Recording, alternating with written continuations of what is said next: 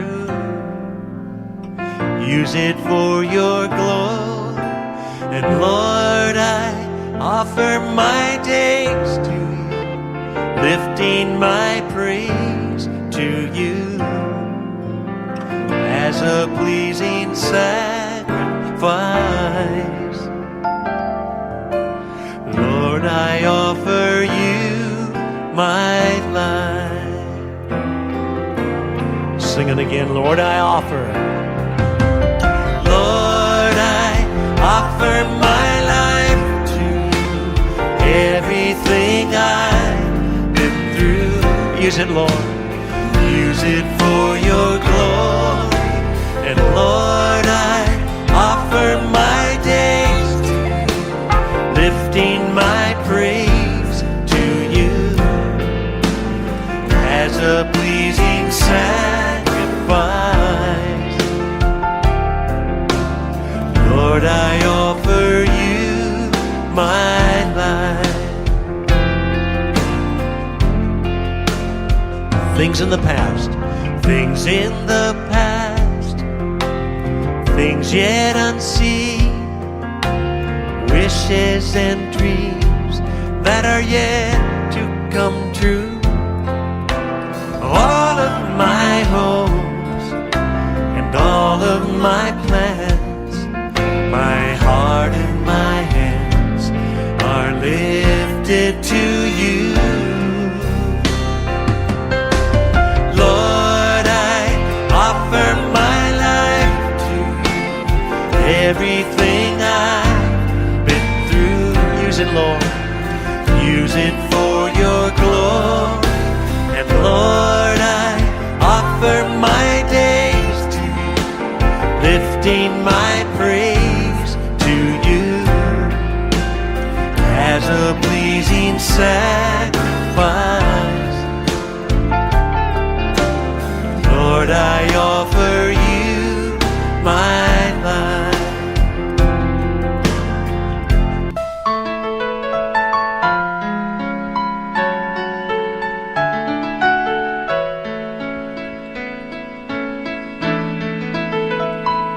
Isabella, a home endeared by man, upright and free, a land where peace and love abide, where man of truth reside, endowed with rich and glorious past, a heritage known and vast. From Palanan to Jones they stood for freedom and for truth. Her shining rivers teem with fish, and mountains lush with trees. Her fertile fields abound with yield our blessings for our meat. Bless Isabella, gracious Lord, and keep her in your fold. In unison we all proclaim her providential fame.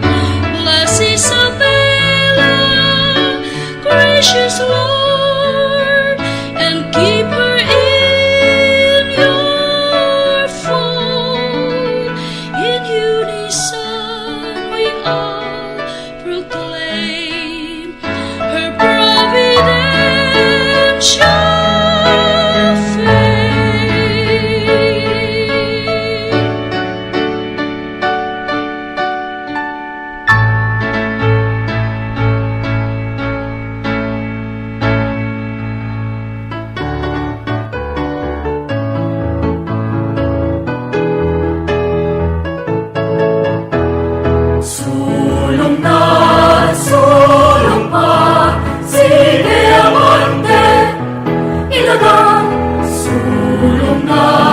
sulong pa, sige abante, ilagan, kilos na, kilos pa, bago yung pag-aitan, iyagutan, itayaw na ilagan. Arungan na iting bata, sulong, sulong, sulong pa,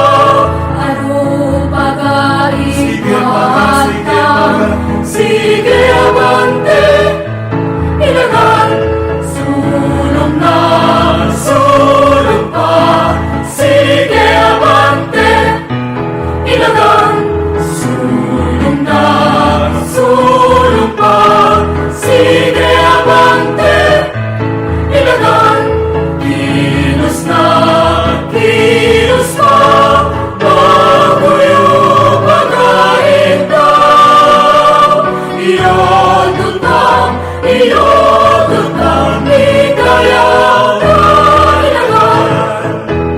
Aray yung anain na beta, sulong, sulong, sulong pa, aray yung pag-aitan, sige abante, ilagan, sulong na, sulong pa, sige abante, ilagan, sulong na, sulong pa, sige abante, ilagan, kilos na, kilos pa, bago yung pag-aitan, iyagutan,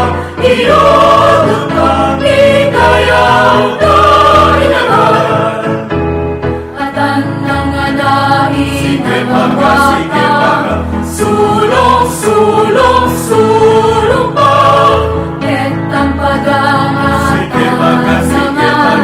sige abante, ilagan, sulong na, sulong pa, sige abante, ilagan, sulong na, sulong pa, sige abante, ilagan, kilos na, kilos pa, bago yung pag-aitan, iyagutan,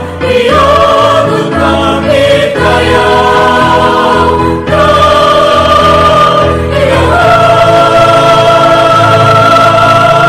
Good morning! Isabela National High School on air, Senior High School, Champ Campus Radio, 97 MHz, located at Isabela National High School, San Vicente City of Ilagan, Isabela, is now beginning to broadcast. Our 50 watts transmitter found at San Vicente City of Ilagan, Isabela, is owned by the Department of Education, Region 2. Our technical team is led by our Principal 4, Mr. Silvino B. Cabangan, and Assistant Principal 2, Ma'am Elvira A. De Los Reyes. INHS SHS faculty and staff, fully supported by the Schools Division Office of the City of Ilagan through the leadership of the Schools Division Superintendent, Dr. Gilbert Naragtong. This radio station aims to provide relevant, accessible, and quality education to all INHS SHS learners. This likewise aims to propel our students' journey in the realization of their dreams and aspirations in life. Again, good morning and may the Lord bless us all. Isabela National High School on air, Senior High School, Champ Campus Radio is now signing on.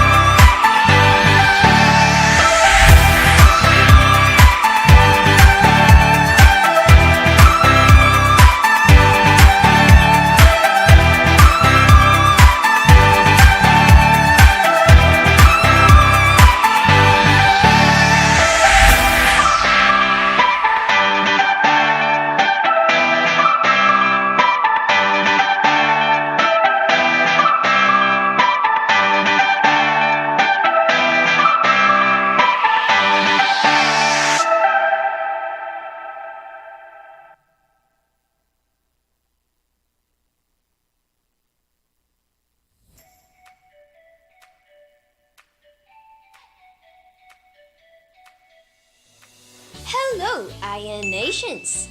This subject enriches our soul and makes us a cultured and critical individual. That's right.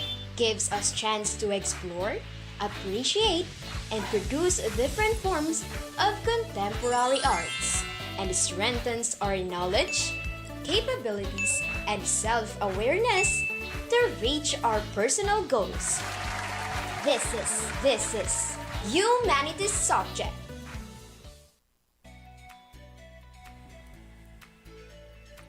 Good day, grade 12 learners of Isabela National High School. Welcome to another enjoyable and enlightening learning episode of School on the Air on Introduction to Philosophy of a Human Person. We are delighted to share another learning session with you only here on 97 INHS Senior High School Champ Campus Radio, the INHS SHS official network for academic instructions via radio. Always remember that even in these trying times brought by the COVID-19 pandemic, the Department of Education is here to deliver quality and accessible education for all of you.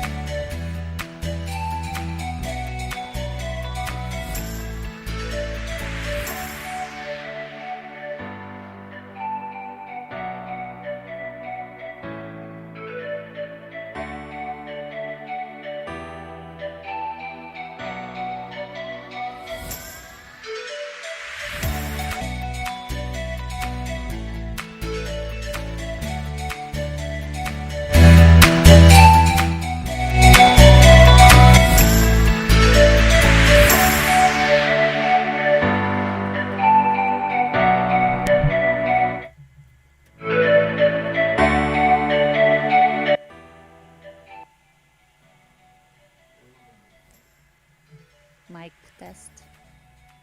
Good day.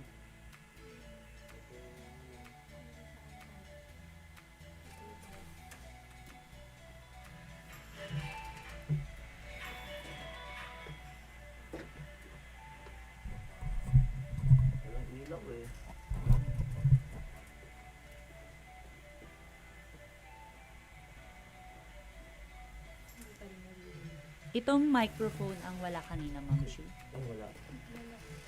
Lipat ka na lang, madam. Ay, sure po. Where, Lali? Kabila? Pwede. Ay, sorry. Yan, walang light indicator. Ito nakalight tong mga Kaya, dyan ka muna, madam. Buti na lang, maaga-aga.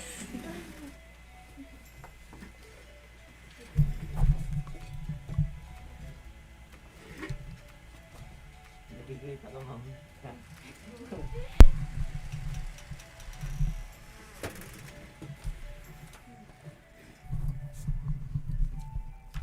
Ang lupad pa yun. Ayos ka.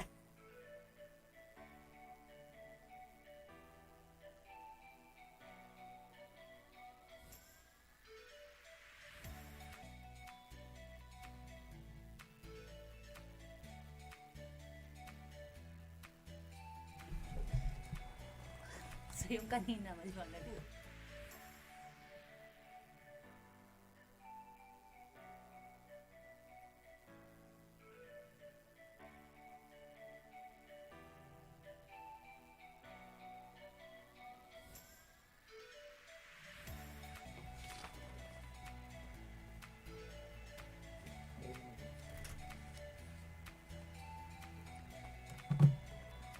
Good day, grade 12 learners!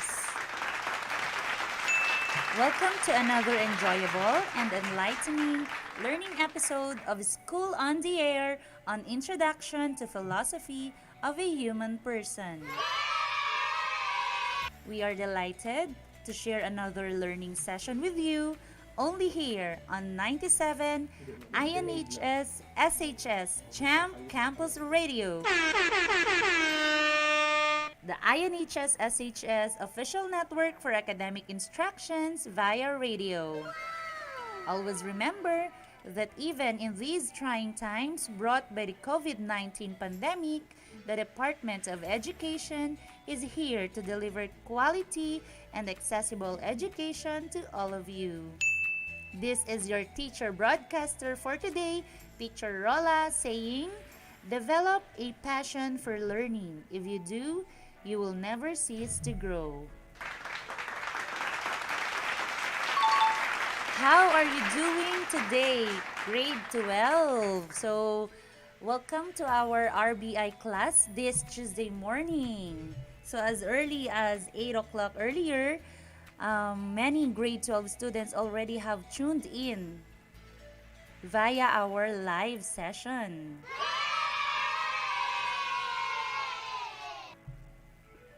So let me just greet everyone from grade 12 Mendel, grade 12 Maxwell, we have Dalton, we also have Pasholi, Smith, from Kotler, and of course the classes of Mendel. Yan, meron din pong nakatune in from grade 11 Humes. Welcome everyone to our morning session. Now, grade 12 and those who are tuning in via radio, even in our FB Live, how are you doing today? Kumusta naman ang mga feelings natin? Kindly send an emoji reacts at the comment section which represents your feeling today. Let me check. Okay po ba tayo? May pa-heart ba tayo dyan? Smiley? Yan. Wow, I love it that you're all doing great. Alright, before anything else, my dear learners, I hope that you are in a place where you are most comfortable while listening to the radio or via our FB live stream. Bear in mind that just like how you take good care of your physical body, you also have to take care of your mental health. Always remember that we, your teachers, are always here whenever you needed us. So welcome to a new journey of inquiry into your world. In today's lesson, in Introduction to Philosophy of a Human Person, we are going to focus on the different forms of society and the interrelationship between human person and society. But before we delve into our learning quest, please have with you first your module number 3. Also, make sure that you have your pen and learning notes with you. Are you ready to learn? Yan. If you do, then just key in a heart-eyed emoji at the comment section. O yung iba mga nagkakape pa lang ata. Okay, I am glad that you are ready to make sure that you get all what you need. We'll be right back after this short break. De Luna, Present! Herrera, Present! Valera, Present! Handa ba tayo sa school year 2020? Present! Ngayong taon, ang edukasyon tuloy pa rin. Sa tulong ng DepEd, mga guro at mga magulang, ang handang isip, handa bukas. Tuloy-tuloy ang pag-aaral. May mga modules para sa iba't ibang antas. Sa government TV, maging sa radyo. Mahalagang ligtas ang ating mga estudyante at guro. Kaya kahit nasa bahay, tuloy ang edukasyon. Kung tulong-tulong, may paraan, may aralan. Handang isip, handa bukas. Bisitahin ang DepEd Philippines sa Facebook at ang deped.gov.ph.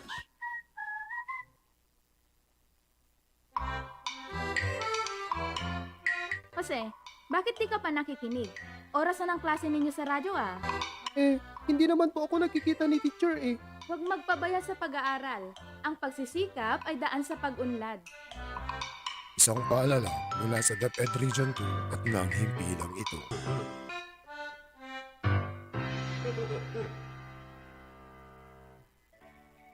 And we're back. Time check, it's now 12 past the hour of 8 in the morning.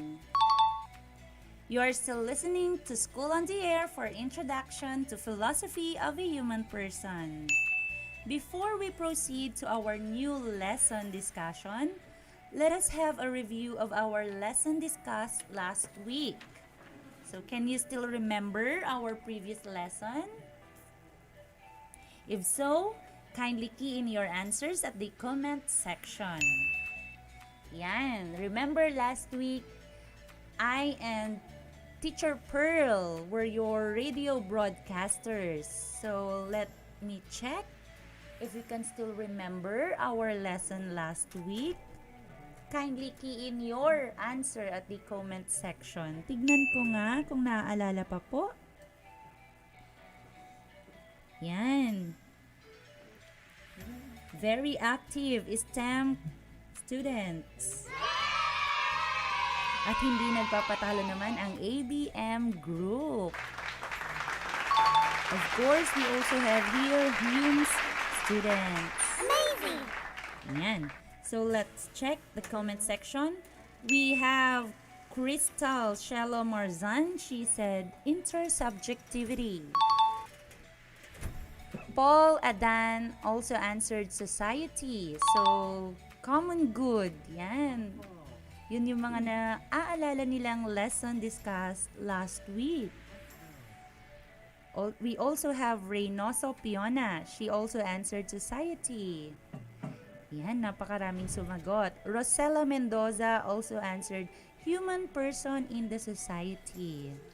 The common good, intersubjectivity, and many more.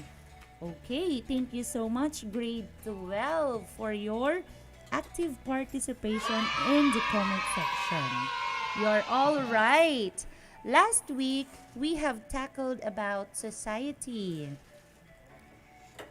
And in addition, in the previous lesson about society and what urges human to establish society, we also talked about the quotation, "No man is an island." In addition, we also discussed the contribution of our family, friends, and community in shaping our character. Today, we will explore the different forms of societies emerged over the years. In this lesson, you are expected to identify the different forms of societies and compare the different forms of societies and individualities. As a head start, kindly turn into page 6 of your module and answer the activity entitled, "What I Know." Just key in your answer at the comment section and we will check after this short break. De Luna, Present! Herrera, Present! Valera. Present! Handa ba tayo sa school year 2020? Present! Ngayong taon, ang edukasyon tuloy pa rin. Sa tulong ng DepEd, mga guro at mga magulang, ang handang isip, handa bukas. Tuloy-tuloy ang pag-aaral. May mga modules para sa iba't ibang antas. Sa government TV, maging sa radyo. Mahalagang ligtas ang ating mga estudyante at guro. Kaya kahit nasa bahay, tuloy ang edukasyon. Kung tulong-tulong, may paraan, may aralan. Handang isip, handa bukas. Bisitahin ang DepEd Philippines sa Facebook at ang deped.gov.ph.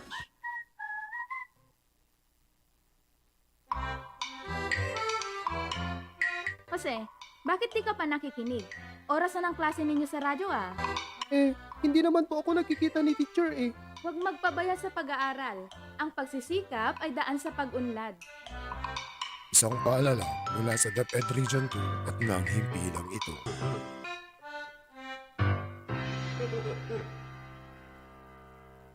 We're back. Yan. Let us now check your answers to the given activity earlier. Uulitin ko lang. It is found on page 6 of your module. It is entitled What I Know. So, all you have to do is to arrange the given forms of society there. And let me check if you have keyed in your answer at the comment section. So, thank you so much, Jessica Dakuwag, for keying in your answer, as well as Trixie Agustin, Jaika May Candelaria. We also have Jessica from ABM Kotler. Wow, very active. JP De Manzana. We also have Jenny Adorna. Trixie Agustin. Faithlyn Gascon and many more. Yan, very active. Sunod-sunod na ang kanilang sagot at the comment section. Thank you so much, dear grade 12 learners, for sharing and trying your best to accomplish the first activity. We can feel that we will have an exciting discussion today with you. So we will talk more about your answers as we go along with our learning session. You have understood in the previous lesson on what drives human to establish society and how human upbringing is transformed by a society being depicted through its culture. Also, in relation to past modules, you have already recognized that you are part of a social group. Thus, you are a part of our existing society. So with prior knowledge, let us now explore the different forms of societies being established. So, are you ready to embark with this journey? Yan, let's go! Let's now start our discussion with this another activity. What are you going to do? Just simply describe the existing society you are involved in, either small or large. So focus on these three social groups. So your family, your province, and your country. And just describe briefly the size or scale, establishments, and social system that you observe from the three. Uulitin ko ha, focus on these three social groups. Una, your family. Pangalawa, your province. And third, your country. Just describe them. Okay? So kindly key in your answer at the comment section. Yan. Let me see. Sino kaya ang first brave grade 12 to key in his or her answer at the comment section? Just simply describe what you can observe in your family, your province, and in your country. Okay, ano nga ba? Ano nga ba ang nakikita natin sa pamilya natin when it comes to the size? Do we have a big number of family? Or we only have 3 members of the family? Isa yon sa mga pwedeng description. Okay, according to Crystal Shelo Marzan, she described the 3 according to their sizes. So sa kanya, family is small, the province is large, and the country is large. What else? What more can you observe aside from the sizes? How about the establishments? Or the social system? Ano ang napapansin nyo sa ating family, province, and country? Okay, so for Mark Lawrence, sabi niya, my family is small since we only have 4 members. Yan. Tapos, yung province and country is large in size. Yan. Thank you so much, grade 12, for your answers. Paano naman yung napapansin nyo sa establishments and social system? Madami ba ang establishments sa ating probinsya na napapansin nyo? Or dito na lang sa ating community? Yan, meron kayong madaming pasyalang nakikita ngayon, especially in our own city, City of Ilagan. We have here Paskuhan Village. Diba? For sure, madami sa inyo ang nakapunta na doon. Sana all, sabi nga ni Sir Nixon. Masayang pumunta doon kapag may kasama ka talaga, no? Sana all. Well, let's have answer from Graciel Andrada. For her, first, she described her family. In our family, we only have 5 members. This gives us a close-knit relationship. In the province, the population is large. The relationship of each individual isn't that close. And in the country, the population of our country is large. Wow! Thank you so much, Lorneal Graciel Andrada.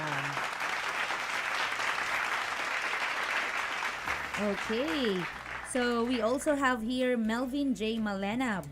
He answered family, basic unit of society with close personal ties. In province, larger unit composed of different groups that is composed of family.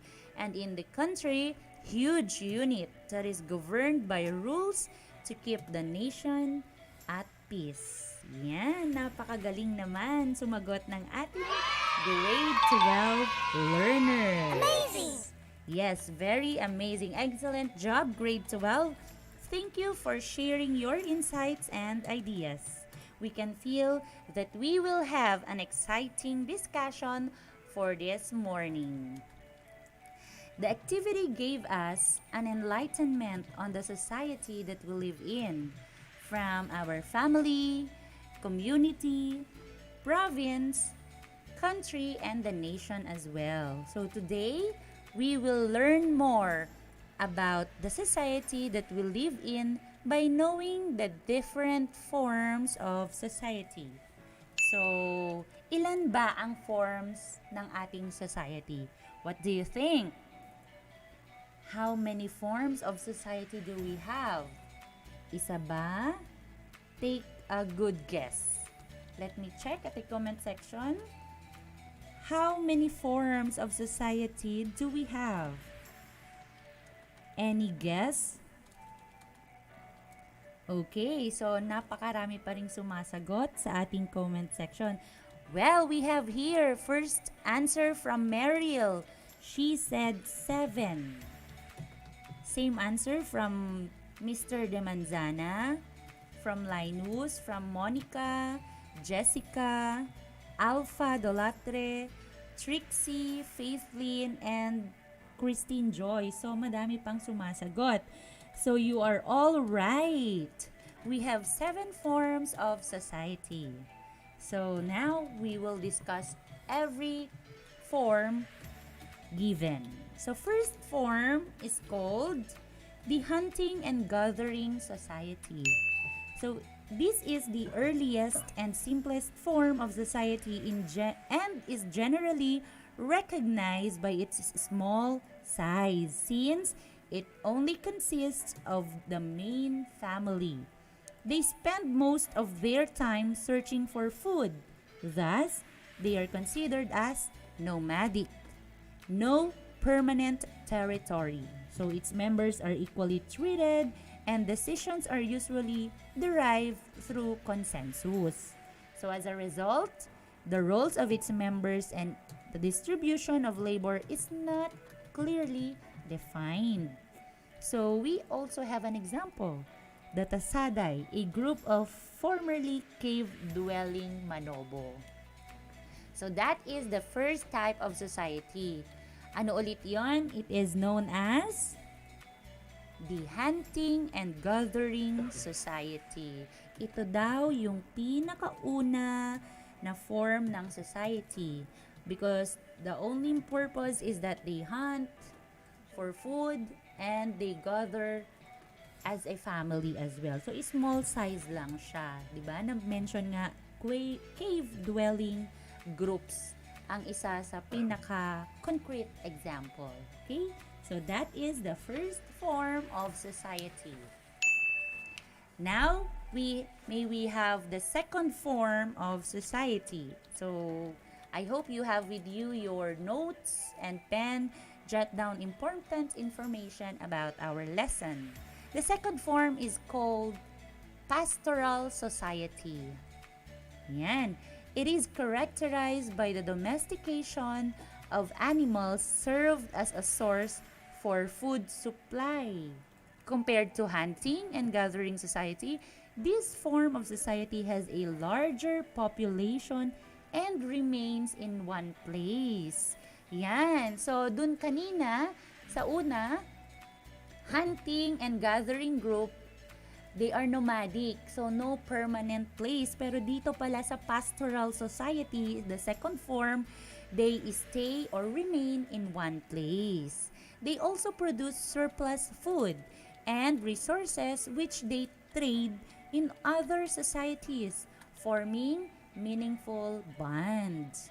This relative prosperity enables the people to engage in other activities apart from those necessary for survival, such as handicrafts, which eventually leads to the emergence of a specialized task in the society. Yan. So, yun pala ang tungkol sa second form of society, pastoral society.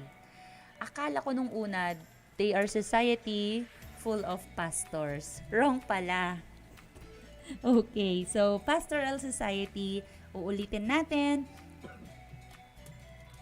characterized by domestication of animals served as a source for food.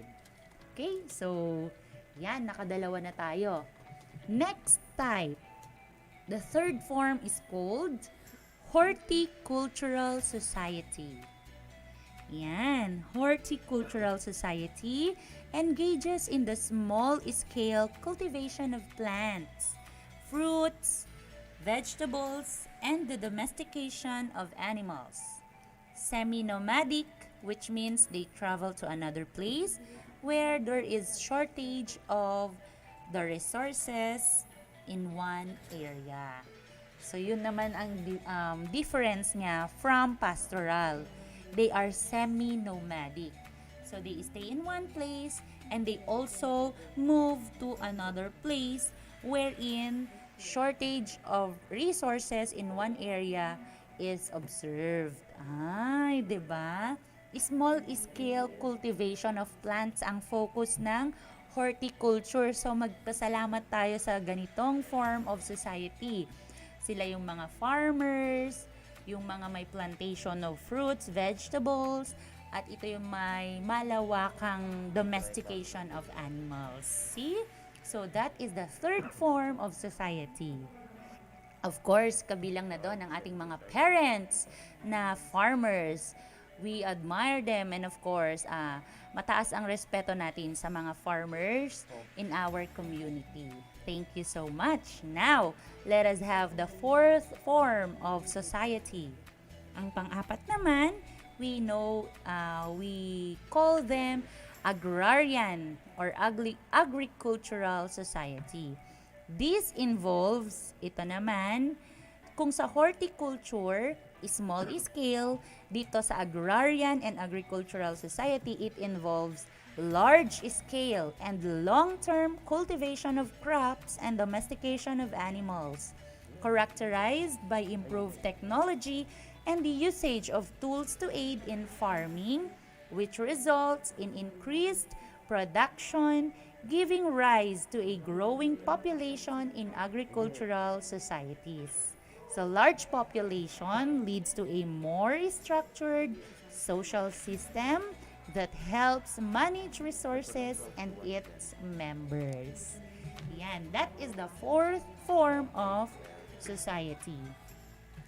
Last two. So, ano nga ba yung dalawa pang hindi nababanggit? Tignan ko nga sa comment section kung ano pa yung dalawang hindi nababanggit na form of society. Let me see kung nakikinig pa nga ba ang ating mga grade 12, 125 listeners at this very moment.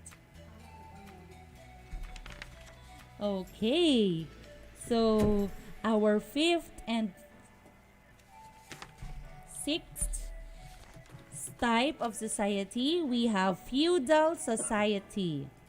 Feudal society is based on the ownership of land. Yan, thank you so much, Lorneil, Trixie, Jika, for your answers, as well as Thomas, Daddies, Peter Paul. Ay, tama nga si JP. 3 pa po pala ang kulang. Napakagaling. Very attentive pala itong mga students natin. Yes, you're right. Now we have our fifth type of society, the feudal society. It is based on the ownership of land. Its members are organized based on status, which consists of high class or higher class and ruler. Yan, ito yung people who own the land. Vassal or follower, ito naman yung granted a right to manage a land.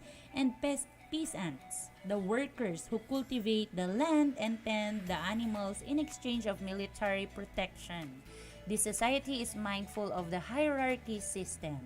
It arose during medieval times in western part of Europe. Yun pala ang feudal society. May lupain, may nagpapasaka, may sumasaka dun sa lupa. Ganon, di ba? So, it started during the medieval times. Now, let's now have the sixth form of society. Thank you so much, Sophia, for your answer. Sixth form is industrial society. It is based on the use of specialized machinery in the production of goods and services. The emergence of new production and industrial methods, along with innovations in transportation and communication, are results from the advances of science and technology in the 18th century. In this era, improved trade and commerce, public education, and better life conditions are evident for many people. However, an important factor is social relations. This form of society is the workplace where people interact with individuals who do not come from the same family, clan, or community. Thus, cultural diversity and bureaucratic forms of organization arises. Yun. So, dito sa industrial society, we already have improved trade and commerce. So, shout out tayo kay Sir Nixon, no? Okay. So, well. So, at present, of course, we are experiencing a community wherein the industry is very diverse, di ba? So, industrial society nga yun. So, last but not the least, we have the post-industrial society. Thank you so much, Calvin Rivera and Yasmin, for your answers. Post-industrial society is emerged by the establishments of societies based on knowledge, information, and the sale of services. So, dito na po pumapasok ang virtual society. Parang ito na yung present, no? Under post-industrial society, virtual society arises where people organize themselves through communication technology and internet. This society is composed of members with higher educational attainment, better training, and specialized roles. Alright, so yung mga yun po, ang 7 forms of society, which has been clearly described individually. So the present generation, lalo na kayo, grade 12, your generation is now experiencing the social virtual society, diba? Where internet communication technology ay very diverse and dynamic. So, thank you so much, Sir Nixon, for actively participating in our comment section. Talaga naman, may pinagmanahan ng ating mga grade 12 learners. Yan. So, I hope that you have understood well the 7 forms of society. So, we will have more of this later after this short break. Stay tuned! De Luna, Present. Herrera, Present. Valera. Present. Handa ba tayo sa school year 2020? Present. Ngayong taon, ang edukasyon tuloy pa rin. Sa tulong ng DepEd, mga guro at mga magulang, ang handang isip, handa bukas. Tuloy-tuloy ang pag-aaral. May mga modules para sa iba't ibang antas. Sa government TV, maging sa radyo. Mahalagang ligtas ang ating mga estudyante at guro. Kaya kahit nasa bahay, tuloy ang edukasyon. Kung tulong-tulong, may paraan, may aralan. Handang isip, handa bukas. Bisitahin ang DepEd Philippines sa Facebook at ang deped.gov.ph.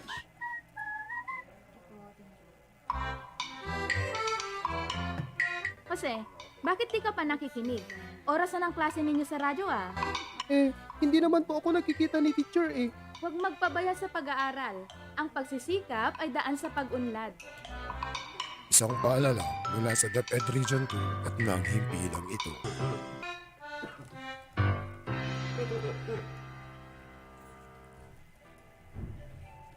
Yan, and we're back, grade 12 learners. Time check. It's now 38 minutes past the hour of 8 in the morning. Let us now determine if you have really understood the differences of the 7 forms of society through this activity. Yan, since napaka-active natin sa ating comment section, let us have one more activity for today. Since we already have discussed the 7 forms of society, all you have to do is to choose 2 forms of society. Yan, pumili kayo ng dalawa dun sa mga nabanggit. And then, you compare and contrast by highlighting their characteristics. So, kung ano lang yung pinaka natatandaan nyo, even if it is a short and brief comparison and contrast for the 2 society na pinili ninyo. So, just key in your answer at the comment section.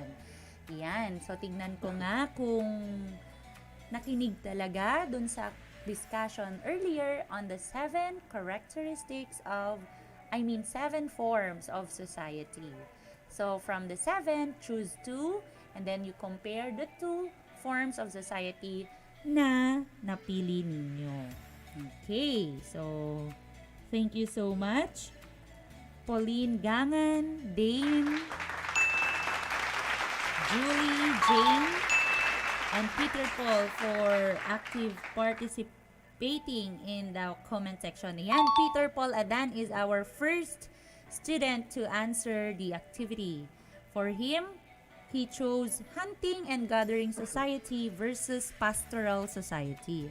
Sabi niya, hunting and gathering society, no permanent hunting community. Yan, mga nomads. And number 2, sa pastoral society naman daw, they have permanent place, hunting community. Very good naman talaga itong Peter Paul Adan na ito. Thank you so much, anak. Yan. Let us also highlight the answer of Vale Andre Nathalie. Yan. Very sipag. Ang haba ng sagot niya. Hunting and gathering society is the simplest form of society since they hunt for food and gathering as a family. In pastoral society, unlike in hunting, pastoral society has a larger population and remains in one place. They produce surplus food and resources. Wow! Very well said, Vale Andre Nathalie. Okay, thank you so much. Let's also highlight the answer from Jessica Dacuag. Horticultural Society and Agrarian Society naman ang kanyang kinompare.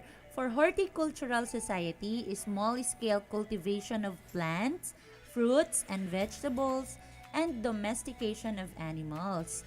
While in agrarian, it is a large-scale and long-term cultivation of crops and domestication of animals.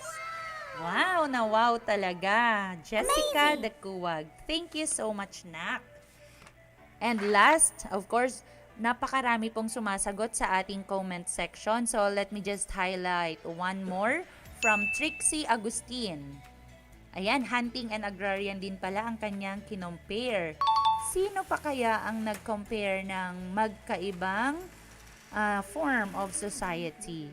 Oh, halos lahat Wow, ang gagaling naman talaga ng ating mga students. I love the spirit, grade 12. And shout out kay Ma'am Pearl who is also tuned in this morning in our FB live session. Good morning, Ma'am Pearl. Yan. Thank you so much, grade 12, for your answers. With all this, growth and development of various forms of societies, the human interaction are also growing more complex over the span of time. Factors like science and technology, cultural changes, and improvement to the society along with complexity and various ethnicities. But despite these innovations and developments, the human person still remains the heart of the society and drives social changes based on the perspective, responses, and needs for the betterment. So, uulitin ko sinabi nga dyan, despite the innovations and developments, we have now the advanced ICT, communication technologies, and multimedia devices. Always remember that the human person still remains the heart of the society. Okay, tayo pa rin ang puso ng sosyedad. Sabi nga nila, tama ba yung aking Tagalog, Mr. Filipino teacher? Sana tama. Now, let's continue to embark our journey with how human relations are transformed by social system. Di ba nga, sabi natin kanina, the society is growing, improving, and developing. Ngayon, bakit nga ba nangyayari yon? What are the influencers or what are the factors which makes the society growing? So, let us now have the different influencers of the society. So, its ability to define the relationships and interactions among its members. So there are various ways the society influences our development and interactions. So meron tayong iba't ibang nakaka-impluwensya sa ating society. Ano kaya yung mga yon? I think we have how many? Tulungan nyo nga ako sa comment section. We have how many influencers of society? We have 8. Yan. So, actually, hindi lang naman yung society ang nai-impluwensyahan ng mga bagay na to. Even us, our personalities. So, I'll give you simple discussion on these 7. So, let's start with the number 1, the norms. Norms is a set of traits and behaviors that society considers acceptable, thus to be encouraged to pass on to other members. So isa sa pinakasimpleng example nito ay ang pagmamano. So isa yon sa norms ng Pilipino. A Filipino's unique gesture to greet and show respect to elders. Diba? So kahit siguro nung kami ang bata or nung bata pa ang ating mga parents, that was the tradition. Nagmamano sila and then hanggang sa na-adapt natin, norms kasi yon ng ating Filipino culture which shows respect. Diba? Napakaganda naman kasing practice ang pagmamano. Are you still doing this nowadays, grade 12? Kapag bumibisita pa rin ba kayo sa inyong mga family members, sa lolo at lola ninyo or other elder members of the family, meron pa rin bang nagmamano? Okay, so sana nga madami pa. So we need to keep that Filipino unique gesture. Okay? Kasi sa ibang bansa, hindi naman yan na-observe. Iba ang gesture of respect sa ibang bansa. Okay? So the second example of or the second influencer for society is the laws, mga batas. More formal and stringent norms that establish and define acceptable behavior of the society. Itong laws, ito naman na yung mga ipinasa ng ating mga leader sa ating government. So, we also have here an example using the pedestrian lanes when crossing the street. Yan. I-highlight natin ito using pedestrian lanes when crossing the street. Dahil tayong mga Pilipino ay laging nagmamadali, we don't even recognize the pedestrian lanes when we want to cross the road, right? So, ito po ay isang i-highlight natin. We need to use the pedestrian lane when crossing streets. They are made for individual people of the society for our safety. Sabi nga nila, diba, kahit daw, pero wag naman sana. Para kung sakali, mabangga ka at nasa pedestrian lane ka, nasa iyo ang panig ng batas. Sabi nga, pero hindi naman mangyayari yon kung nag-iingat tayo, di ba? Okay, so we also have the third, the folkways. Less formal norm that arise from the tradition and do not result in punishment when violated. Yan. Ito naman, mga formal norms natin, pero hindi siya ganon ka-strict when we implement it because there is no punishment when violated. For example, the concept of appropriate swimwear, or others might wear t-shirt and short and others might wear bikini, di ba? Ito madalas kapag pumupunta kayo sa outing or swimming, may mga nakalagay sa mga tarpaulin like proper or the required swimwear attire for everyone. No maong, mga ganon yung mga nakikita nyo sa tarpaulin of resorts or mga swimming pool areas. Pero sinusunod ba? Diba minsan nahiya kayo dahil mga conservative, hindi na nagsiswimwear, any comfortable attire na. But wala namang punishment when you violate it. So ang tawag doon, folkways. Okay? So fourth, we have the social system. Social system, organized or patterned set of relationship among individuals and groups that compose a society. We also have social role, actions and behaviors expected of a certain individual. Diba? Dito tayo sa social role, madalas nagkakaiba-iba. Kasi nga po, iba yung environment na kinalakihan ng ating friends doon sa ating kinalakihan. That's why sometimes we observe different behaviors from different individuals. Okay? We also have social groups and social classes. Individuals who share similar backgrounds and perform similar roles. Itong group naman na to, they have the same practice, the same activities, and the same concepts of principles na ina-apply sa kanilang buhay. And last but not the least, we also have, meron pa palang dalawa. Social institutions, certain groups that perform vital function in society which include the family, the school, the government, and religion. Yan. Diba? Because of this, because of the school, because of the government, and because of our religion, diba? Nahuhone and natatransform yung ating personality and character. Amazing! So that is the importance of our social institutions. And lastly, the social values. Ito na po, very important. Actions or ideals that are considered vital in maintaining orderly society.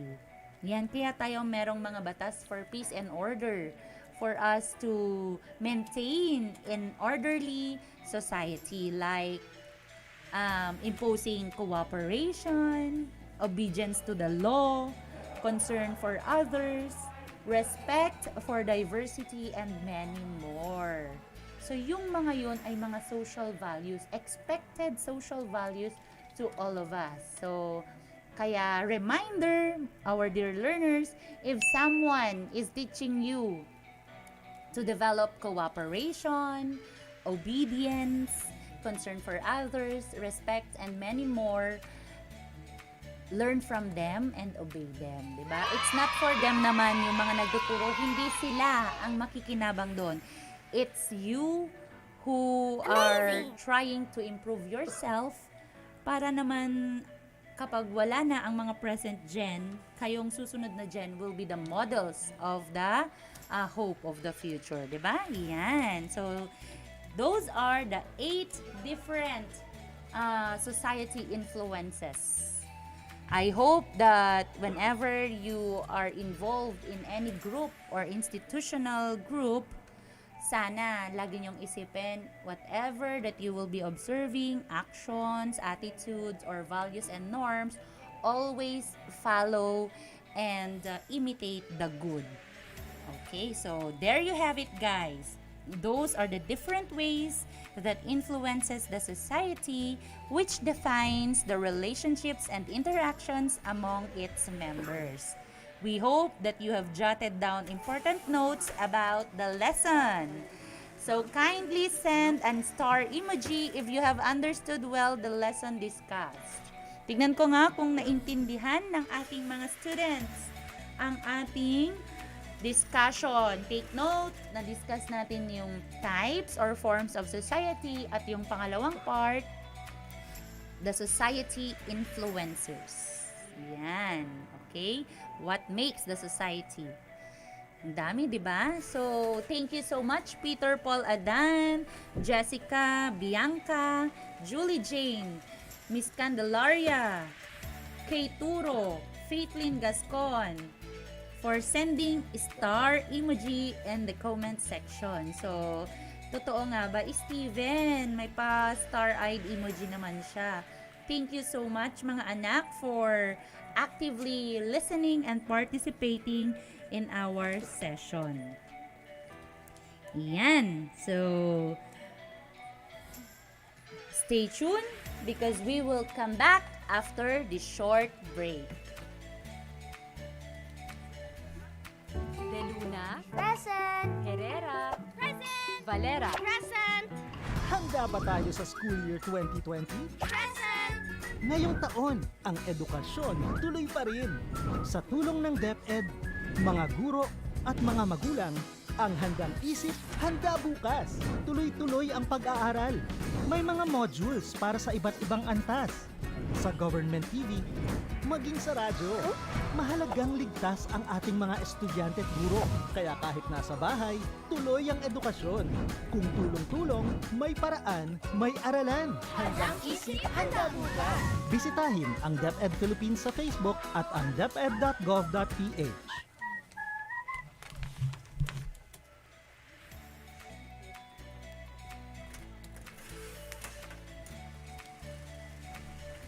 Time check, it's now 54 minutes past the hour of 8 in the morning. Yan. Thank you so much once again, grade 12, for sending many star emoji in our comment section. So I hope na natatandaan pa rin lahat yung ating na-discuss for this morning. So congratulations for having reached this far. Hats off for all of you and for your accomplishment for today. For now, that concludes our discussion about society. Thank you for sending star emoji, which reflects that you are clarified with our discussion. So if you still have concerns or queries in our discussion, please drop them now into our comment section. Kung wala naman at nahihiya kayo, you can send them in our group chats. Okay? So, yan. Thank you so much. Tong mga students kong to na very active until the end. Crystal, Dane, Monica, Mark Lawrence, Marife, sino ba itong comment dito na isa? Very active talaga tong teacher na to. Thank you po, sir, ha? for Thomas Daddy's, Heart Antalan, and many more. Thank you so much, my dear grade 12. So, don't forget to send your reflection in our group chat or in our Google Classroom. Yun po ha, i-remind ko lang, we also expect your reflections every after our RBI session. So stay tuned for the next learning episode for today.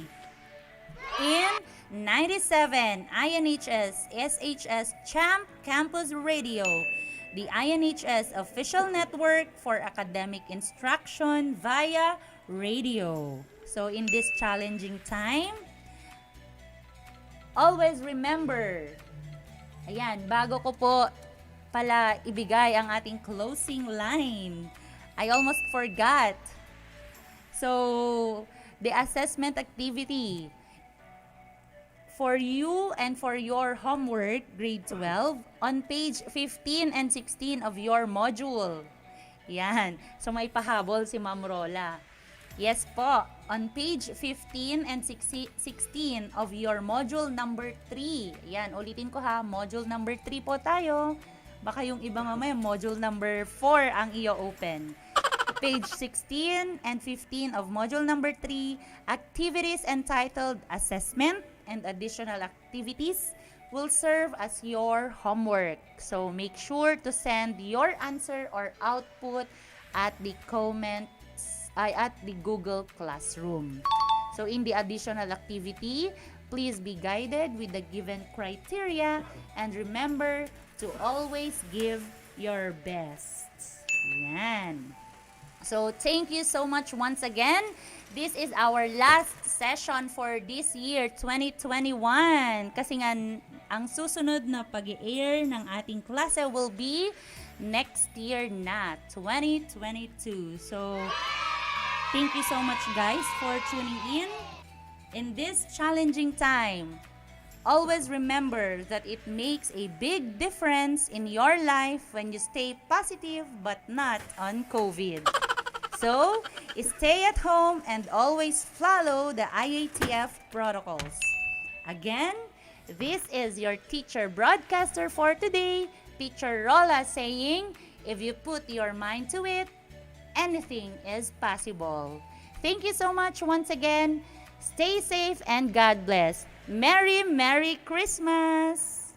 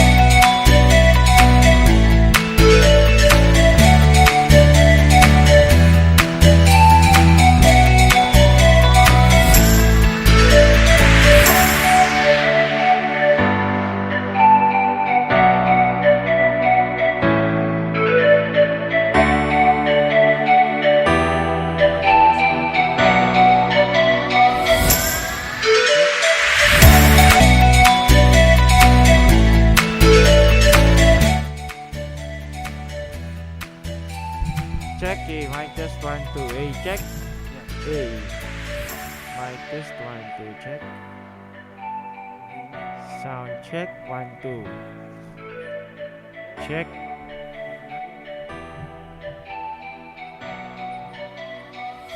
Hello, good morning. Mic test 1 2 A check.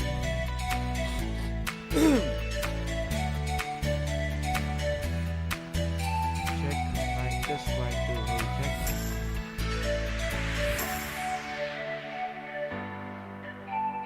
Mic test.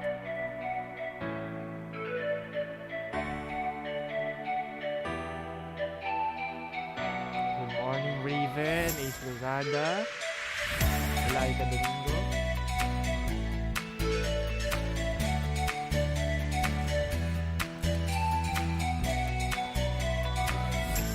Carol?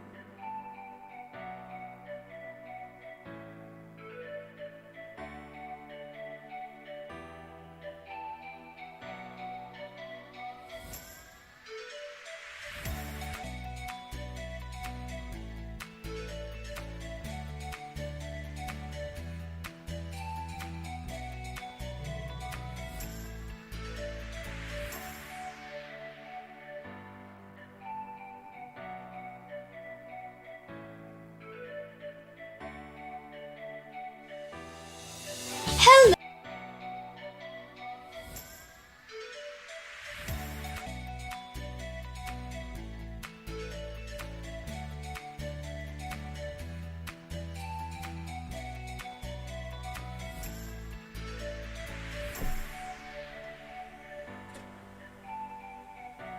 Okay, to all Humes 11 DISS, please tune in now to our INHS SHS Champ Campus Radio, for we are about to start our new learning episode in Discipline and Ideas in Social Sciences.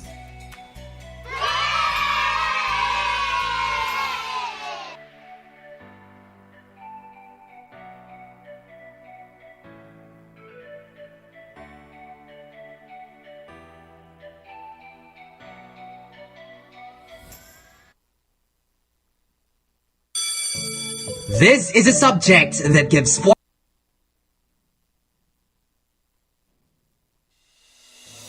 Hello, IN Nations! This subject enriches our soul and will make us a cultured and critical individual. That's right.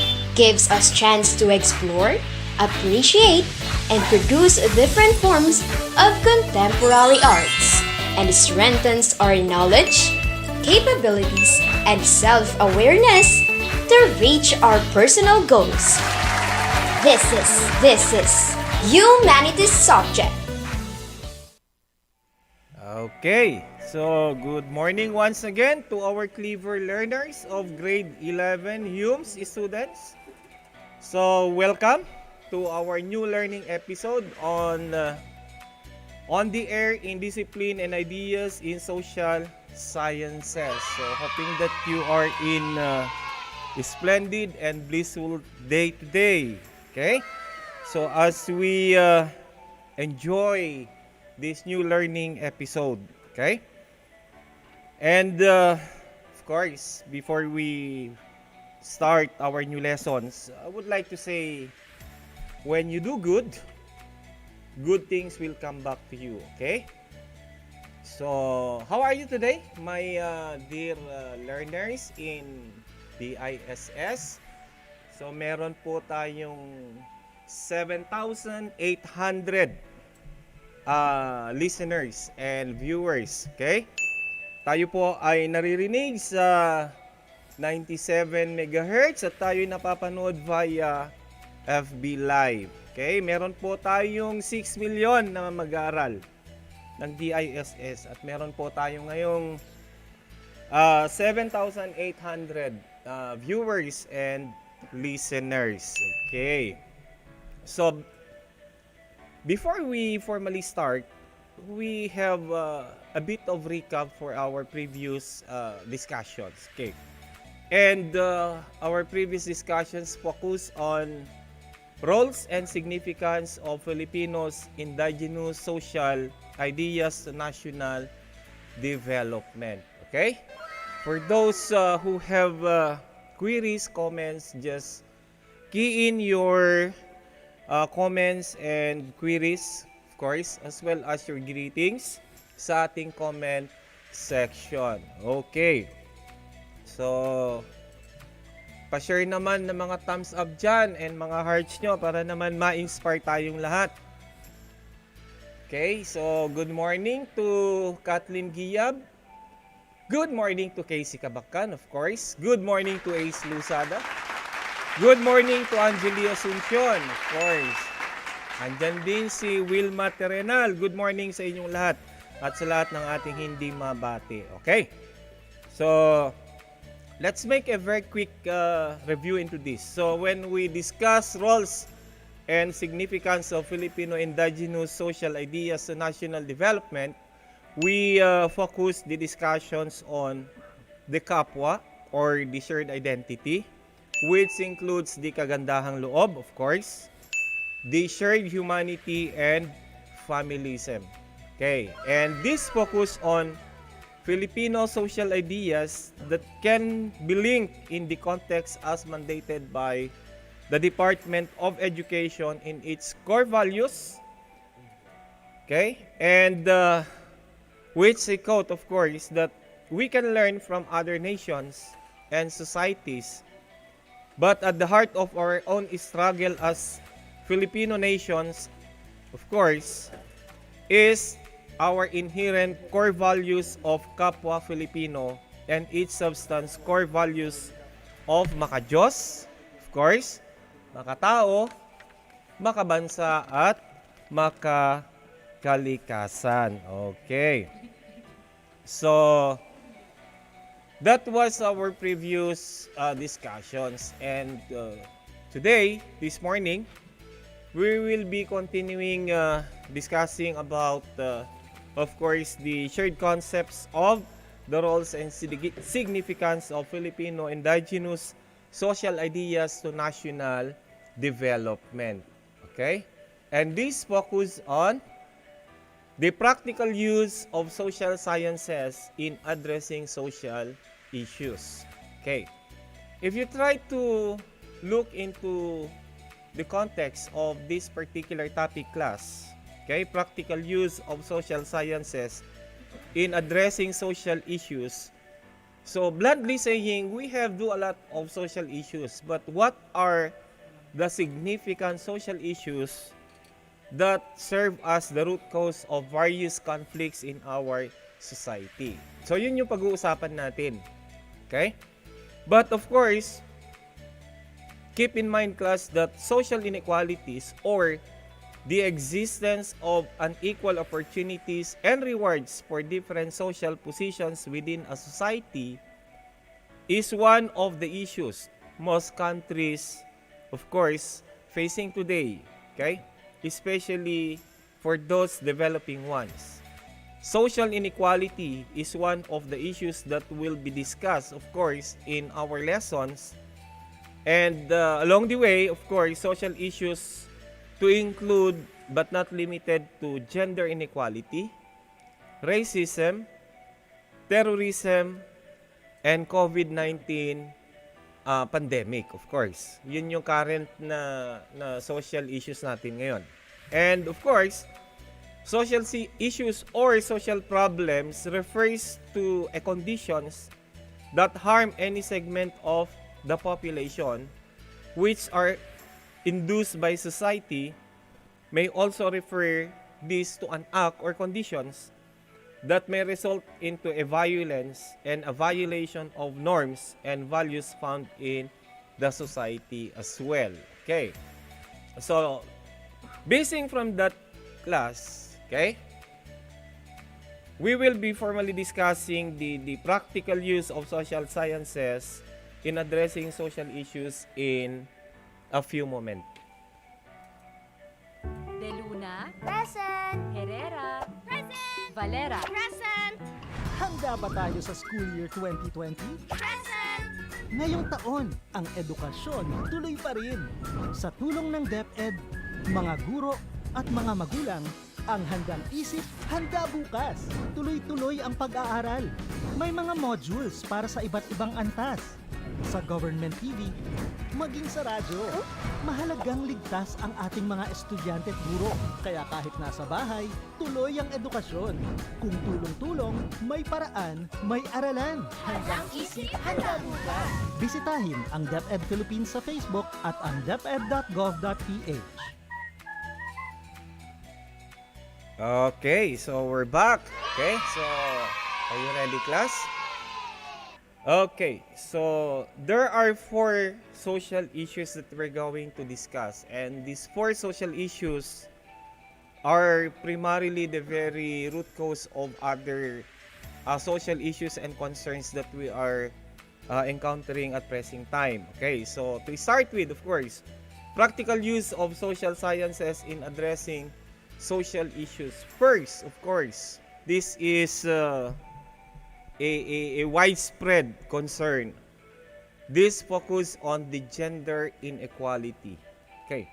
So what is gender inequality? Kindly key in your response, your comments, your answer, or if you have an idea about gender equality, just key in into our comment section and we will be looking into that later on. Okay? So gender inequality refers to the difference between men and women that systematically favor one group, which is the result of a distinct roles and behaviors that a particular society considers appropriate for men and women. If you can still remember, class, when we discuss the difference between sex and a gender, okay? I made mention there that sex is a biological classifications. And gender is a matter of choice because we do have the LGBT, okay? And looking into this, one among the social issues that we're encountering today is the gender inequality. So what comes first in your mind when we talk about gender inequality? Of course, basically, class, you will gonna refer into sex, okay? Between male and a female. But take note, aside from sex as a biological characteristics or classifications of male and female that draws distinction in between, we do have the gender. Gender is a socio-cultural basis of being a male and a female. Take note, it's a socio-cultural. That's the reason why I made mention that gender is a matter of choice. So, nasa sa atin na kung anong pipiliin natin because we do have, of course, a female. We do have, of course, a lesbian. We do have a male. And then we do have a gay. And then we do have a transgender. So, take note. Any of these classifications or category that you are referring to, then we are referring into a very specific characteristics, okay? And that is the gender based on a socio-cultural basis, okay? So it's up to you if you choose to become a gay or if you choose to become a lesbian or if you choose to become a transgender, the decision is yours, okay? The only question is, will the society accept or will the society do understand if you decided to choose any of this category. Okay? And in that particular premise, papasok po si tinatawag nating gender inequality. Because, of course, later on, as we move forward into this, papasok kasi yung distinctions on the various rights, of course, in the different feminist theory or yung tinatawag nating the theory of feminism. Okay? And what is theory of feminism?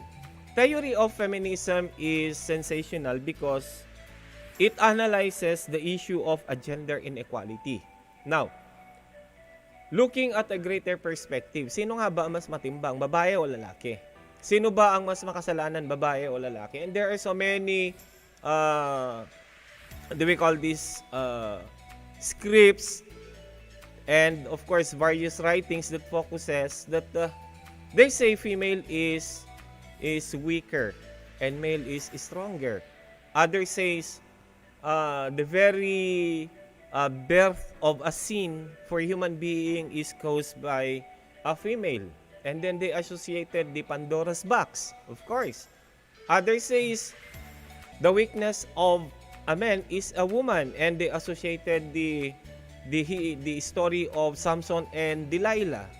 Then definitely, class, if you try to go over with these various scriptures, then we able to establish that really there is a big gap between when it comes to quality of giving roles to men and women. But of course, for purpose of our discussions, let us try to look into, okay? When we say feminism theory to reinforce, of course, the gender equality understanding, is that a traditional culture dictates that, of course, a gender ideology is men are the breadwinners. Of course, definite yun. Ika nga natin in a very Filipino concept of family, sabi natin ang ama ang haligi ng tahanan and ang ina ang ilaw ng tahanan. But needless to say, when we say men are the breadwinners of a family, therefore, they should have all the chances they could get, okay, to land a job. Okay? So, isa ito sa mga tinitignan natin. Before, it is a sole responsibility of a male to look for a job, okay, to find for a living to support his family. But today, we will be the government, of course, because the law provides an equal opportunity were given also to male. So, kung magtatrabaho na si lalaki, nagtatrabaho na si babae. And take note, there are no such classification of jobs that intended for male only. Okay? Because during those times, pag sinabi natin this is for a male job, ngayon may mga babae na. One good example, military service. Okay? Military service is by nature is a male dominant profession. But today, marami na tayong mga babaeng sundalo. Okay? Law enforcement services. Of course, it's a male dominant profession, pero today almost 25% of the entire organization are female. That means, binibigyan na natin ng karapatan si babae or simply what we call women empowerment and vis-a-vis empowering women. Okay? So, tingnan natin. Another example, class, is before, sa magkakapatid, the priority to have a degree or simply an education is yung anak na lalaki. Okay? Why? Because of the belief is still this is a societal belief based on our cultural practices na responsibilidad kasi ni lalaki na buhayin ang kanya magiging pamilya. Now, sir, saan naman yung anak na babae? Okay, ang anak na babae, ang katwiran kasi before ng ating mga ninuno and even of course our grandfathers and even parents natin na medyo hindi nabigyan ng opportunity to be enlightened on the value of education, no? Ang sabi nila, anak, huwag ka nang mag-aral kasi makikipag-asawa ka rin naman at responsibilidad ka ng asawa mo na buhayin. So can you imagine, class, yun yung pananaw dati ng ating mga nakakatanda. Of course, but today, equal opportunity is given because quality education is for everybody. Okay? And there should be no one left behind. Okay? So yun yung tinatawag natin, class, under the feminism theory, that equal opportunity should be given to a female. Hindi lang siya sa lalaki. But needless to say nga, may pinanggalingan kasi itong practices na ito, kaya naging social issue siya. Okay? Today, pag titingnan mo, mas setting aside ito. Okay? Setting aside na today, kung titingnan mo, mas productive ang mga babae kaysa sa mga lalaki. Okay?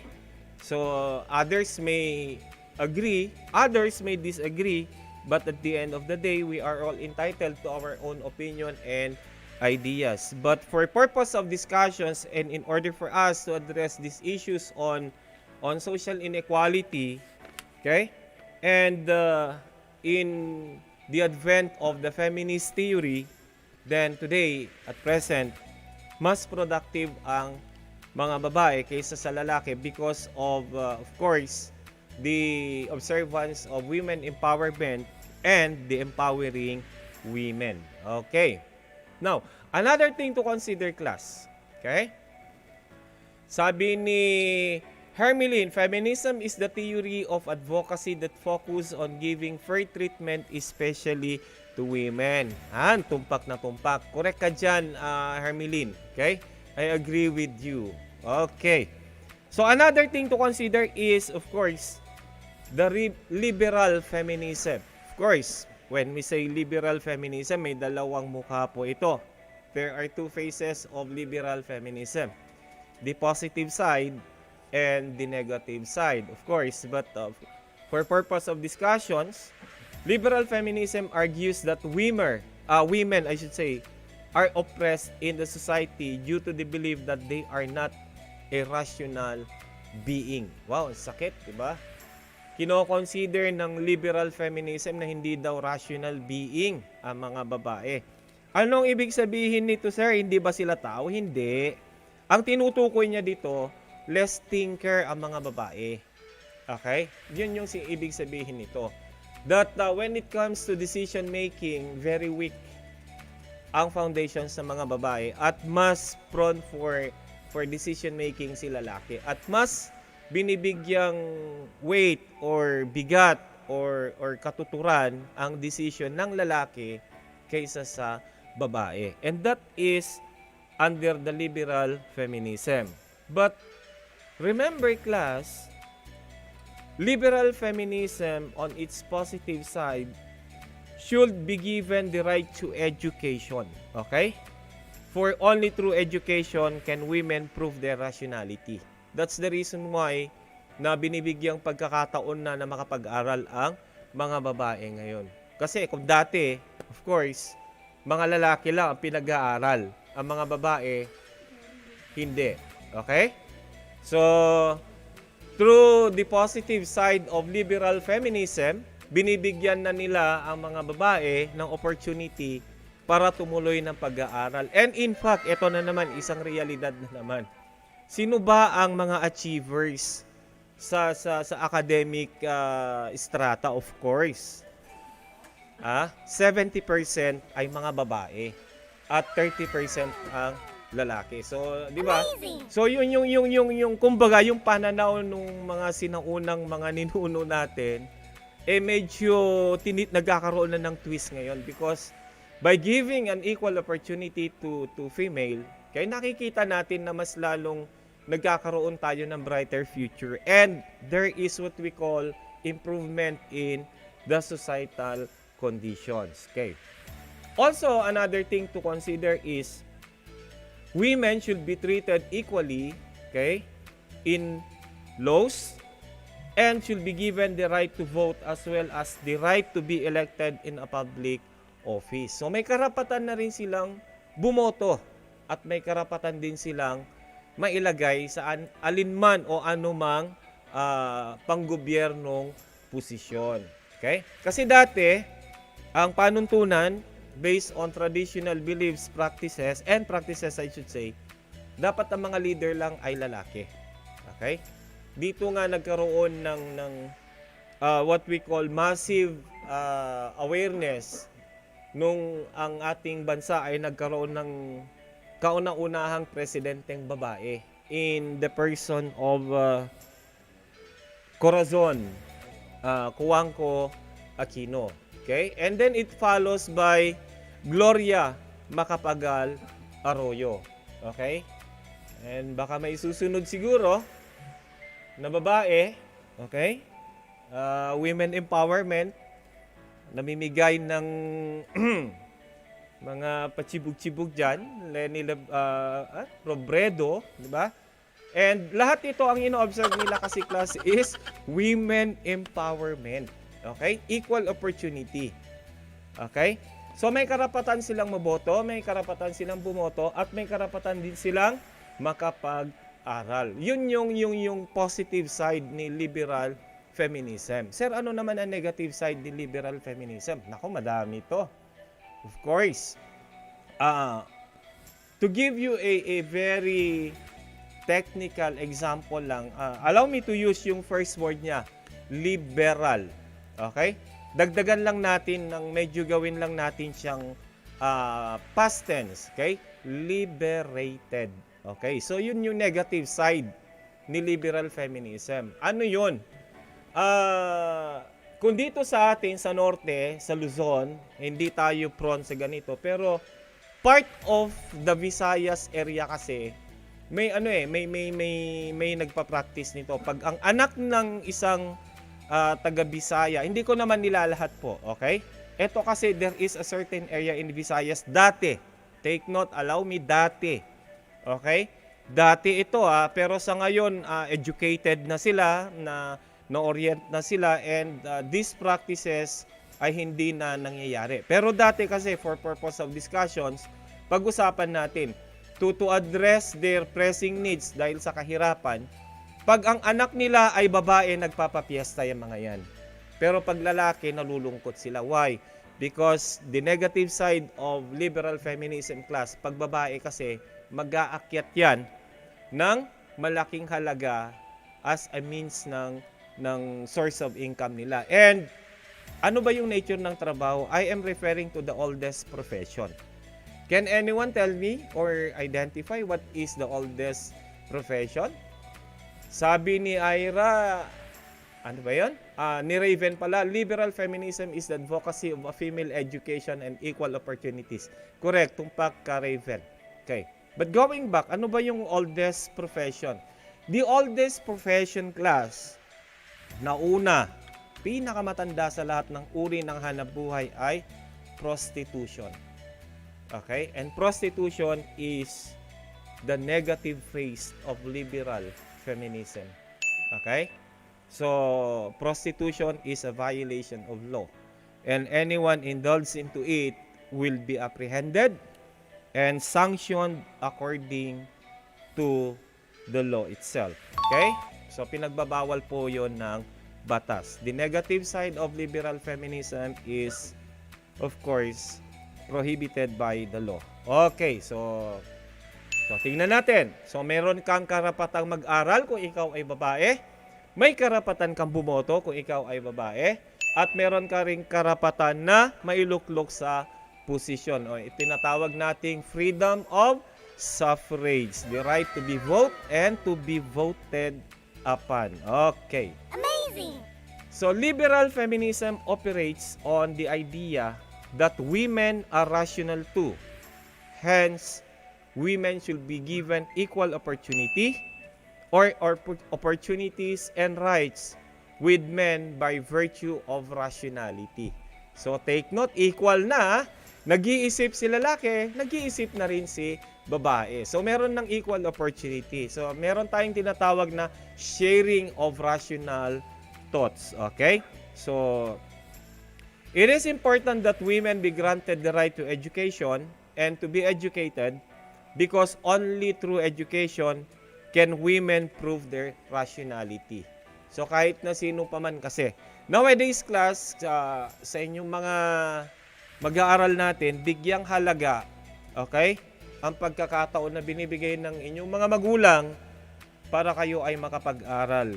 Dahil ito lang ang bukod tanging pamana na maibibigay nila sa inyo na hindi makukuha ng kahit na sino mang tao. Okay?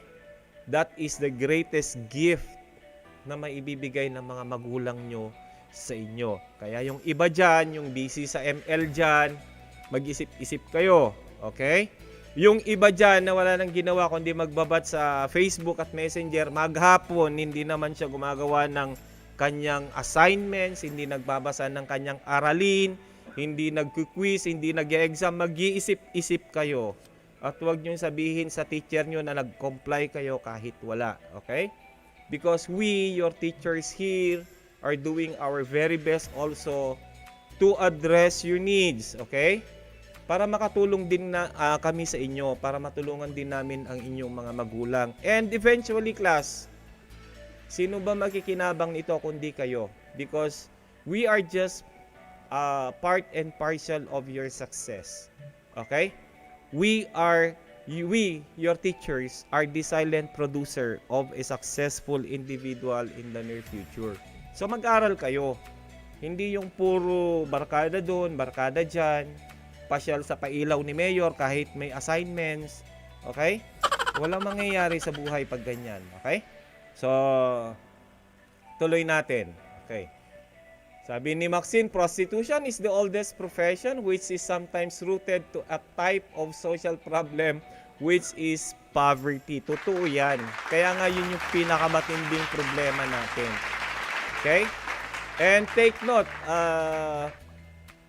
poverty is the root cause of all crimes. But today, poverty is just a contributory factor to a causes of a crime. Ano ngayon ang primordial factor?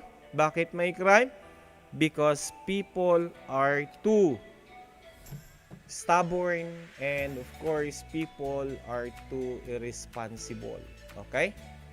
So, take note class, either liberal feminism or either feminist theory, of course lahat sila may positive contributions and of course may negative din.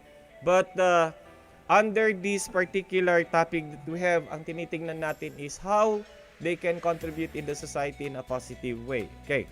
Now, another thing to address this gender inequality class is of course the symbolic interactionism. Okay. If you can still remember yung symbolic interactionism when we discuss the dominant theories. Okay? Can you remember the dominant theories? The three dominant theories? The structural functionalism, the symbolic interactionism, and the Marxism. And then here comes again, okay? One among the reasons of social issues is symbolic interactionism. But this time, class, ang pag-uusapan natin under symbolic interactionism is paano siya nagke-create ng issues sa society. Okay? Simple lang. In symbolic interactionism, of course, people assign symbol things and concepts as they encounter and interact with them. Okay? Kadalasan ginagawa natin ito, pero may mga may mga structured symbols tayong sinusunod, pero these are purely based on the cultural beliefs and practices that we have. Okay? For example, pag ang babae nagsuot ng damit na kulay blue, ang sasabihin nila tomboy. Why? Because blue is a dominant male color. Pero pag si lalaki nagsuot ng pink, ang sasabihin nila si lalaki ay bakla. Because according to them, pink is a feminine color. Pero may katuturan kaya? Sa palagay nyo, class, may katuturan kaya? The answer is of course, social construct and ideas does not have a biological basis. Wala siyang dahilan. Anybody can wear any color, of course. Ang importante dyan, pag sinuot mo, maayos ka bang tignan? Decent ka ba? Formal ka ba? Okay? Kung ang sagot ay oo, then proper ka. Pero kung nagsuot ka nga, baduy namang tignan, o kaya revealing clothes nga siya, kahit mamahalin yan, kung revealing clothes siya, hindi ka maayos tignan, then hindi siya kaaya-aya. And in that particular, you are violating the symbolic interactionism. Okay? So, tignan natin. Symbolic interactionism, of course, significantly play when, first, women are being paid less in same work as to men. So, pareho lang yung nature ng trabaho, pero mas mura ang bayad kay babae, mas mura ang pasahod kay babae, at mas mahal kay lalaki. So, may problema tayo sa symbolic interactionism. Why? Kasi ang rason nila, kasi babae siya eh. Diba? So, imagine mo yun, pareho lang kayo ng trabaho na pinerform, pero mas mahal ang bayad ni lalaki, mas mura kay babae. Diba? That is one among the reasons na tinitignan. Another is, men have the opportunity to become chief executive officers or head of the office, and women are given less opportunity to become one. So, ibig sabihin, mas binibigyan priority, okay, yung lalaki na mamuno sa isang organisasyon or simply become, of course, a government official, and giving less opportunity sa babae. Okay? That is also another example ng factor to consider under the symbolic interactionism. And take class, either of these, kasi ito yung kadalasan, no, equal opportunity kasi ang pinag-uusapan. Symbolic interactionism states that the people construct symbols and meaning which are shared when they are interact with each other. Okay? Ito yung binibigyan kasi natin ng kahulugan. And definite naman na yung kahulugan na binibigay natin kung minsan, hindi naman yun yung talagang akma. Why? Because we are just simply creating these symbols and putting meaning into it para i-describe natin yung isang tao. Okay? Kadalasan nangyayari yan eh.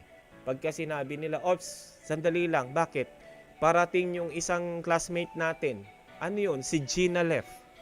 Diba? Ano yung Gina left? Binaligtad eh. Ano yun? Yung feeling na classmate natin. And this is considered a symbolic interactionism. O kaya, dumaan yung tatlong magkakagrupo. Diba? Nangyayari din kasi ito eh. Tapos biglang mananahimik sila. O bakit kayo nanahimik? Kasi padaan si Marites. Diba? Those are just an example of symbolic interactionism. Can you imagine, di ba? Magaling ang Pilipino dyan eh, yung mag-identify tayo ng isang bagay tapos lalagyan natin ng meaning. Kaya nga, dyan nag-uumpisa ang mga chismosa sa barangay eh. And of course, gossips is one among the issues and concern under this particular gender inequality. Okay. Amazing!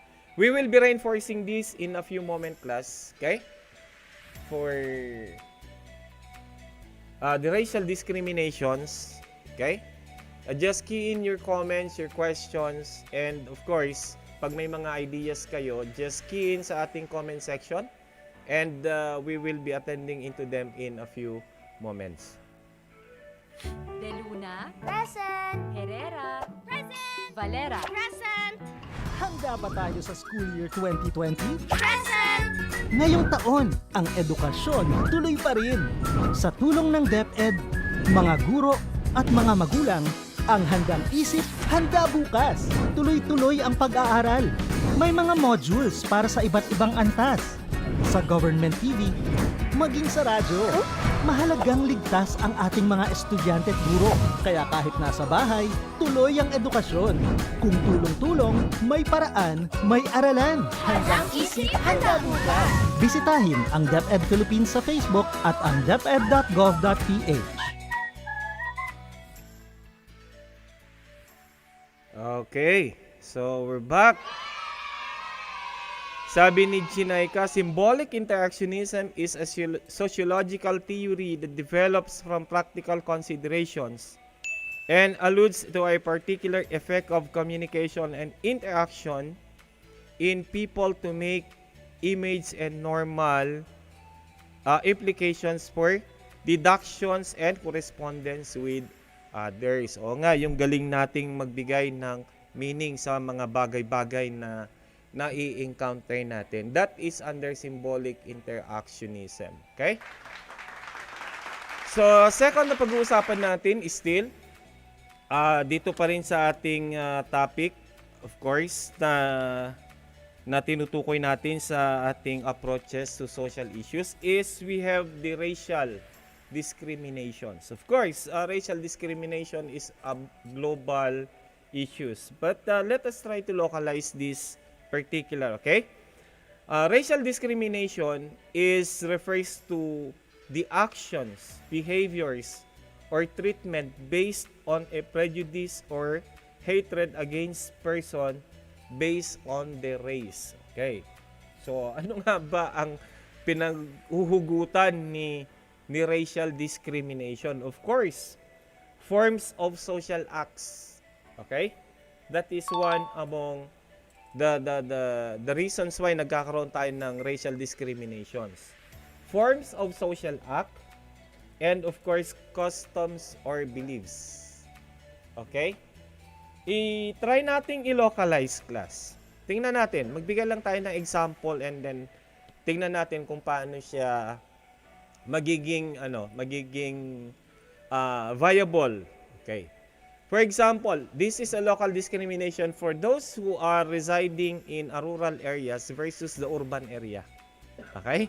Or simply in our local description, yung mga nakatira sa sentro, and please pardon me, I am one of you. Okay? Isa ako sa kategoring ito. At yung mga nakatira sa barbaryo. Okay? Kung minsan, ang sabi nila, pag yung those who are residing in a far-flung area or in a rural area, pag napunta sila ng city proper, okay? Or sa sentro or sa poblasyon, kadalasang naririnig natin sasabihin nila, taga-barbaryo. Baryotic. Di ba? Sakit nun, di ba? Huwag nyo namang lahatin. Bakit? Porque ba't taga-sentro kayo? Kayo na may karapatan. Uy, magunus dili kayo. Wala pong diskriminasyon. Masarap pong tumira sa baryo kaysa sa sentro. May sariwa po hangin namin doon. Libre malunggay namin doon. Libre gulay namin doon. Kayo, binibili nyo lahat, di ba? Amazing! Okay? So, pero yun ay sinasite ko lang na example kasi we are trying to localize the situation para maintindihan nyo. Sir, bakit kaya may distinction na ganun? Kasi ganito yan, class. Hindi natin maiwasan kasi na i-compare natin yung tayo sa ibang tao. And then when we compare ourselves to others, we are not simply comparing we or I and you as a human being, as a person, no. Ang kino-compare kasi natin dito is yung the way how we present our environment kung saan tayo galing. The community where we belong. Okay? Or the community where we came from. So, typically, may difference kasi yan if you grew up in an urban area, in urban cities, okay? Iba kasi yung pananaw mo sa konsepto ni society because you are more inclined with social habits, okay? Where in fact, for those who are stays in remote areas, okay? May pananaw din sila when it comes to social habits kasi di ba pagdating ng gabi, nasa bahay lang sila, having bondings with the family members, and then pagdating na ng 8, 9, 10 ng gabi, natutulog na yung mga yan. Yung mga nasa urban areas, yung mga nasa city, yung mga nasa sentro, alas 12, alauna ng gabi, nandyan pa lang sa kalsada yung mga yan. So there's a big difference. Doon kasi nagdodraw ng attention yung tinatawag nating racial discrimination. But of course, the very context of racial discrimination is focused on race. Okay? Race kasi ito eh. Ano yun? Yung cultural identity, yung cultural ethnicity na meron tayo. Remember, class, Philippines as a country is a diverse country. Okay?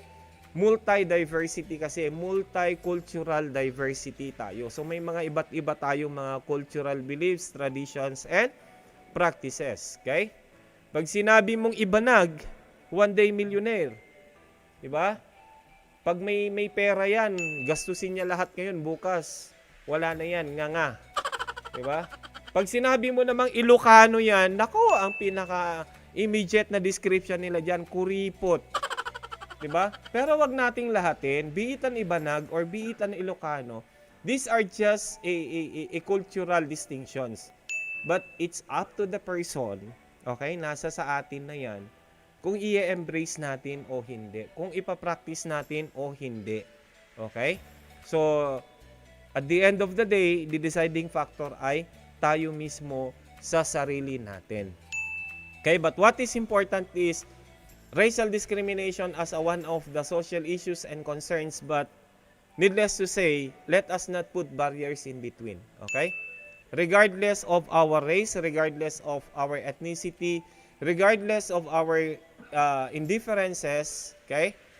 Let us embrace one another, for at the end of the day, we are all belong to one community and we practice one common beliefs, customs, traditions in a society, okay? And of course, let us try to look into the various approaches to racial discrimination. Bakit nga ba kasi meron ito? Tingnan natin conflict theory. Okay? Conflict theory is a racial discrimination, specifically class. Ito, babalikan natin uli yung ating previous discussions. Specifically on the theory of Marxism. Okay? Bakit bumabalik tayo kay Marxism? Because under the theory of Marxism in relation to conflict theory, it asserts that class oppressions is the result of a division of capitalist society into a bourgeois or middle class and of the proletariat, okay? Or tinatawag nating working class. So sa ating society kasi, alam mo 'yun, pag sinasabi nilang we have the lower or the bottom, the middle and the upper class. Okay? Yung mahirap, yung mga nasa middle class at yung mga mayayaman. Okay? And usually, under the local setting, kasi ito yung nakikita natin, pag sasabihin nila, ay mahirap yan, mahirap lang yung mga yan. Diba? O kaya, sakto lang ang pamumuhay ng mga yan, o kaya ang yaman kasi nila. Okay? Ang question kasi dito, class, is, bakit may ganong distinctions? Diba? Hindi ba pwedeng equal na lang? Kung sinong meron siya magbigay. Kung sinong wala, huwag ka na mahingi ng hingi, magpursigi ka rin naman para magkaroon ka din. 'Di ba? Ika nga nila, we cannot give what we don't have, but we can share the excess that we have. Okay? It is better to give than to receive. Pero ikaw, huwag ka na ma-receive ng receive. Okay? Magpursigi ka. Okay? And of course, another thing to consider is the structural functionalism. Okay? As we made mention also under this, in our previous discussions, it tend to look on the issues of racial discrimination from the perspective of a macro level analysis, looking on the positive rather than the negative consequences of racial discrimination. Okay? Ano yun? In as long as social harmony and social equilibrium are achieved, then we will be able to eradicate social discrimination. Okay, so the third one that we have is of course the terrorism. Okay? Ano nga ba ang terrorism? Ano ang root causes ng terrorism? May dalawang factor lang naman, mabilis lang to. Terrorism is a pursuit or acquisition and use of power. Okay? And of course, terrorism is about violence. It's about threat of violence with the goal of instilling fear beyond immediate victim, or of course, target military installations, government representatives, and as well as civilians. Tinatarget na rin nila ngayon, okay? Mga walang awa, okay? That are being included in a calculated and planned acts by an organization with specific structures. Pero ano nga ba ang dahilan bakit nagkakaroon ng terrorism? Of course, an act of terrorism is psychoanalysis kasi yan eh. Ano yung psychoanalysis yan na tinutukoy natin? You know, when we say psychoanalysis, it's an state of the mind. Nasa isip mo lang yan. If you really wanted to commit a crime or an act of terrorism kasi gusto mo lang, may diferensya ka sa utak. Okay? Because when we say psychoanalysis, it is purely a less rational thinking and thoughts, then it is more on aggressive act or simply promoting notoriety. Okay? So bakit ganun, sir? Mental habit kasi yan. And the second reason is the rational choice. Ano yung ibig sabihin ng rational choice? Okay? Decisions mo na yan. Kung gusto mong gawin o ayaw mong gawin. Gusto mong gawin because you will be benefited, gagawin mo siya. Ayaw mo siyang gawin kasi alam mong maraming magsasakripisyo, hindi mo siya gagawin. So dalawa lang ang main reason ng terrorism. But if we try to broaden this, napakalawak ng discussions into class, and definitely lahat ng causes of violence pwede nating i-associate kay terrorism. Okay? And of course, lastly is the social inequality. Okay? Okay, so social inequality, of course, is occurs when there is unequal access to benefits of a certain society. Okay? Some groups may have an opportunity of securing more resources than others, and others can be in form of goods, wealth, rewards, and recurrent patterns. Okay? Ano bang ibig sabihin nitong social inequality? Sir, kasama ba tayo dyan? Of course, i-simplify natin ang social inequality class. So, social inequality kasi ito yung yung access to quality services that the government provides. Pero nagiging issue siya kasi kung sino yung mga nasa posisyon, kung sino yung may mga kapit, allow me to use the local description into this, okay? Kung sino yung may mga kapit, sino yung may mga kakilala, sila lang yung nagkakaroon ng immediate access.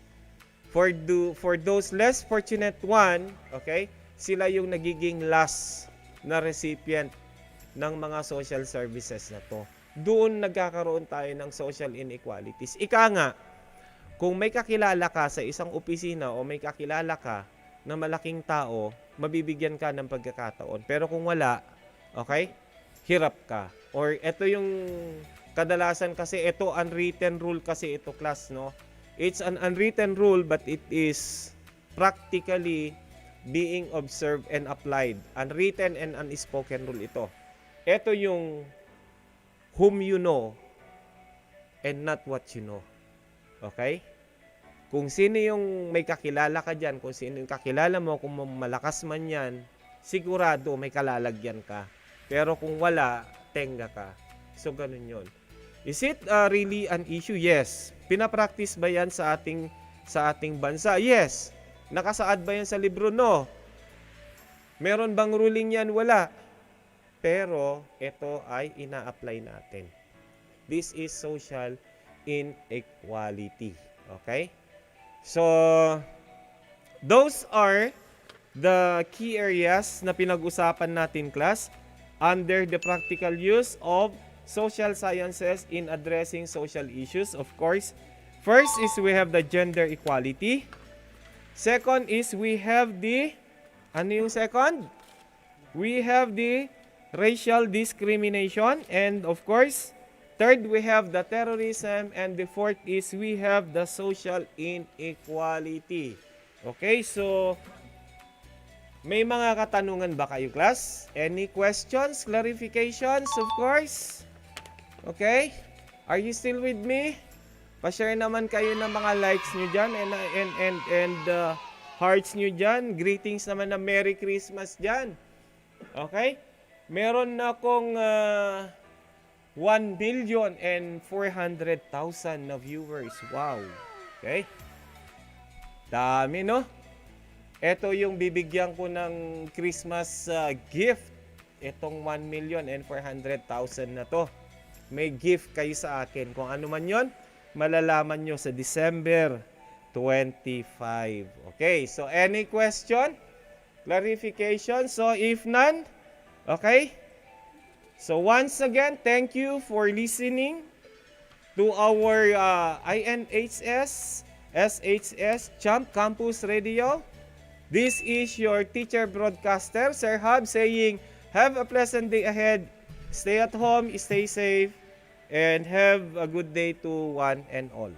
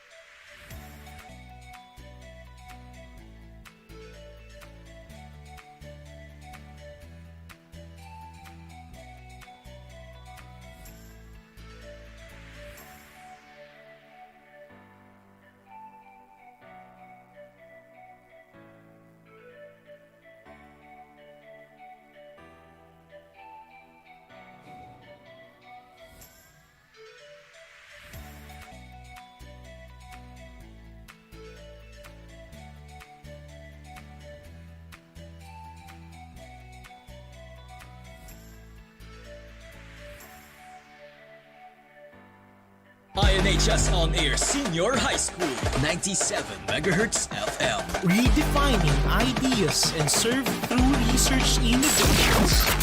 Delving to the most relevant educational issues and concerns. Making sense of the data gathered and proposed interventions. It's time for Research Subject. Research Subject.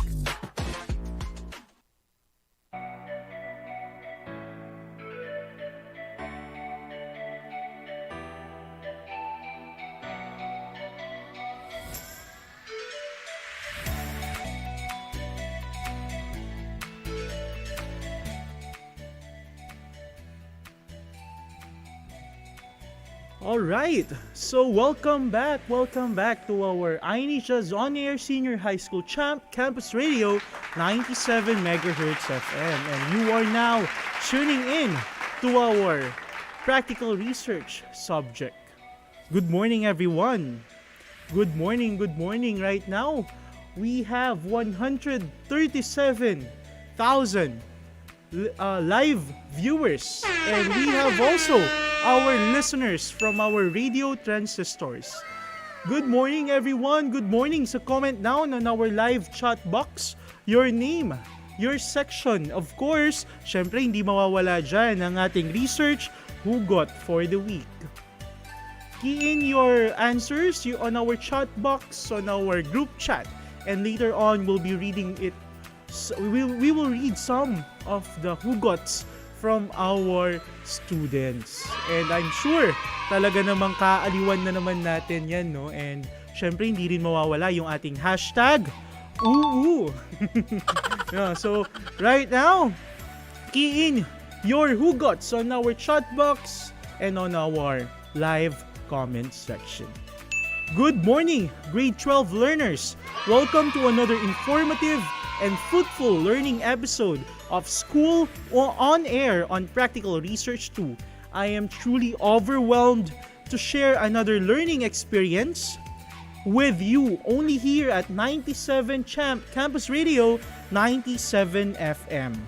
Always bear in mind that even in these trying times brought by the pandemic, Isabela National High School, Senior High School, following the Department of Education's battle cry, Sulong Edukalidad, and Basic Education Learning Continuity Plan, we are here to deliver quality and accessible education for all, most especially for you, our dear INHS students.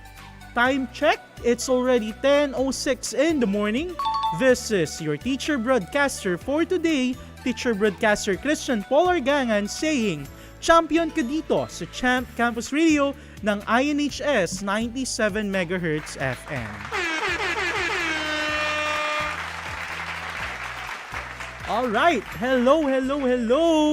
How are you, grade 12 students, learners? Our student researchers from STEM, ABM, and UMS, and of course, our arts desk students, I think they are tuning in as well. I hope that you are all sound and safe. Please send an emoji on our live chat box. And of course, on our comment section that greatly describe how you're feeling right now. You may send a heart reaction or maybe an uwu. An uwu reaction. Then key in your hashtag research hugot for the week. What will be your hugot that is related to research this week? Let me know on our chat box or on our live comment section. And we have our students, no? And some of the emojis are heart reactions, of course, and the freezing emoji. Yes, naligo na ba kayo? Amoy ulam na yata, no? Yan, and yan, the uwu reaction. I'm seeing the uwu reaction as well on our comment section. And I'm waiting for your hugots, no? Regarding research that's related to research. Let's bring light to this morning on our research subject. So once again, welcome to the world of research, where every student seeks for an answer through inquiries and research studies. I am sure you are all excited to learn. But before that, we will be back after a short break. De Luna, Present. Herrera, Present. Valera, Present. Handa ba tayo sa school year 2020? Present. Ngayong taon, ang edukasyon tuloy pa rin. Sa tulong ng DepEd, mga guro at mga magulang, ang handang isip, handa bukas. Tuloy-tuloy ang pag-aaral. May mga modules para sa iba't ibang antas. Sa government TV, maging sa radyo. Mahalagang ligtas ang ating mga estudyante at guro.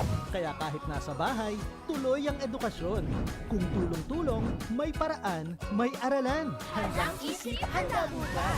Bisitahin ang DepEd Philippines sa Facebook at ang deped.gov.ph.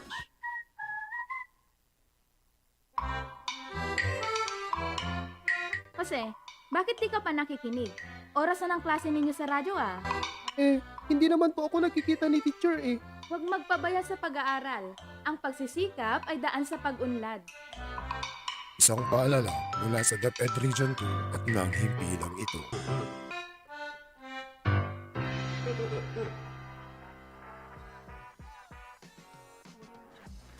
And we're back on our practical research to learning episode, and I'm actually reading some of the comments from our students with regards to their research hugots. And according to Terence Vincent Geronimo, he said, para kang research paper. Ang hirap mong unawain pero kailangang intindihin.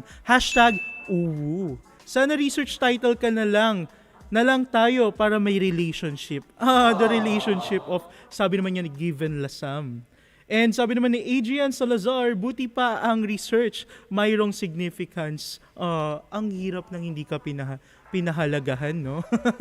And of course, those are some of our hugots for this morning as we continue on our learning episode on our practical research 2. And of course, a prerequisite for taking practical research 2 is statistics and probability subject. It is presumed that you have a good practice of the learning competencies needed to conduct quantitative studies or quantitative research itself. Your statistics and probability background will truly help you in planning and choosing on how you're going to conduct your data analysis. Now, let us have these review questions to recall your learnings from your previous subject, which is the statistics and probability. Now, you may key in your answers on our chat box, and as I read your questions, you'll get, of course, additional points on your recitations because our comment section is being recorded. So on our first question, true or false, no? Syempre walang trolls, no? So true or false, the mode is the most frequent score in the distribution. Again, true or false, on our review part, the mode is the most frequent score in the distribution. Is it a true or a false statement? Waiting for your answers on our chat box. Yan. So, answers are actually flooding in on our comment section as well as on our chat box. And that is true. The correct answer is true, no? The frequency, no, we are actually getting how frequent, no, the most frequent number or score in a particular distribution, that is your mode. Yeah. Amazing! Some of the correct answers are from Rena Garcia, Cristal Shelo Marzan, Adrian Salazar, Miel Joyce Navarro, and yan. Most of the students, or all of, should I say, all of the students got the correct answer, and I think we should give credits to their statistics and probability teacher. And another question, true or false once again. The mean and median are commonly used to summarize quantitative data. Again, true or false? The mean and median are commonly used to summarize quantitative data.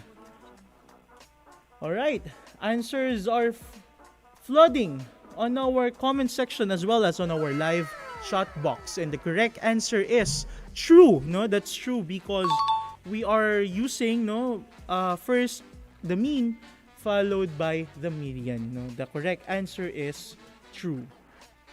Another question, another review question. Question number 3. True or false? True or false? A normal distribution is a theoretical distribution that is symmetrical and in which a large proportion of the scores are concentrated at the middle of the distribution. Once again, a normal distribution is a theoretical distribution that is symmetrical and in which a large proportion of the scores are concentrated at the middle of the distribution. Is it true or false? What will be the curve line if we have a normal distribution? So is it symmetrical, right? And now the answer is flooding. They are keying in their answers on our chat box and the correct answer is true as well. Congratulations to our learners who got the correct answers on our chat box. And yan, sagot ni Adrian Kilang, Mark Velasco, and we also have Jenny Ice Pobre Adorna. Yan. They got the correct answer. And number 4, last 2 questions on a data set on a number set of 2, 3, 5, 6, 4. In this set of number, the mean is, now key in your answer. Once again, the question is on a data set or on a data number set of 2, 3, 5, 6, 4. What is the mean? The mean on our data set is, what do you think? The correct answer is 4. That is correct. And the correct answer on our data set 2, 3, 5, 6, 4 is 4. And that's a good indication that you got the correct answer. That means you understand really your statistics and probability subject. Amazing! And last question on our review questions on the data set of 1, 2, 2, 1, 1, 3, 4, 8. What is the mode? What do you think is the mode on the data set 1, 2, 2, 1, 1, 3, 4, 8? That is correct. The mode is 1 because, what do you think? It's because the number 1 appeared 3 times while the number 2 on the data set appeared only twice. So the correct answer is 1. And another indication that you are or you understood your topics on statistics and probability is that you got the correct answer. So congratulations for that. Because in planning your data analysis in quantitative research, you also need to consider your research problem, the type of the data, and of course your hypothesis and scale used in your research instrument. This lesson focuses on designing your data analysis procedure because later on, as we go along on our research topic, we are going to plan, create, and establish and utilize our data analysis plan. Data analysis in research is a process in which gathered information are summarized in a such manner that it will yield answers to the research questions.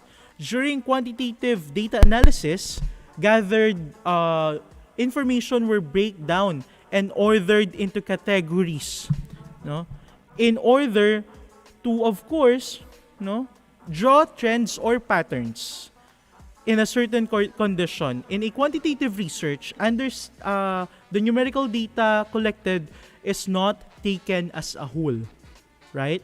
What we do is we treat each data individually in order to understand it better We are analyzing the components based on the chosen research variables and research questions you are going to answer. These numerical data are usually subject to statistical treatment depending on the nature of the data and the type of research problem presented. The statistical treatment makes explicit the different statistical methods and formulas needed to analyze the research data. Since we already know the definition of data analysis and statistical treatment, let us have a short break and we will further discuss how are we going to plan our data analysis. De Luna, Present. Herrera, Present. Valera, Present. Handa ba tayo sa school year 2020? Present. Ngayong taon, ang edukasyon tuloy pa rin. Sa tulong ng DepEd, mga guro at mga magulang, ang handang isip, handa bukas. Tuloy-tuloy ang pag-aaral. May mga modules para sa iba't ibang antas. Sa government TV, maging sa radyo. Mahalagang ligtas ang ating mga estudyante at guro. Kaya kahit nasa bahay, tuloy ang edukasyon. Kung tulong-tulong, may paraan, may aralan. Handang isip, handa bukas. Bisitahin ang DepEd Philippines sa Facebook at ang deped.gov.ph.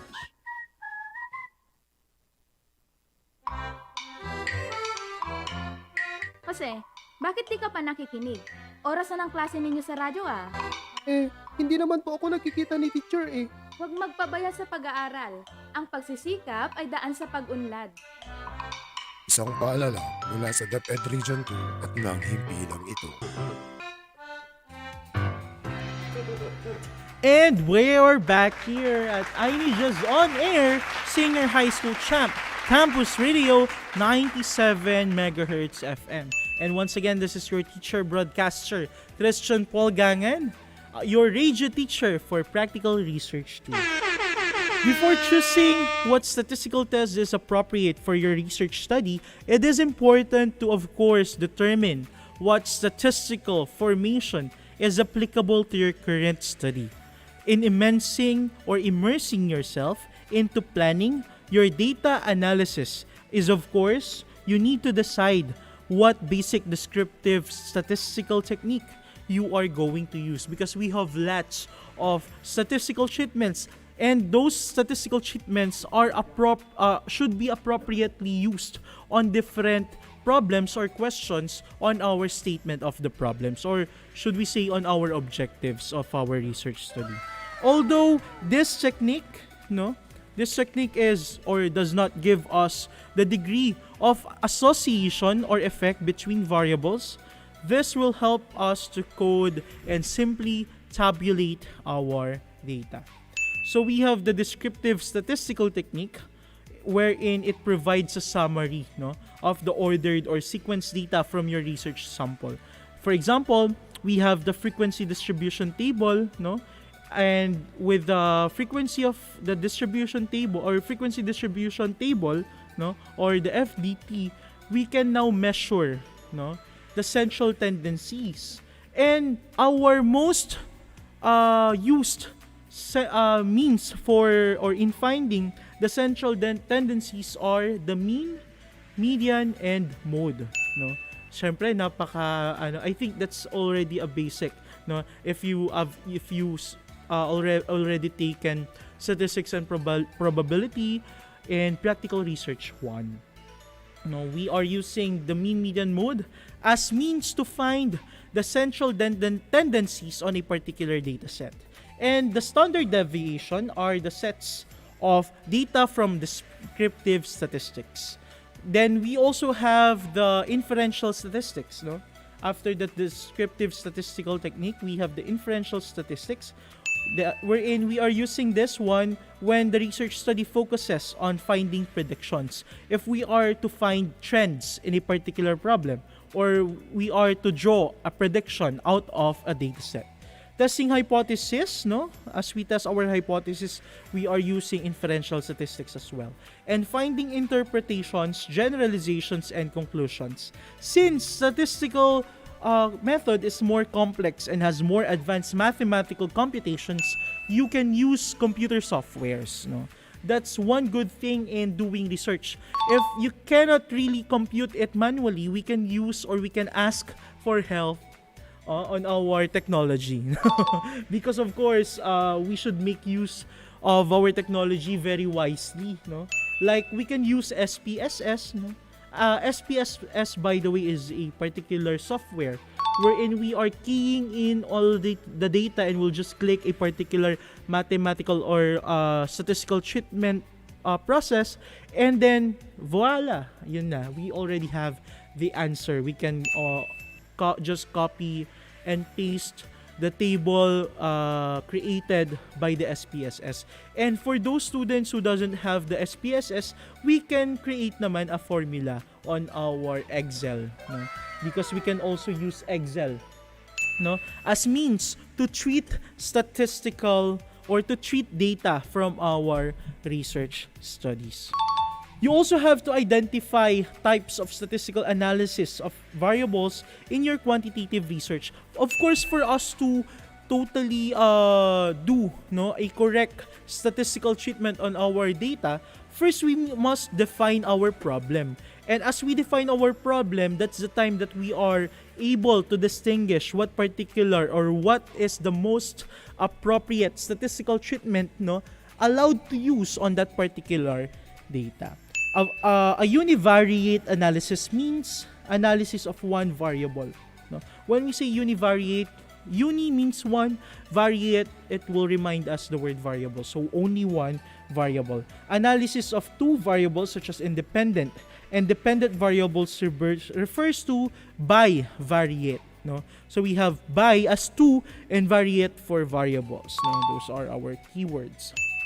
And so when we are trying to treat dependent and independent variables, we can call that as a bivariate analysis. While the multivariate, so we have univariate for one variable, two variables, we call that as a bivariate. Yeah. It's almost a tongue twister, no? And when we are treating two or more variables, that's multivariate, wherein it involves analysis of multiple relations between multiple variables. Furthermore, selecting what test is used in a particular study is basically done by identifying whether you will use a parametric test or a non-parametric test. Now, as this, we are already discussed this one in your statistics and probability subject. A summary of what to consider is actually the following. We have actually a table. For scale, we have points to consider. When we are talking about the scale, it will pertain to, for example, the interval or ratio. On an interval or ratio, we are using parametric tests. When we have interval or ratio data set, or variables. And for ordinal or nominal variables, we are using non-parametric tests. For sample size, these are the considerations whether to use parametric or non-parametric tests. So once again, if we are using interval or ratio variables, we will use parametric tests. If we are using ordinal or nominal, we will use non-parametric tests. On our sample size, when we have 30 or more samples per group, that's the time that we are going to use parametrics. If it's fewer than 30, kung mas mababa sa 30, that's the time that we are going to use the non-parametric tests. And with regards to the distribution of data, if it's normal distribution, that's the time that we are going to use parametric. And for data deviates from normal distribution, meaning it's not a normal distribution, so that's the time that we are using non-parametric tests. So a review, let's encapsulate. When it is a parametric test, the considerations are, first, it should be interval or ratio when it comes to scale. the sample size must be 30 and above, and the distribution should be normal. No? While for non-parametric tests, it should be an ordinal, or it should be ordinal or nominal scale. Then the sample size must be fewer than 30, meaning 30 and below. And for the distribution of data set, no, it should deviate, no, from the normal distribution. Ibig sabihin, hindi siya dapat normal. Abnormal siya. Ayan. So, once again, for our nominal data, no, when we say nominal kasi, just a review, no, for those who are somehow having difficulties in remembering the types of scales, no. If we are talking about the nominal, this are actually used to define a name, or maybe we are labeling or categorizing particular attributes that are being measured. It takes qualitative values representing different categories. And we have two types of questions when it comes to nominal data. First, in an open-ended, no, wherein we have a freedom to answer, and then the other one is the closed-ended, wherein we are asked to choose from predefined questions or options. On our ordinal data naman, or ordinal variable, it is actually a measurement of variable that takes values with an order or rank. No? It is the second level of measurement and is an extension of the nominal variable. Like, for example, the numerical, wherein, for example, we have on an ordinal data set on a numerical type, wherein like 5 strongly disagree, 4 agree, yan, so on and so forth. But if it's non-numerical, bulleted format yun. On our interval, no, when we say interval, these are the measurement of variable that is used to actually define values measured along a scale. It is one of the two types of numerical variables and is an extension of ordinal variable. Unlike ordinal variables that take values with no standardized scale, kasi on ordinal variables we have a standardized scale. In interval, arithmetic operations can also be performed on the numerical values of the interval variable. Meanwhile, in the ratio, this is one of the two types of continuous variables, where the interval variable is the second, and it is an extension of the interval variable that is also the peak of the measurement variable types. So, these are the following tests that are commonly used when it comes to treating data on particular research studies. When we are testing the relationship between two variables, like for example, we have two variable A and variable B, and we want to know the relationship, no? Ano bang relasyon? May label ba? So, for that, we are using the Pearson's R, no, which is a parametric test. When we are using Pearson's R, this is actually a bivariate statistical model which analyzes two variables. Like for example, we will use Pearson's R if there is a way, if we want to find a linear relationship between two variables, either positive or negative. It can also be used for causal and associative research findings, but not for attributive RH, That's different for that because it is univariate. Remember, the Pearson's R is for bivariate statistical model. And it should be used if there is a significance, or higher significant effect, wherein when we say, when we have the significance test, what we do is we find the p-value, and the p-value should be greater than 0.05. That's the time that we will be able to know what's the extent, or what's the significant effect. All right. Meanwhile, we have the other one for non-parametrics for ordinal variable, the Spearman's Law, The Spearman's Law is actually used to understand the strength, how strong is the relationship between two variables. So your variables of interest can be continuous or ordinal, no, and should be or should have a monotonic relationship. Mono means one, no, meaning it's a one-way relationship. We should use Spearman's law in the following scenario. First, if you want to know the relationship between two variables, like for example, what's the relationship of the gender, no, for example, to their preference of clothing. Yan. Next is your variables of interest are continuous with outliers or ordinal, and if you only have two variables, that's the time that we are going to use Spearman's law. No? And the last relationship test is the chi-square. No? The chi-square is actually what? This is only applicable for two, for bivariate. For chi-square, this is actually the test on relationship between two categorical variables. It is a hypothesis testing method. This is the time wherein we are testing our hypothesis, and two common chi-square tests involve checking if observed frequencies in one or more categories match expected frequencies. So that is the chi-square. No? And if we are going to test the difference between two data sets from only one group, because that's different in testing the relationship in by variate, then now we test the difference between two data sets from one group.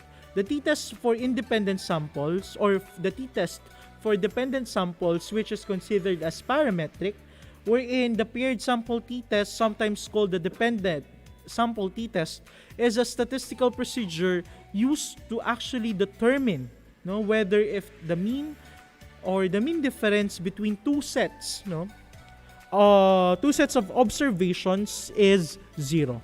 In a paired sample t-test, each subject or entity on our data set, what we do here is actually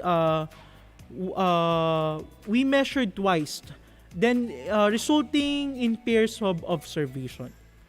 Common applications of the paired sample t-test include case control, repeated measures designs, and suppose you are interested in evaluating the effectiveness of a company training program. Like you want to know how effective a particular program, a particular project, or an activity, that's the time that we are going to use this one.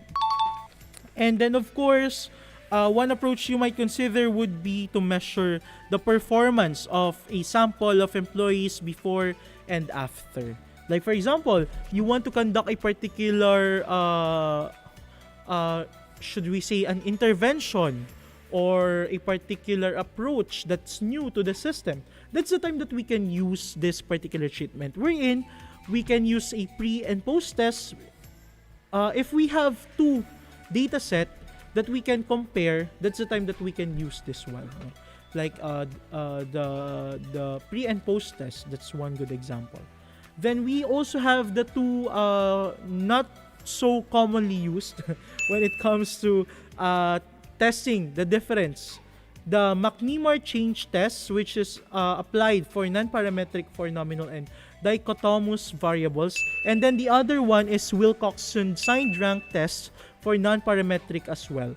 Those are some of the uncommonly used statistical treatment. But in practical research too, what we are using is actually the t-test, and for more variables, more than two, we can use the z-test, which is somehow same with t-test, but there are more should we say things to consider in using z-test. When we are to test the difference between two data sets from two different groups, kanina two data set on one group, this time on two different groups, but they have two data sets like the pre and post. What we can use is the t-test for independent sample. Kanina for dependent samples, now for independent samples. Or we may use two-way chi-square, no? And the Mann-Whitney-U tests, those will be furtherly discussed on a different lesson because that's a different topic, no? For Practical Research 2 and III, or the Inquiries, Investigations, and Immersion subject. Next, if we are going to test more than 2 population means, ngayon naman we have 2 populations. Like for example, we have the ANOVA, no? The analysis of variance, which is totally a parametric test. An ANOVA test is a way to find out if survey or experiment results are significant. In other words, they help you to figure out if you need to reject the null hypothesis, no? Ito na yung haho natin, no? Ha ha ha and ho ho ho, no? And what we do here is this is our key point, no? Or should we say our final figure to consider when deciding on null hypothesis or alternative hypothesis, or the HAHO. Basically, your testing groups are to see the difference between them. Examples of when you might want to test different groups. For example, a group of psychiatric patients are trying 3 different therapies. First, counseling, medication, or biofeeding, and you want to see if one therapy is better than the others. So that's the time that we are going to use ANOVA. Another one is, for example, a manufacturer has 2 different processes to make light bulbs. They want to know if one process is better than the other. And last example is, students from different colleges take the same exam, and you want to see if one college outperforms the other. That is based on a particular standardized test on a college level. So those are some of the examples, no? And last test is the test of strength, no? Somehow this measures how strong, no, the relation or effect or impact. We are using regression, no? That is totally a parametric test. And in a regression, this is actually a statistical method used in finance, in investments, and other disciplines that attempts to determine the strength and character, of course, of the relationship between one dependent variable, usually denoted by y, no, and series of other variables known as the independent variables. So what we do here is the regression itself helps in the investment and financial managers to totally value, no, assets, and to a way to provide understanding between the relationship or on the relationship between variables such as commodity prices, for example, in business, no, for our EBM students, and the stocks of business dealings in those commodities. So it providing us, no, a way on how are we going to manage a particular trend on a particular data. And those are our statistical treatments, no? And I know it's a very, very broad topic, and one particular treatment is actually should be discussed in one particular period. But what we are doing here is we are providing you a glimpse, no, of what what characteristic this parametric and non-parametric tests have, no? So now we are done discussing the processes on how to choose your statistical tool in analyzing or interpreting your gathered data in your research. We will take a short break, and after that we will have a short assessment on the topic that we have discussed earlier. So ready your ball pens as well as your paper, because we will have a short activity after a break.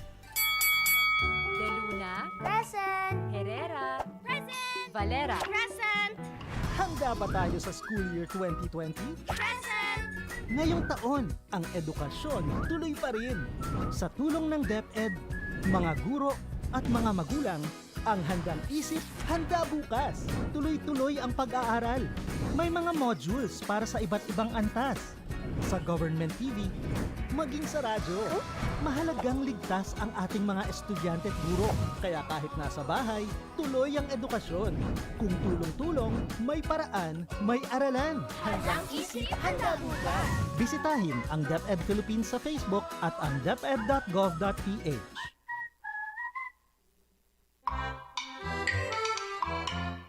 Jose, bakit di ka pa nakikinig? Oras na ng klase ninyo sa radyo ah. Hindi naman po ako nakikita ni teacher eh. Huwag magpabaya sa pag-aaral. Ang pagsisikap ay daan sa pag-unlad. Isang paalala mula sa DepEd Region 2 at ng himpilang ito.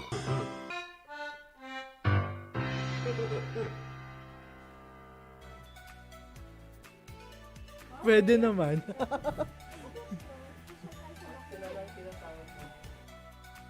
Alright, and now, we're back!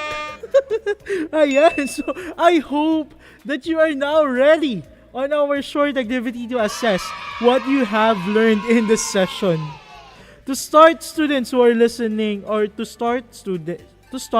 students who are listening via radio, just write your answer in a clean sheet of paper and of course submit it on your teacher, no? And or send a copy, no, via screenshot or maybe a picture to your subject teachers via group chat or personal message. So, we are going to start, no? Just write your answer in a clean sheet of paper, then submit it to your subject teacher and wait for the retrieval, no? While the students who tuned in via Facebook Live will send their answers on our comment section. But please, of course, ready a copy in a one whole sheet of paper. So, our first question, true or false? Wow, may pa true or false. True or false? Mahal ka pa ng jowa mo. Hindi, charot lang. Of course, true or false? Question number 1. The median is the most frequent score in the distribution. True or false? The median is the most frequent score in the distribution. Question number 2. The mean and the median are commonly used to summarize quantitative data. Once again, the mean and median are commonly used to summarize quantitative data. That's our question number 2. Our question number 3. A normal distribution is a theoretical distribution that is symmetrical and in which a large proportion of the scores are concentrated at the middle of the distribution. Once again, a normal distribution is a theoretical distribution that is symmetrical and in which a large proportion of the scores are concentrated at the middle of the distribution. True or false? Later on, we'll have the answers to our questions, no? And you may do a self-check. Number 4. The test for means is a non-parametric test used when a researcher wishes to analyze rank data. No? The test for means is a non-parametric test used to when a researcher wishes to analyze ranked data. So that is a true or false number. Question number 5. Both parametric and non-parametric techniques should be used to analyze data rather than either one alone. True or false? Both parametric and non-parametric techniques should be used to analyze data rather than either one alone. True or false? Next.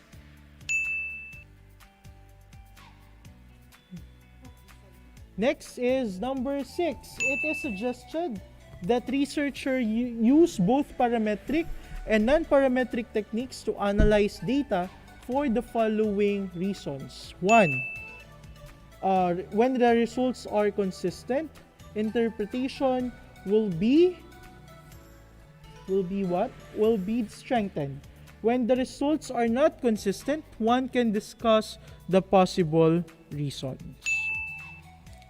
Is that true or false?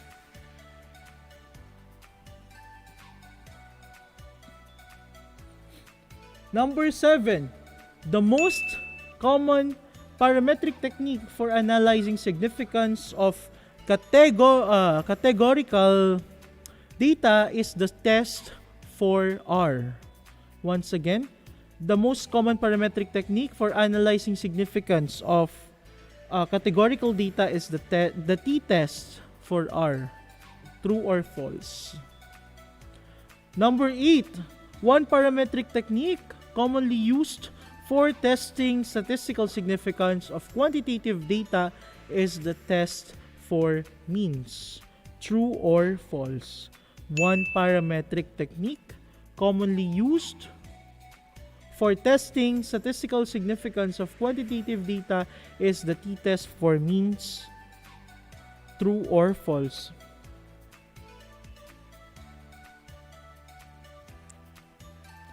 Number 9, the chi-square test is a method for analyzing the statistical significance of a relationship between two categorical variables. Again, the chi-square test is a method for analyzing relationship, or a method for analyzing the statistical significance and relationship between two categorical variables. True or false?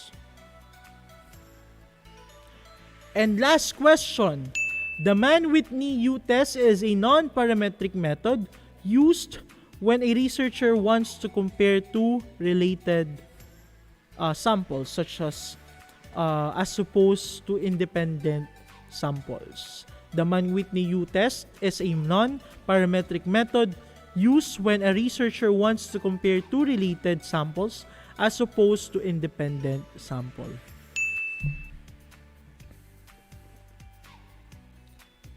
All right, and those are our questions for our activity. And we'll have the checking of our outputs. For our number 1, the median is the most frequent score in the distribution. True or false? The correct answer is false, no? Because when we are talking about the most frequent score, that is the mode, right? Number 2, the mean and median are commonly used to summarize quantitative data. Is it true or false? The answer is true, no? Because what we usually use is the mean, no? And then the median. And if there are some times that we use the mode, that's because we are finding more evidences on the central tendencies. Then number 4, the t-test for means is a non-parametric test used when a researcher wishes to analyze trunk data. True or false? Number 4. That is true. No, the correct answer is true. For number 4, For number 4, the correct answer is false because the statement says the t-test for means is a non-parametric, wherein it is a parametric test. No? And this time we are finding the difference. It's a test for difference, not for rank data. Number 5, both parametric and non-parametric techniques should be used to analyze data rather than either one alone. True or false? The correct answer is true. That is correct. Very good. Now, it is suggested for number 6 that researchers use both parametric and non-parametric techniques to analyze data for the following reasons.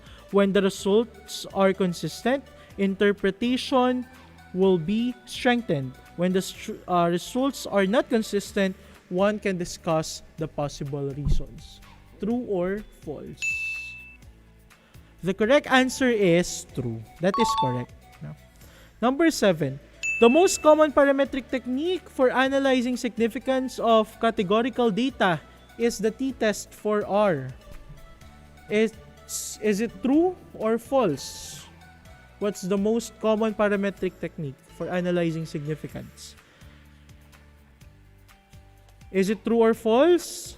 The answer is false, no? Because what we are question is, I'm sorry for a moment. Ayan. And for that particular number 6, the correct answer is false.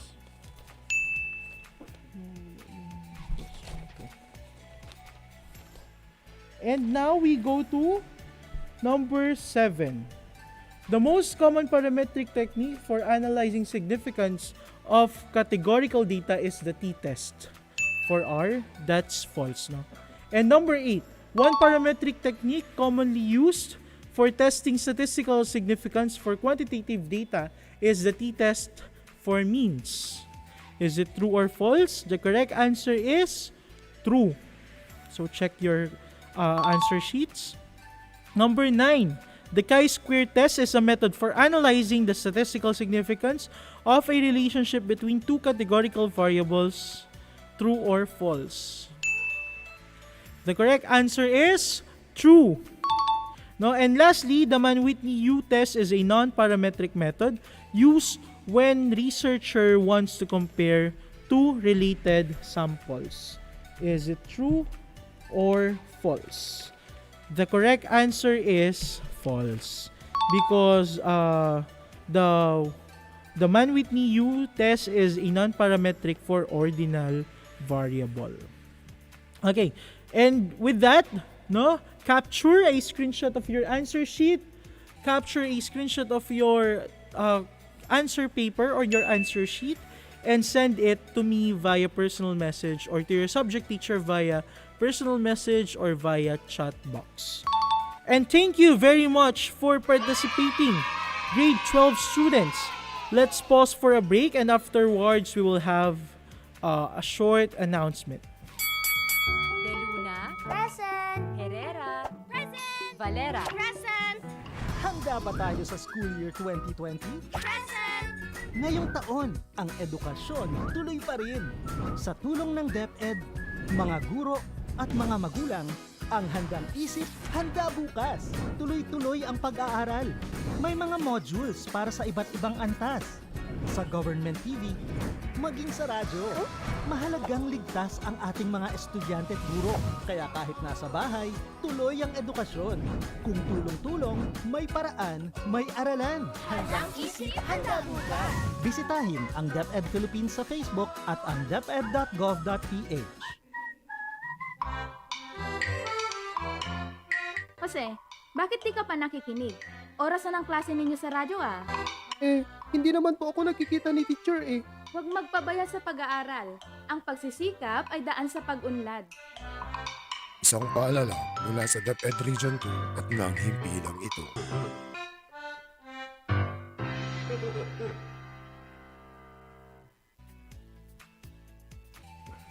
And we're back on our practical research too. And we are almost finished on our session for this morning. If you are still with me, dear learners, please send me an emoji or an uwu emoji. And of course, that will correspond on how you are feeling at the moment. And finally, with your emojis sent on our chat box, I'm receiving those right now, and as well as your activity sheets, I'm receiving those on my phone. It's a non-stop, a non-stop receiving of messages on my phone right now. To those who are listening with us on our radio transistors, you may send as well your copy of your answer sheets. I am actually glad that everyone still feels excited, and everyone really enjoyed the learning episode. Congratulations, grade 12, on your active participation for this session. Stay tuned for the next learning episode only here at INHS Campus, INHS On Air Senior High School Champ Campus Radio 97 MHz. In this challenging time, remember always that it makes a big difference in your life when you stay positive, but not to COVID-19. So stay at home and always follow the health protocols. Again, this is your radio teacher broadcaster, Teacher Christian Polargangan, signing off.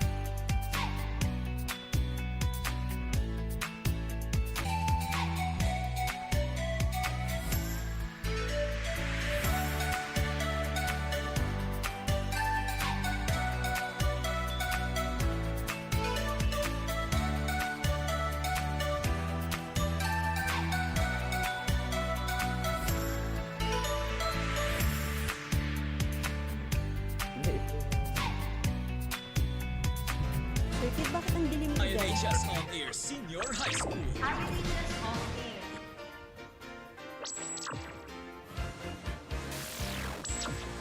Enhancing technological knowledge, skills, and values, strengthening online ethics, accountability, and digital responsibility, maximizing logically the diverse multimedia platforms for communication, enabling people to display and make judgments as users of media and information. This is ICT Subject. Good morning, grade 11 learners! How are you all today? Okay, I hope you are all doing great today. And of course, 11 days before Christmas, it's Christmas time! Merry Christmas, everyone! So, I am so happy to be with you again in our new and fun-filled learning episodes of our subject, Empowerment Technology. So, time check, it's already 11:12 in the morning, and the day today is December 14, 2021.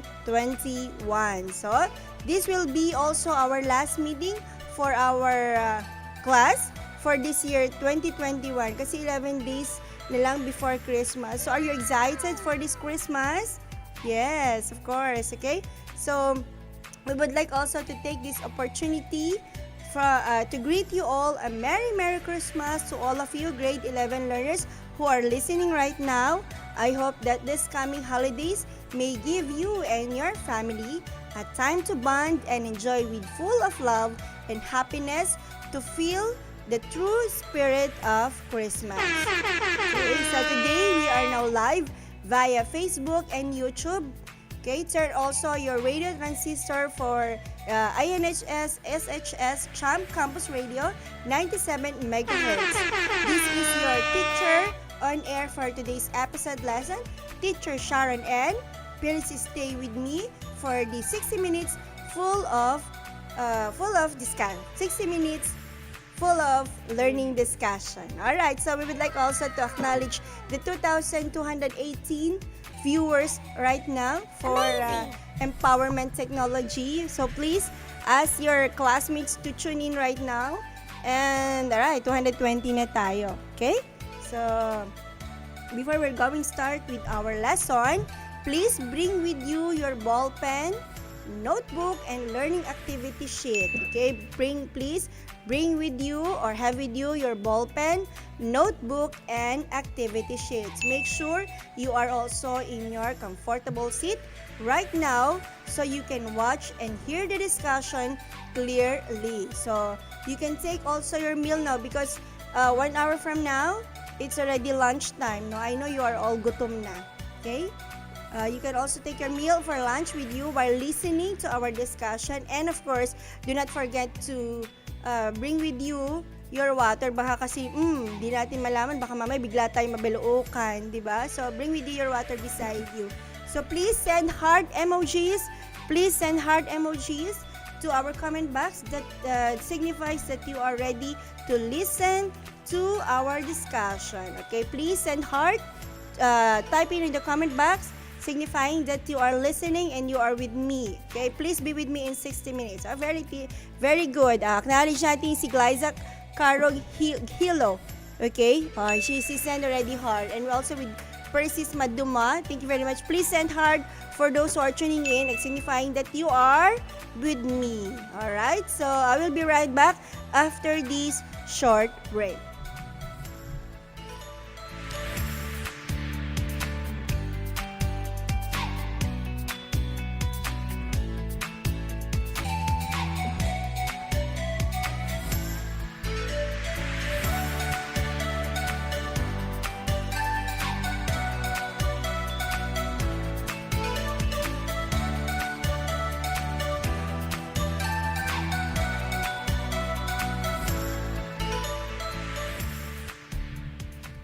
Alright, and we are back. Okay, bakit parang kakaunti pa yung nagsesend ng heart? Oh, very good. RS Dulay, thank you for so many hearts. Alright, so please send heart. Galit ka naman sa yung heart, okay? Please send heart for those who are listening right now. We would like to acknowledge the presence or the viewers from the STEM department, from the STEM strand, from the UMS, okay? And we have also from the ABN and Arts and Design. So I think, naku, 1,000 dapat kayo. So I need thousands of viewers right now. So we have 2,238. O, 238 pala ang viewers natin. Please ask your classmates to tune in right now since ito na ang ating last na RBI for this year's 2021. We will see each other next year. Don't worry. God's willing. Okay, so please be safe everyone for these coming holidays. Alright, so can you feel already the Christmas because of this good weather we have? Oh no, we need to enjoy our cold weather today because few months from now it will be very hot again. So mas maganda we enjoy this cold weather today. Alright, so yes. So let us see if you can still remember our past lesson. Okay, I think some of you you have also nag-join kayo during the last RBI. So can you give me an overview or review on the topics that we have already discussed last week RBI lesson? Again, can you give me an overview or review on the topics that we have also discussed last meeting for this RBI? Please type on the comment box. What are the things that we have already discussed last week? Okay, we will going to give additional points, and because it's Christmas and Christmas is about giving, okay, we, the empowerment teachers, Ma'am Badet, Sir Kit, Sir Dulay, Sir Arok Dulay, and of course me, we spend an amount to buy gifts for you learners who can answer these questions. Okay? Hindi raw na-inform si Sir Kit. Ngayon, ini-inform na kita. Alright, so don't worry. We have already, actually, bumili na ako sa Tugigaraw City pa last week for your gifts. But not all of you are going to give, okay? Again, the question is, please give me an overview or review of the topics that we have already discussed last week. We are going to get the first 10 who will give the exact answers for the last week topics. Okay, first 10. Ma'am Badet, Sir Kit, you will screenshot kung sino yung mga first 10 na nasasagot sa tamang answer for the last week's topic, because we are now going to give you the prizes within this week or next week. But you are not obliged to come to the school. But kapag may pupunta lang, then you can just approach the empowerment teachers, ako, si Ma'am Sha, si Ma'am Bernadette, si Sir Kit, and Sir Dulay, if you wanted to get your prizes. Okay, don't worry, you can carry this prizes that we already bought. Yes, Ma'am Bernadette? Okay, dapat kompleto, no? Because we discussed, I think, 3 topics, Ma'am Badet, right? We have discussed 3 topics, so we need a complete topic, okay? The complete answers on the topics that we have already discussed. Again, complete. We have discussed the 3 topics before us, okay? So, we are going to give you prizes for this one. I-screenshot ng ating technical team, si Ma'am Bernadette and Sir Kit, for those people. Okay, again, you are not obliged again to get your prizes here. Pero pag may pupunta lang, you can ask someone to get your prizes. This is very unlimited edition lang ito. Bibigay namin to. Di ba, Ma'am Bernadette? Alright, 3 topics, 3 topics. Okay, alright. I think they have also...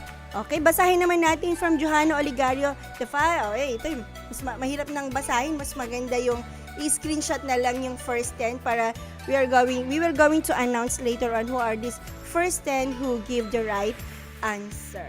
Alright. Okay, so. And of course, according to Ma'am Bernadette, for those from the ABM, from the UMS, 11 section, Ma'am Bernadette? Loyalty, generosity, diligence, empathy, and courtesy. courtesy and compassion, Ma'am Badet will give you additional points for this. And of course, Sir Michael Kit will also give you another additional points, Sir Kit. Yes, yes. Which sections?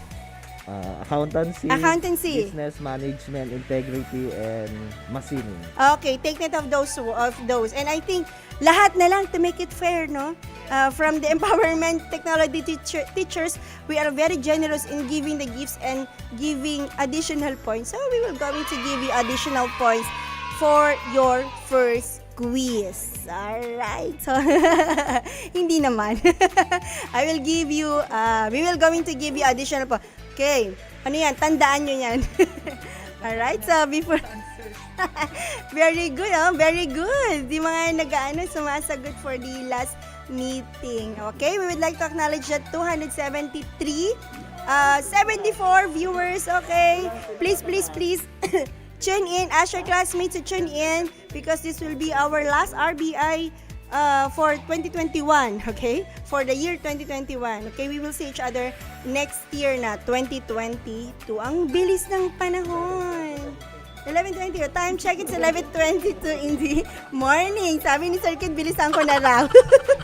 Alright, so as we're going to start with our new lesson, I know that all of you have already Facebook account already, okay? Nowadays, Facebook has been an essential to each and every one of us. Even the 3 years old, 1 year old, they have already Facebook. Even an infant, they have already Facebook, I think, okay? So, since we use this platform almost every day in delivering education for learning purposes, especially this time of pandemic.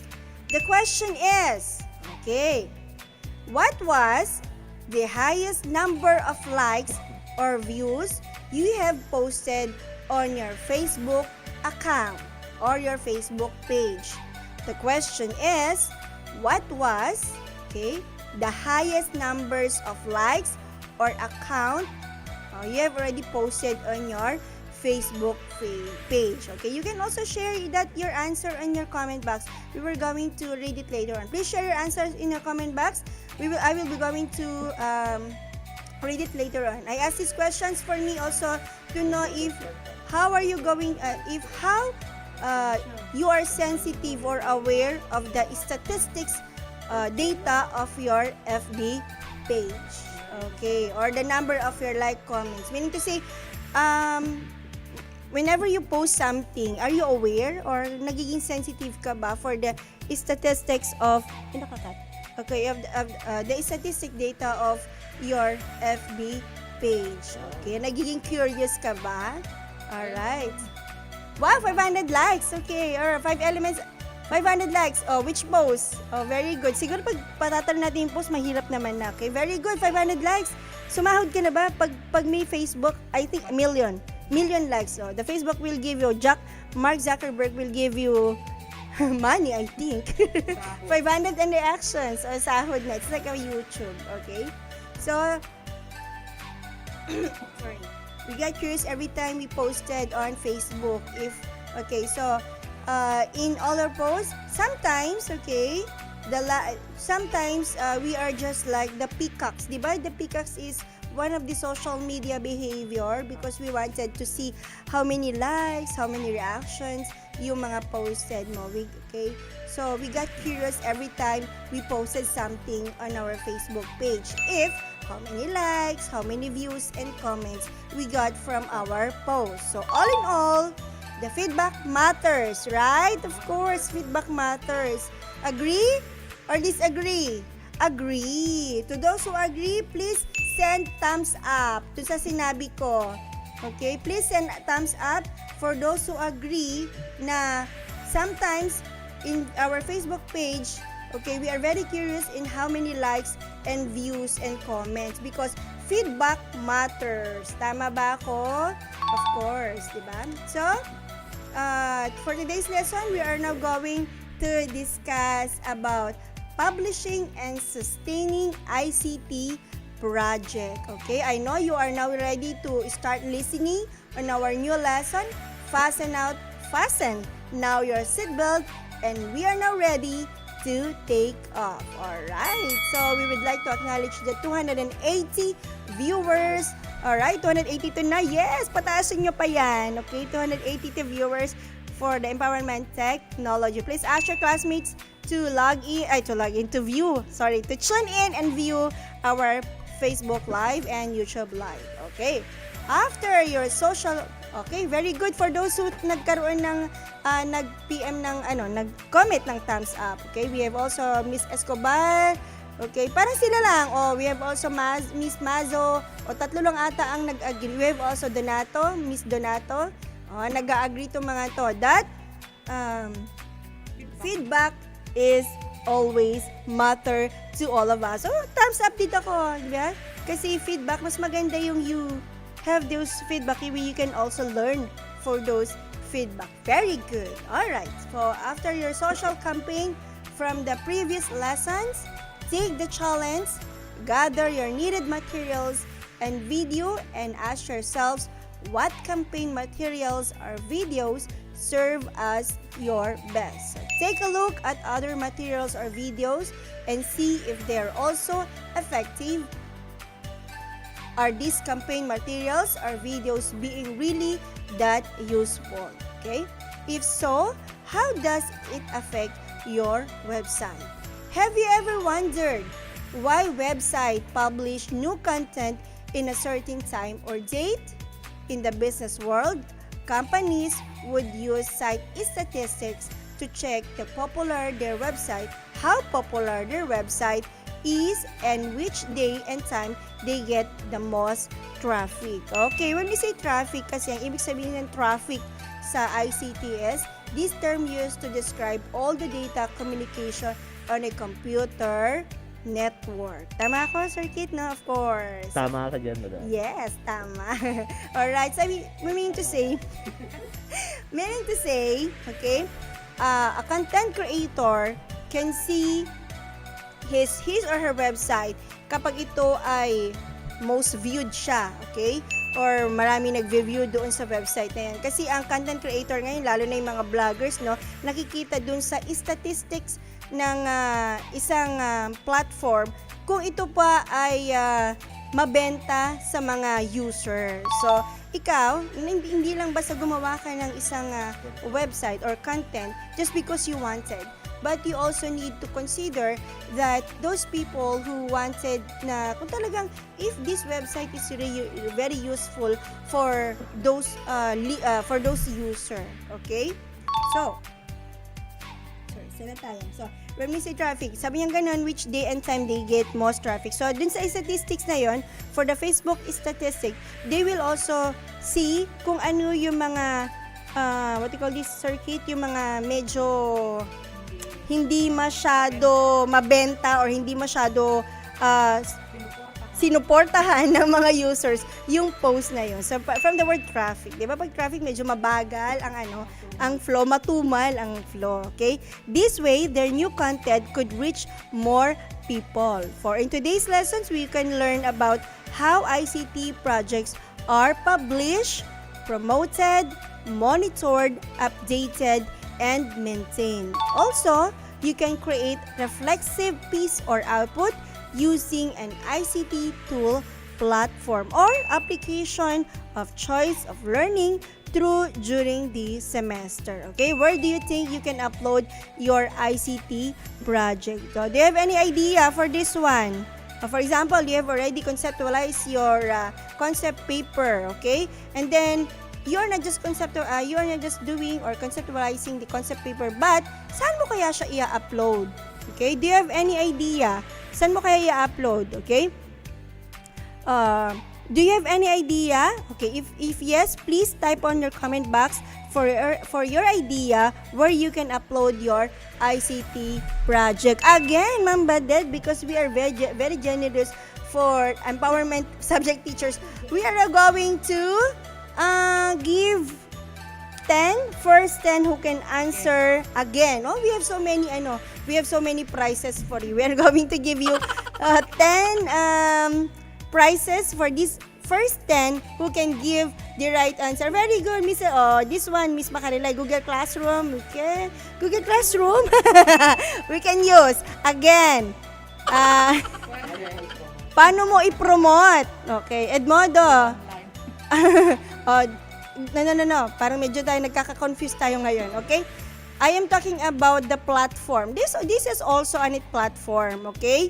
I am asking if you have already conceptualized your concept paper. Like for example, your concept paper is about the advocacy of the teenage pregnancy. So, paano malalaman ng ibang tao na ang advocacy mo is about the teenage pregnancy? How are you going to promote it in the society? What are the ICT platform you can upload your website? Okay, through website. Which platform? Oh, give me. Ang dami yung ginagamit na platform. Edmodo is LMS o learning material, yan po yan. Social. Okay. Or social media. Which kind of social media? Oh, platform. Marami tayong social media platform. Yes, very good. Blog from Miss Mazo. Okay, blog, very good. You can upload ang paper, sa Facebook, yes. We can also, WordPress, very good. And Facebook, and also YouTube, very good. The blog site, very good for those who answer this one. Si Ma'am Badet na ang bahala dyan na mag-screenshot for that first 10 who can answer these questions. Alright, so I would like to also to acknowledge the 266, pababa. Parang ilan kanina? 273 Parang nag-280, biglang nag-275. Nawawala ba ang mga signal nyo? You find your place, you can have your signal. Okay? It's Christmas. 257 na lang. Nako, you will miss half of your life kapag hindi nyo kayo nag-attend for this last year's 2021 RBI for Empowerment Technology. Remember we will going to have the quiz mamaya. Okay? So, stay tuned and please do listen for our quiz. Alright, so I will wait for your answer. Okay, see, your answer in your comment box, most answers are correct. So si Ma'am Badet na yan you are all very good. So we have different platforms to use and upload the ICT project. Okay, first is in the social media. Okay, we can upload our concept paper, our advocacies through Facebook. We can also have that one. We have also from the Instagram. We can also upload it for the Twitter, the Pinterest, the Google Suite, the LinkedIn, okay, and many other. So today, okay, now we are going to talk about the four popular platform. Okay, first we are going to talk about the Facebook. Okay, this one is very popular to everyone. So Facebook is the most popular platforms since this Facebook is a friendly user. Okay, not only that we already familiar with it, okay, on this platform, aside from it is a friendly user, it is also free. Tama ba ako? Free siya. So this Facebook is also one of the best platform that everybody can use it. So I think around the world, from north to south, from east to west of the world, we have all Facebook account. Okay, so number 2, we have also, you listen, you take note of the things that I am talking about, because later on we are going to give away gift again for this lesson. Okay, the number 2 is the YouTube. Okay, we have also the YouTube platform. Okay, this is also popular in video sharing website where registered users can upload and share videos with anyone able to access the site. These videos can also be embedded and shared on other sites. I know that most of you and majority of you already familiar in using this YouTube, especially those who are bloggers. Diba kasi sumasahod sa YouTube minsan? So the more likes, the more shares, the more subscribe, the higher the pay, of course. Okay, so another platform that we can upload our ICT project is the change.org. So I think you are all familiar with the change.org. Okay, the change.org is an open platform with room for a wide range of perspective, so people everywhere can take action on the issues they care about. So people and organizations around the world use the change.org to start campaigns, mobilize supporters, and work with decision makers to drive solution. Okay, the first one is the Facebook page. The second one is the YouTube. These are the very popular. The third one is the change.org, and we can also upload our ICT to the change.org. Last, we can also use the blog site. Okay, sorry, nawala ako. Okay, people and organizations around the world use change.org to start campaigns, mobilize supporters, and work with decision makers to drive solutions. So lastly, we can also use blog site. Okay, we have also the CMS, or what we call the content management system, on the websites to upload our ICT project. Example of these projects are the WordPress, the Tumblr, blog, and etc. So we're talking about the WordPress. For the WordPress, okay, WordPress is a content management system, or the CMS, a platform you can use to build and maintain a website without any knowledge or coding program. Have you ever encountered the WordPress already, the WordPress social platform? Okay, so I think if you're already familiar with it, you know what I'm talking about now. Okay, this software enables you to customize. Okay, this customize just about every aspect of your site. It is also free and open source. Ano ulitin ko po? Ma'am, pakiulit. Ano ulitin ko po? Okay, sige. Ulitin natin ulit ang magbasa. Okay. Sa change.org tayo. Okay, change.org. When we say change.org, it is an open platform with room for a wide range of perspective of people everywhere can take action on the issues they care about. So, ba't umiiyak kayo? Okay? Sorry lang.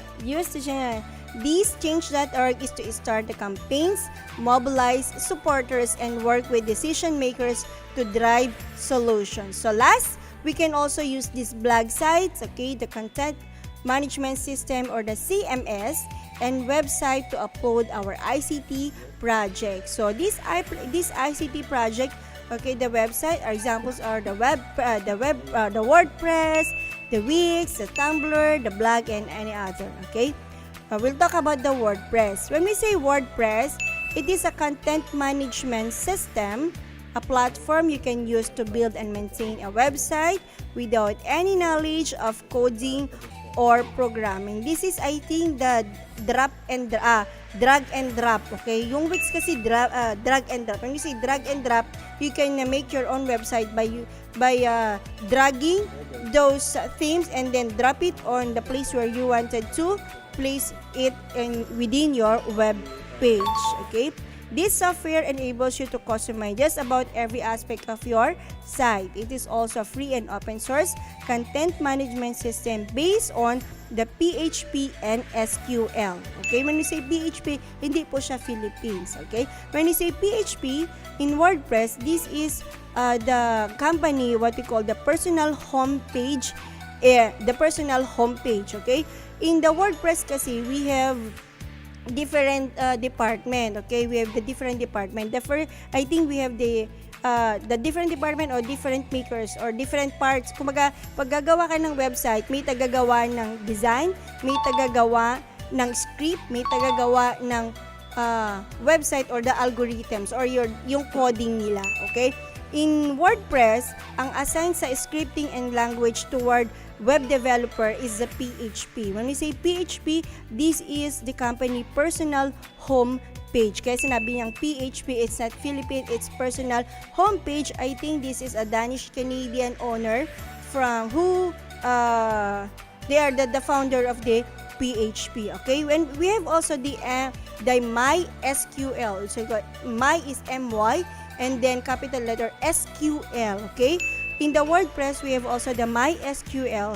They are in charge of the algorithms or the database organizes data into one or more. So, ibig sabihin, kung si PHP are assigned for the WordPress for the script languages towards the web development, and yung MySQL naman are in charge for the algorithms or database organizes data in one or more datas. Meaning to say, may iba-iba silang part para makapag-come up dun sa system ng WordPress. Okay, yung MySQL, okay, yung MySQL may abbreviation siya, okay? Okay, yung My stands for Michael Denius. Okay, sorry Yung My stands for Michael Widenius, a name also of the co-founder, okay? And the SQL stands for Structured Query Language. Kaya sinabi siyang MySQL. Yung MY is galing siya sa name ng co-founder Michael Widenius, and the SQL stands for Structured Query Language. Okay, the WordPress was also created 2003, and the co-founders also are Mr. Matt Mullenweg and Mr. Mike Little. Okay, so that is what we call the WordPress. And we have also the Tumblr, okay? This is not the Tumblr yung mga okay, this is not the Tumblr na baso, okay? The Tumblr is, I think if you're familiar with this is also a social media platform din where this is a free social networking website that allows registered users to post multimedia content to your own customizable blogs. Okay, many Tumblr blogs featured are the humor, the fashion, design, and art. So each Tumblr blog is referred to as a Tumblr log. Okay, members can post text, images, videos, links, and audios files to their Tumblr logs. Okay, a blogging platform, software, or service used to manage and publish content on the internet in the form of blogging. Ano na naman ulit yun? Tumblr. Okay, a blog short for weblog. Okay, weblog. Okay, is a record of users' entire online, usually in reverse chronological order because of the events occurred from first to last. Miss Joanna Navarro, why are you crying, neneng? Okay, so these are the different types of the platform that we can use in uploading our ICT projects. We have so many options to use for us to upload our ICT project in the future. I know that you're already familiar to those platforms that we already discussed, and because we literally use this every day, especially the Facebook, we will continue our lesson after this short break. Present. Herrera. Present. Valera. Present. Handa ba tayo sa school year 2020? Ngayong taon, ang edukasyon tuloy pa rin.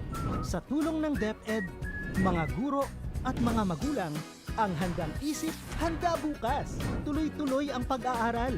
May mga modules para sa iba't ibang antas.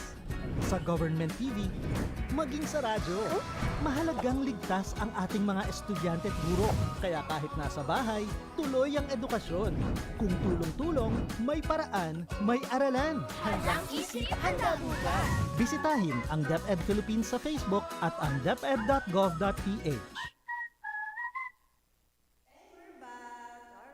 So we're back. I would like also to to remind every one of you who are listening right now to please do not type any unnecessary comment to the chat box, please, because we are going to have the visitor from the other school. So please, nakakahiya naman kapag other division, okay?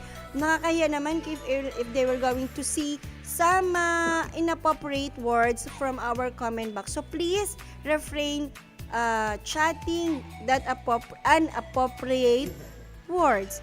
Please lang po. Okay? So, because it's Christmas, hindi magagalit si Ma'am siya, pero makikiusap siya na wag mag-type ng kung ano-anong hindi related sa ating topic. Again, do not type any unnecessary words to our chat box. Alright, and we're back. Again, you're still watching and tuning in INHS SHS Champ Campus Radio 97 MHz. Time check, it's already 11:46 in the morning. So going back to our lesson. As a continuation of our discussion for today's topic, monitoring the site statistics on different platforms. In these two different platforms, we can try to monitor the site statistics of the ICT project we are going to upload, like in the Facebook and WordPress. In WordPress, please take note that once you log in the WordPress account, you are now what we call a reader tab by default. So simply click on my sites. Kapag naka-open yung yung WordPress nyo, and from there you will see the statistics from your website or from your web page. Okay, I would like to acknowledge na 259. Please pataasin nyo para makabit tayo ng ibang mga makabit tayo ng ibang subject. Joke lang. Please ask your classmates to tune in because after how many minutes we will going to give you a 10-item quiz about this one. So please listen very well, okay? We will not going to give special quiz, no? We're not going to give a special quiz. Kung sino lang yung mga nag-take ng quiz ngayon, those people na gagradean namin. And for those who will take the quiz, yun yung mag-add kami ng additional points for them. So lugi yung mga hindi nakapag-tune in. Bahala ko dyan. Alright, so on monitoring the site statistics on different platforms. In these two different platforms, we can try to monitor the statistics kanina nga yun, no? About the ICT project. We can also monitor the statistics in Facebook and WordPress. Okay, for the WordPress, the My Site tab is located at the upper left of the website if you're using the WordPress. So WordPress offers statistics about each post that you made. So you can check the blog's popularity daily, weekly, monthly, and annually. So Facebook also offers statistical tools capable of telling the page owner about the page performance. So it also includes the demographic of the pages visitors, which is essential in creating and posting future content. In monitoring the site statistics in using the Facebook page platform, a summary of statistics will appear on the right side of your cover photo. So clicking on the Insight tab located at the upper left of your page. Anyway, para alam ko na medyo nalito kayo sa mga pinagsasabi ko, Circuit will project, okay? Ipo-project niya ngayon yung we're going to have the example for the Facebook page. So in Facebook page, you are going to create your own Facebook page within the Facebook website. So doon, you will going to the statistics will give you an statistics data on the overview, the likes, the reach, the visit, posts, and people. So yan, okay. Alright, so ayan, nakikita niya po ba? Nakikita na po ba yung project ni Sir Kit? So please type on thumbs up if you have already showed the Please JM Estrada, please delete your comment please. Okay, please JM Estrada, please delete your comment. Okay, kung ayaw nyong ma-special mention kayo please. Alright, so okay, yes po. Thank you very much Miss Alejo. So, and this is an example of the Facebook page. Okay, this is an example of the Facebook page. Kasi before you're going to make, you can identify the statistical tool of your Facebook. In your Facebook account, you are going to make your Facebook page within the Facebook website. Remember, there are difference between the Facebook page and the Facebook website, diba? The website is the combination of two or more web pages. The web page is one page alone. Okay, now, if you can see, this is an example of the Isabela National High School, Senior High School FB page. Okay, tingnan natin kung ilan yung mga nag-react na dito sa page. Okay, you go to this insight. Okay, dun sa manage page. Okay, dun sa baba, on the left side, siguro i-landscape nila lang yung cellphone nyo para makita nyo. On the left side, you will see the manage page. Okay, and then on the sa baba niya, you will see inbox, planner, newsfeed, home, circuit. Pakibaba. Okay, we have also paki-back po, circuit. Okay. Okay na yan. Okay. Makikita nyo yung insight. Doon sa insight, you're going to click on the insight and then you can see this the page summary. The first one is the overview. When we say overview, it is contains the summary of the statistics about your page like. So ito yung clinic ni Sir Kit, yung overview. So dun sa overview, under the overview, you can see the action on page, the page views, the page likes, and other page that in the interaction within the user and the page alone. So meaning to say, if you're going to click on what you're going to click, circuit, if circuit, we're going to click the page view na lang because medyo malaki siya. 488 views ba yan? 488. So, on the page views, you can see 488 views already on that particular post or on that particular page. Okay. From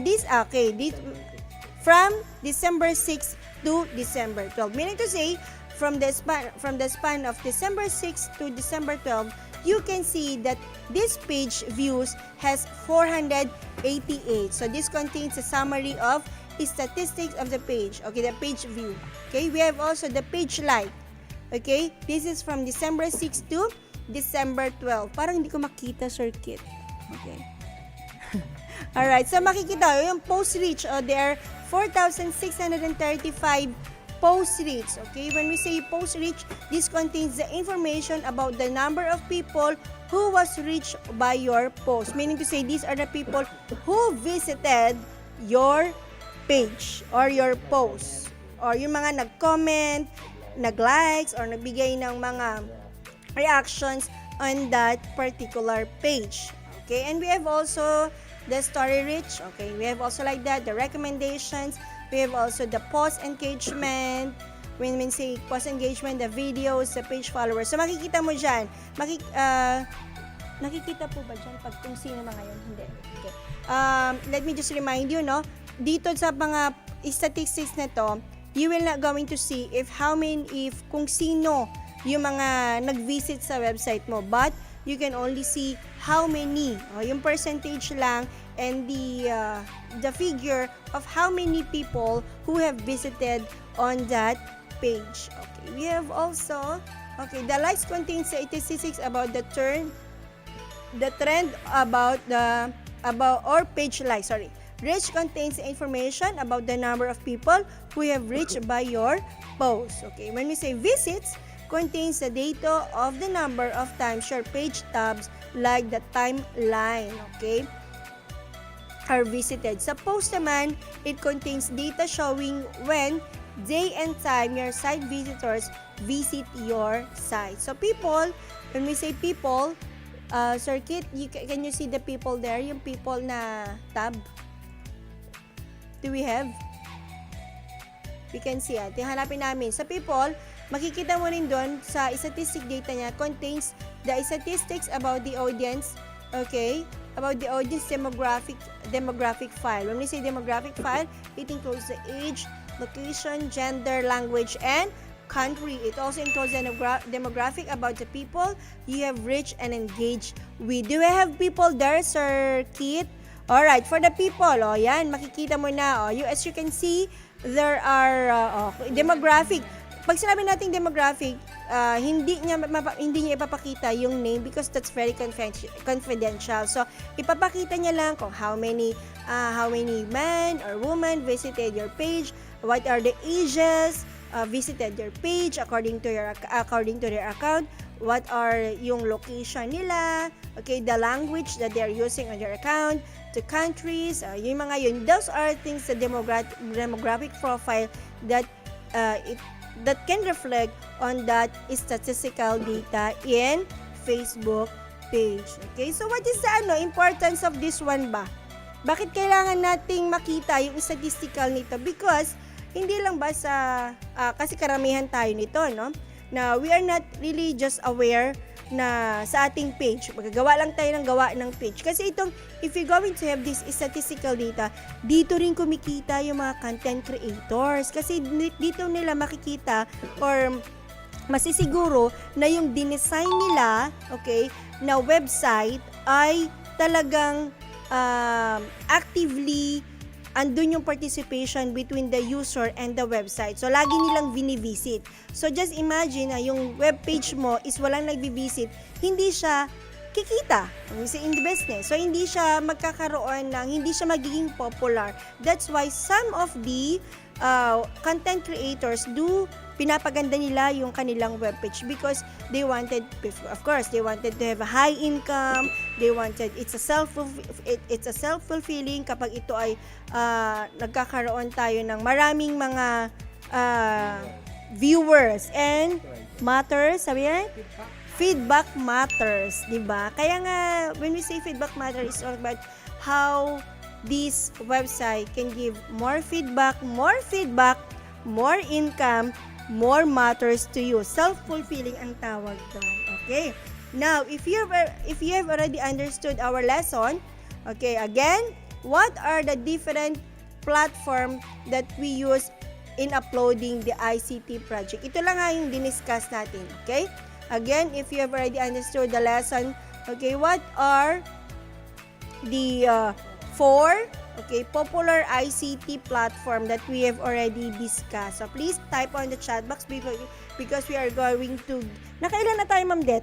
20. Naka-20 na tayo. O, syempre, mahal na mahal natin sila, no? We're going to give again 10 additional gifts for the first 10 for the first 10 who will answer the correct answer for this one. Again, the question is, okay, what are the different platform we may use in uploading our ICT project that we have... excuse me lang po.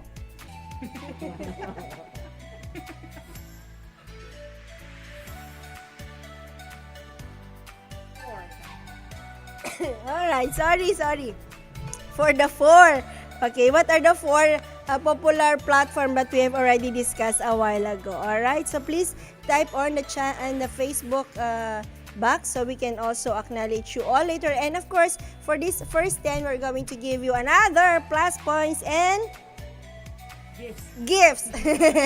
Gifts from the empowerment teachers. Ang galante ng mga empowerment teachers. 30 na aming pamimigay na aming mga gifts. Do not worry, hindi kayo madi-disappoint sa aming gifts because Christmas is about giving. Alright, so please type on the chat box. So, we will be right back after this short break.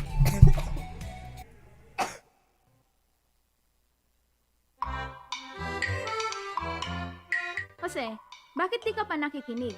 Oras na ng klase ninyo sa radyo Hindi naman po ako nakikita ni teacher eh. Huwag magpabaya sa pag-aaral. Ang pagsisikap ay daan sa pag-unlad. Isang paalala mula sa DepEd Region 2 at ng himpilang ito. And we are now back again. Alright, so you need to key your Alright, so bahala na si Ma'am Badet for those answers. Again, 200, bakit pababa na tayo ng pababa? Kanina 280 lang, ngayon 248. Please ask your classmates to tune in because we will going to have a quiz in a short while. Okay, now we are going to continue our lesson, okay? Yeah, time check, it's already 11:59. 1 minute na lang, hindi na. 1 minute na lang. O sige, overtime na tayo. Alright, so you need to key in the mentioned platform that is I use upload an ICT project. Again, we will going to get first the 10 who can answer correctly your answers, okay? In your learning activity sheets, pages 23, let us answer the learning activity 1, okay? Write T if the answer is true, alright? Write F if the answer is false, okay? Please bring out any sheets of paper. Pag any sheet of paper, clean paper ha, hindi lang bala sa any sheets. Please bring out any sheet of paper where you can answer these questions. Okay, are you ready? Okay, wag pabagal-bagal kasi 1 minute na lang before it's 12 o'clock. Okay, we're going to take the quiz already. Okay, the instruction is write T if the statement is true, write F if the statement is false. Okay, we're going to check it later on for this one. Alright, so please after you have already answered this one, please screenshot or picture your paper. Then later on, send agad sa GC nyo, on your GC sa Empowerment Technology ha, hindi sa GC ng ibang subject, but GC sa group chat ng Empowerment Technology. Doon namin i-check later on kung sino talaga yung nag-quiz. Right? Okay, so alright, so and then alright, ready na kayo? Do you have ready your paper with you? Again, the instruction is get a clean of paper, any sheet of paper, basta clean po siya. Okay? Erasures means wrong. Okay? Write T if your statement is true. Write F if the statement is false. After that, if you have already answered this one, and then we're going to check it later on, remember, erasures means wrong. Picturean nyo, then send it to your group chat in Empowerment Technology. Okay, this is for 5 minutes lang. Ay, mamaya pa yung countdown. Okay, sige. Number 1, write T if the statement is true. Okay, Raymar, wala pang tanong. Ano yung T? Wala pang tanong. Excited? Excited. Okay, for number 1. Write T if the statement is true, F if the statement is false. Again, T or F lang ilalagay ha, hindi word. Okay. Number 1. The overview contains the summary of statistics about your page. The overview contains the summary of the statistics about your page. Is it true or false? Very good. We proceed. Number 2. The rich organic means your post seen through paid ads. Number 2. The rich organic means your post seen through paid ads. Is it true or false? Ay, again, yung mga ABM and STEM, again, I would like to, sa sheet of paper po, wag po sa, natin ha, wag sa group, wag dito sa FB Live. Kasi everybody can see your answer. This is quiz. Sala, they are not listening again. Again, please bring out a sheet of paper. Any sheet of paper, you can also, doon mo ilalagay. Naku po. Awanon, nakita na nila yung mga answer nyo. Awan, free quiz na nga rin ito. Again, you're not listening to the instruction. Again, get any sheet of paper. In Tagalog, kumuha ng kahit anong papel, basta malinis. Okay? We write your answer there again. Okay? Please remove your answers, those who are sending the false and F and false. Ganun, okay? Remove it. Okay. Kahit man mag-send kayo na mag-send yan, hindi yan ika-count namin. Ang ika-count namin yung nasa papel. Okay? For the number 3. Okay? Again, in a sheet of paper, and then, i-picturean nyo mamaya. For number 3, sige, kahit mag-send kayo na mag-send, hindi yan makakount. Okay? For number 3, the demographic is to the statistic characterizing, the number 3, demographics to the statistics is characterizing human. Okay? Number 3, the demographics to the statistics is characterizing human. Is it true or false? Okay. You're not listening, some of you. Okay? Again, not in the chat box, but in your paper. Number 4, the rich contains data of the number of times your page tabs are visited. The rich contains data of the number of times your page tabs are visited. Is it true or false? Number 5. The rich paid your post is not seen through paid ads. Number 5. The rich paid your post is not seen through paid ads. Is it true or false? Okay. Naku, ang dami-dami nilang nagpo-comment dyan. Minus na itong mga taong to. May estudyante na to. Sabi ko sa sheet of paper eh. Okay, number 6. Ano number na tayo? Number 6. The likes contains statistics about the trend page likes. Number 6. The likes contains the statistics about the trend of page like. Number 7. The reach contains information about the number of people who was reached your post. Number 7. The reach contains information about the number of people who was reached your post. Number 8. The demographics include the age, the gender, the income, location, and language. The demographic includes are the age. Mabilis ba? Number 8 pa nga rod. Okay, Number 8. The demographics includes age, gender, income,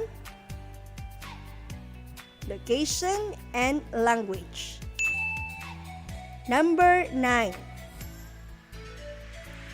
Post clicks refers to the number of clicks done to your post. Number 4 pa lang na. Ano be? Okay. Sige, balikan natin mamaya. Okay, number 9. Number 9. Post clicks refers to the number of clicks done to your post. Okay, is it true or false? Number 10. People contains statistics about your audiences. Number 10. People contains statistics about your audiences. Okay, because it's Christmas. Okay? Because it's Christmas, uulitin na lang ni Ma'am Sha ang question. So, listen very well. Okay. Number 1. Again, number 1, I will only read twice the question and then proceed na ako. Okay?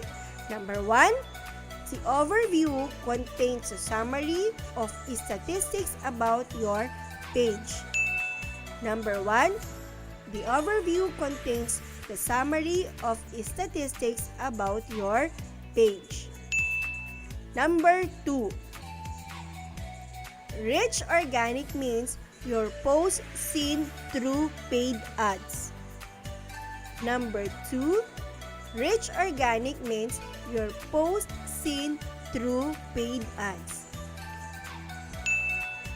Number 3, demographics to the statistics is characterizing human. Number 3, demographics to the statistics is characterizing human. Number 4, the rich contains data of the number of times your page tabs are visited. The rich contains data of the number of times your page tabs are visited. 5. The rich paid your post is not seen through paid ads. Number 5. The rich paid your post is not seen through paid ads. Number 6. The likes contains the statistics about the trend of page likes. Number 6. The likes contains the statistics about the trend of page like. Number 7. Rich contains information about the number of people who was reached your post. Number 7. Rich contains information about the number of people who was reached your post. Number 8. Demographics include age, gender, income, location, and language. Demographics includes age, gender, income, location, and language. Number 9. Post clicks refer to the number of clicks done to your post. Number 9. Post clicks refers to the number of clicks done to your post. Number 10. People contains statistics about your audiences. Number 10. people contains statistics about your audiences. Alright, we're going to check it now. Number 1. I already repeat it. No more. Okay? Number 1. Is it true or false? True. Check your own paper. Honesty is the best policy. No erasures. Erasures means wrong. Okay? After ng number 10 ko, picture sent to your GC. Okay? Number 2, false. F. Okay? Number 3, F. Okay? Number 4, true. 5, true. 6, true. 7, true. 8, true. 9, true. And 10, true. Timer starts now. Please take pictures of your answer. Send to your group chat. Timer starts now. From 12:11 to 12:14 only. Okay, from 12:11 to 12:14 only. Okay, very good. So, beyond that, hindi na siya counted. Alright, so, thank you. There you have it, class. We have just finished discussing our lesson for today. So, congratulations, grade 11 learners, and thank you for the 241 viewers for today. Okay, we did not beat, no? The 300 plus, sabi ko naman sa inyo eh. Okay, congratulations for the grade 11 learners, and thank you for your active participation today.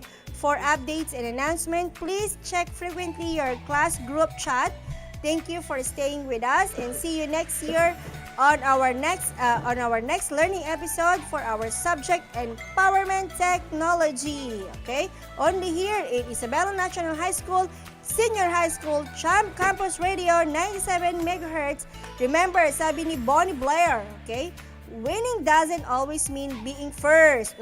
Take note. Winning doesn't always mean being first.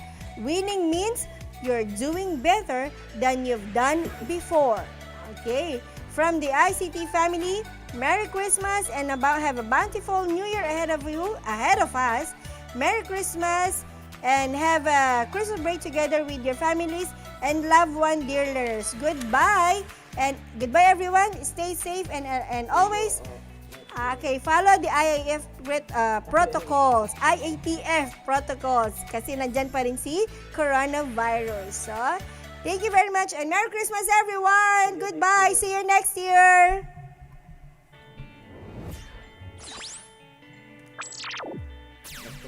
That concludes our learning episode in ICT.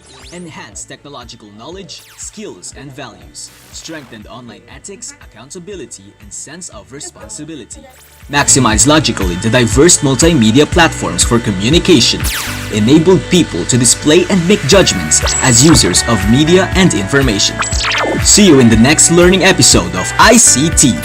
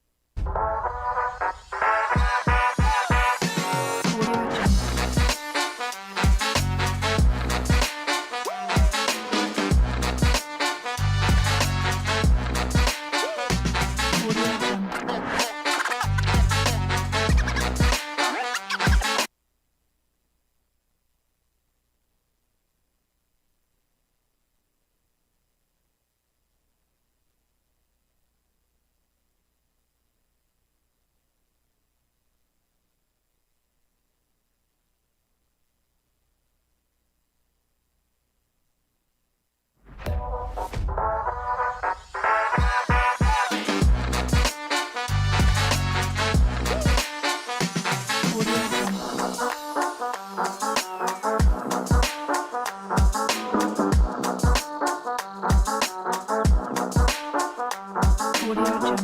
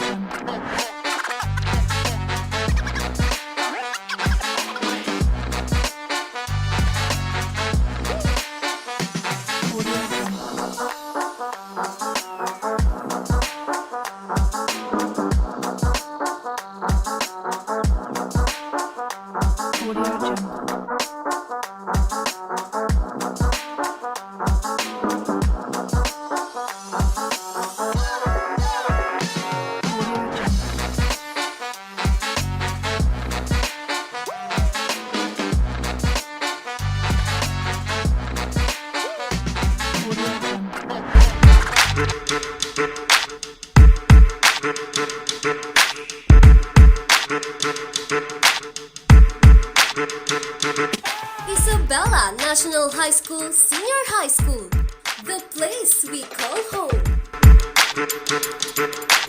From INHS Senior High School, Champ Campus Radio 97 MHz, we bring you INHS SHS Kamustahan Alumni R. Championing inspiration, championing excellence.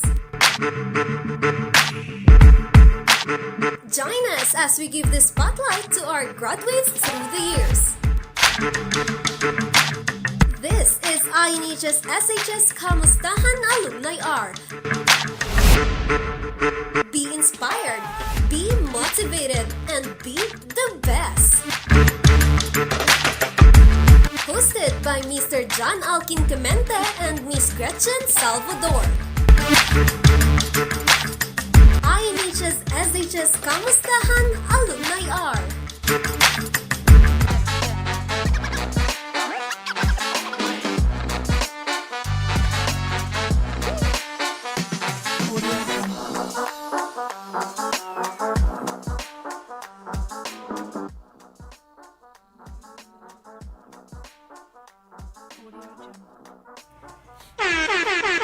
Alright! Amazing afternoon, Isabella National High School, Senior High School. Amazing afternoon, Senior High School, and amazing afternoon, City of Ilagan. This is your teacher broadcaster, Christian Paul Organgan. And I am your teacher broadcaster, Erika Ballesteros, your guest host for this afternoon's episode. Welcome to our 5th episode of the INHS Senior High School Kamustahan, or the Alumni Hour, here only at INHS Senior High School Champ Campus Radio 97 MHz FM. Good afternoon and welcome, Ma'am Mia, sa ating favorite afternoon segment. And syempre, thank you for having you here as my guest co-host. No, I'm also a guest co-host.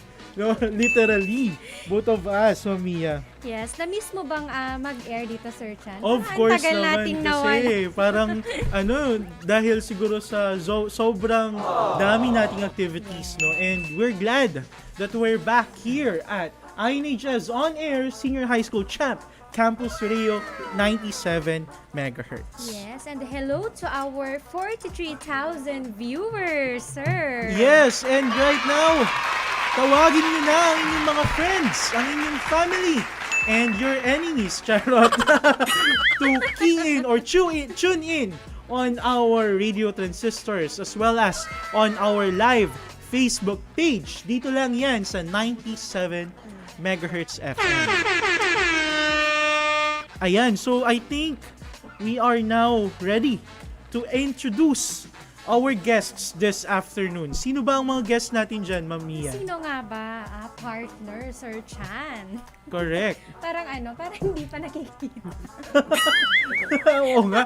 Parang surprise siya. Parang surprise pa, Siguro surprise sa ating mga listeners. Hindi halata Surprise.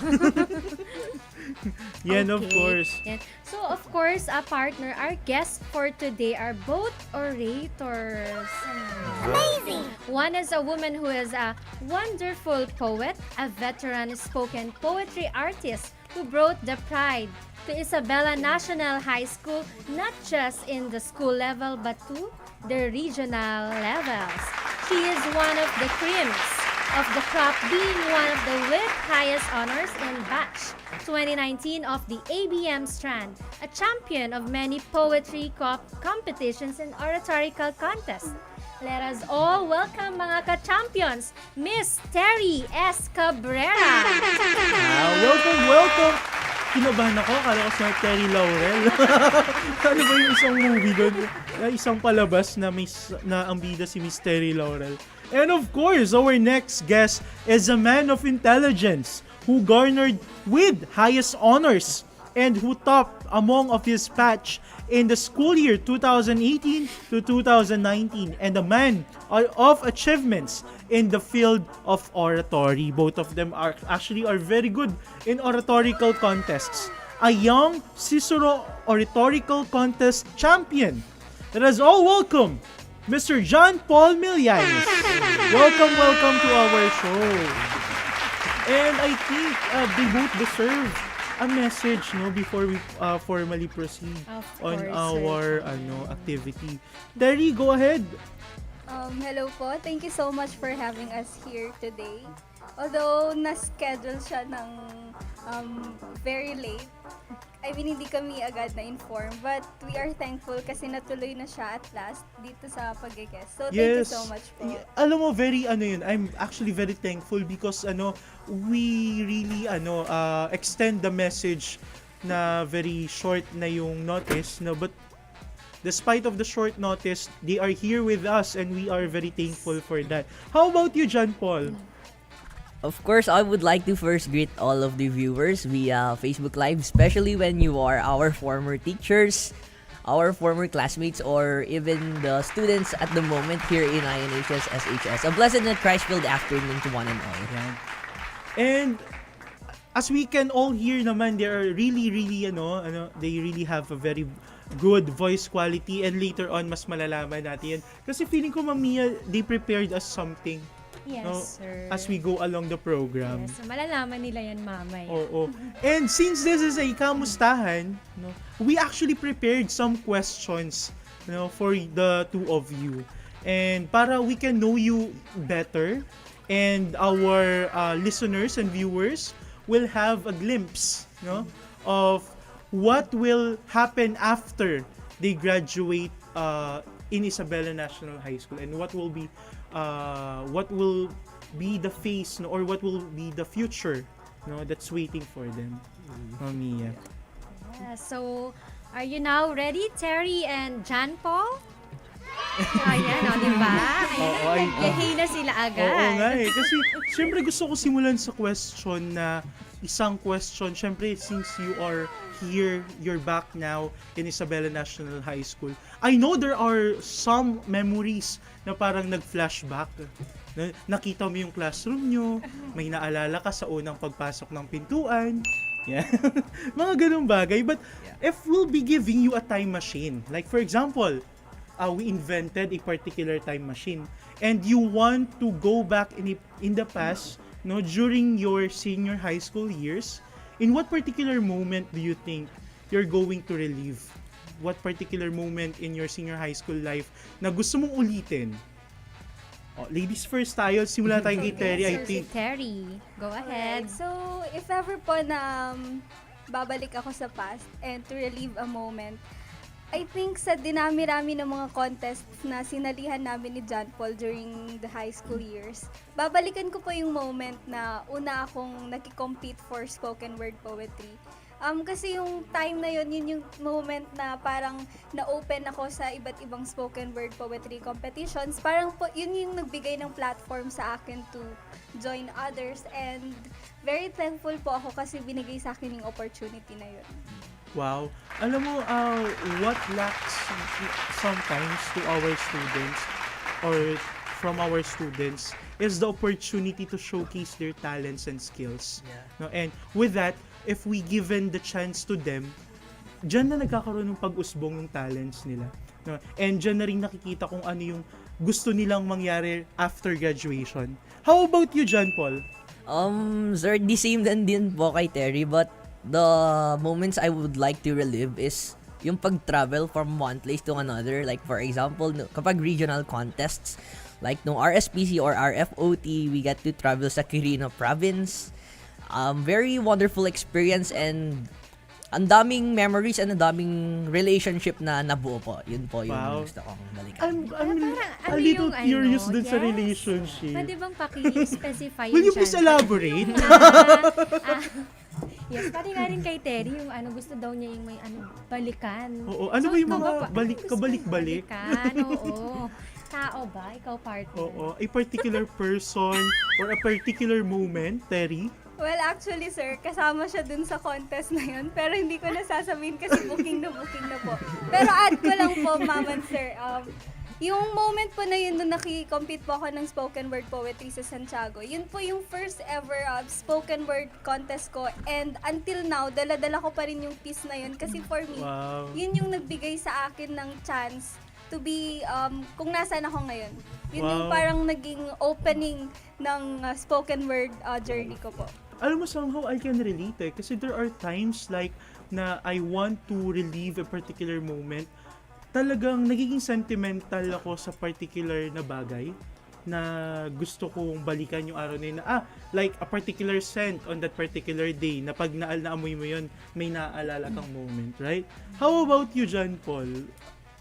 Ano yung, like, is there a particular person na, or an existing person na gusto mong balikan yung moments with him or her? Yes po, siguro po yung mga former teachers ko po kay Sir Joey, Ma'am Mia, Mamu, si Ma'am Vic. Yun po, yung mga naging advisor ko rin po sa si Ma'am Cheryl and Ma'am Sandy during grade 11 and grade 12. Lahat po sila. Of course, huwag mo namang kalimutan si Ma'am Mia. Yeah. Oo, Nabanggit ko na siya. Yun po, madami silang na-impart and yun yung parang pinangahawakan ko din ngayon until college, yung mga lessons and the chance to be coach nila, yung mga Oo, kasi a while back, this morning, I was actually having a conversation with Ma'am Victoria and Ma'am Sharon told me na, naku, papuntahin mo si Ma'am Victoria doon at tatawagin siyang mamu-mamu. So, I'm quite have the background with regards to mamu thing, no? But I know na you had a very wonderful time here in Isabela National High School. But let's go back, no, on earlier times pa, like before you entered Isabela National High School. What are your impressions, like expectations, or somehow your idea about Isabela National High School when you hear the school Isabela National High School? Siguro po yung when I was way back elementary, I used to compete na rin po kasi here in Isabela National High School, and whenever naririnig ko yung INHS, Home of the Champions po talaga yung parang pumapasok sa isipan ko kasi nung competition ng elementary sa high school category, sila po yung nananalo. INHS po lagi yung nananalo. Yan. How about you, Terry? Same with John Paul po, sir. Although, isa ako sa mga students na hindi talaga palaging lumalabas. And kapag naririnig ko yung word or yung name ng Isabela National High School, palaging pumapasok sa isip ko yung word na champion. Kasi 'di ba, every time na makiki-contest ka, merong isang school na talagang nag-stand out and palaging nakakakuha ng mga awards, and Isabela National High School, yung palaging ganun po yung scenario. So I think champion ng Isabela National High School. Yes, Isabela National High School, great is your name, sabi nga nila, no? Yes, the school mantra, yes, sir. siguro ako as not totally an outsider, but kasi I didn't graduated here in Isabela High. But I truly believe that Isabela High is always on a peak of glory, no? And as I entered Isabela High, talagang ganun naman talaga, no? And we are embodying the ideas and legacies of Isabela National High School. Yan. And of course, syempre being one of the alumni, no, members of the alumni community of Isabela National High School, is there a particular suggestion that you want to share with us as the existing teachers in Isabela National High School? Like for example, na a particular moment na after graduation, sana ganito yung nangyari nung nandun pa kami sa Isabela High. Is there a particular situation? Siyempre partner, kailangan nilang ayusin yung sagot nila. How about you, Terry? Alright, sir. Hindi naman po sa pambobola, but I think kung magsasuggest po ako, wala po akong maisasuggest. Kasi di ba, progress is a process. And Isabela National High School, kung nasaan man itong school na to ngayon, yun dahil sa collective effort ng mga teachers and ng mga administrators. And siguro, wala po talaga akong maisasuggest kasi ang ganda na po ng school natin ngayon eh. Parang wala na. How about you, John Paul? The same with me, pero siguro ang maisasuggest ko lang siguro is nasulit ko pa siguro yung time yung time noon kasi may pandemic na ngayon. Siguro mas nakiban pa ako sa mga classmates ko kasi onti lang talaga yung close ko sa kanila, di ba? Yes. Yeah. So, kasi being a senior high school student, it's like a one-of-a-kind experience. If I'll be asked to go back in time and restudy, I'll choose to undergo the K-12 program wherein I can have my time, no, as a senior high school student. Kasi I think mas marami kang matututunan, mas magkakaroon ka ng maturity and all as you face a higher level in your life. Parang we're continuously leveling up. Yes po. And so much about INHS, no? Yes, sir. Let's talk about yourselves. Is there a particular wish that you want to cast right now? Do you have any? Interesting question yan, partner. For me po, ang wish ko for myself, sana hindi ka nakinig sa mga sinasabi ng ibang tao. Kasi simula nung nakinig ka sa sinasabi or sa expectations nila, parang naniwala ka na rin na hindi mo kaya. So sana nung time na binabato ka ng mundo, hindi ka naniwala. Sana nung time na sinasabi nilang hindi mo kaya, sana hindi mo pinanindigan. Kasi sabi nila, what other people believe in you, you will also believe it in yourself. So, sana, yung wish ko, sana hindi ka na lang nakinig para kung nasan ka man ngayon, masaya ka. Alam mo, it's quite philosophical. Yes, sir. Ikaw rin ba, partner? Ako, I have moments like that. And until now, I think I can agree with you. No. There are always, as on my age, I'm already 25. May age reveal. Ayoko na. May age reveal. Like, there's a particular time in my life, like, I really want to tell my past self na you shouldn't have listened to them. Yes. Na parang there are some regrets I have right now because I listened to them. Not in a way na I listened to their comments, na parang mas nag-listen ako dun sa mas negative part. Yes. And I think nagkaroon ng delay sa growth, but I know for sure we will turn those the compliments, I should say, as Yes, fertilizers, no? Para mas mag-grow makinig tayo. tayo to the things or to the ones that matters. Oo. sir. Totoo. How about you, John Paul? Do you have like a particular wish? Insofar as may pandemic, gusto ko na sana matapos nitong pandemic and magkaroon na po ng face-to-face because the environment is totally different from our house kasi hirap ako mag-aral kasi ang daming barriers na nakaka-affect sa ating pag-aaral. Siguro yung mga viewers din natin gusto na rin mag face-to-face actually. Yun po yung wish ko. Yan. And some of our viewers actually have their own wish. No? Sabi ni JP De Manzana, ako din may wish na sana wala po muna activities this Christmas break para masaya ako sa Pasko. I think naman our teachers are very understanding in giving a free time to celebrate. Yes, noted, JP De Manzana. To have a get-together with their loved ones, right? Yes. I think I agree with that. Yes. Totally. Yes, Like, sir. Ay, parang yung nag-viral sa Facebook, sir, na ayaw naman natin na isusubo mo na nga lang daw yung fruit salad tapos iisipin mo pa yung okay, peace tayo, sir. Parang research ata. Isipin mo pa yung mga ayaw naman ni Sir Chan naman. Iniisip kayong research bago nyo ginunguya yung fruit salad tsaka Shanghai. Sabi po sa Facebook doon, yung mga teachers na magbibigay ng activities sa Christmas, walang matatanggap na Christmas party. Ay, sorry, natanggap na. Sayang. Actually, ubus na nga eh. Ubus na. Napapastreet na ni Madam. Ayan, so you mentioned about this pandemic and you also mentioned your some adjustments and barriers and challenges as students, no, in the college level or in tertiary level. Like, is there a particular adjustment na sobrang hirap for you from face to face, going to digital, going to virtual classes? Online learning. Yes po, sobra. Especially sa accounting and law subjects namin. During face-to-face classes kasi, di ba, our professors, do the lecture. And now sa digital or online classes, very limited na po yung pag-discuss nila. So, talagang aasa ka sa sarili mo. Maniwala ka sa sarili mo and do your part. Read until you comprehend and understand your lessons. So, yun po.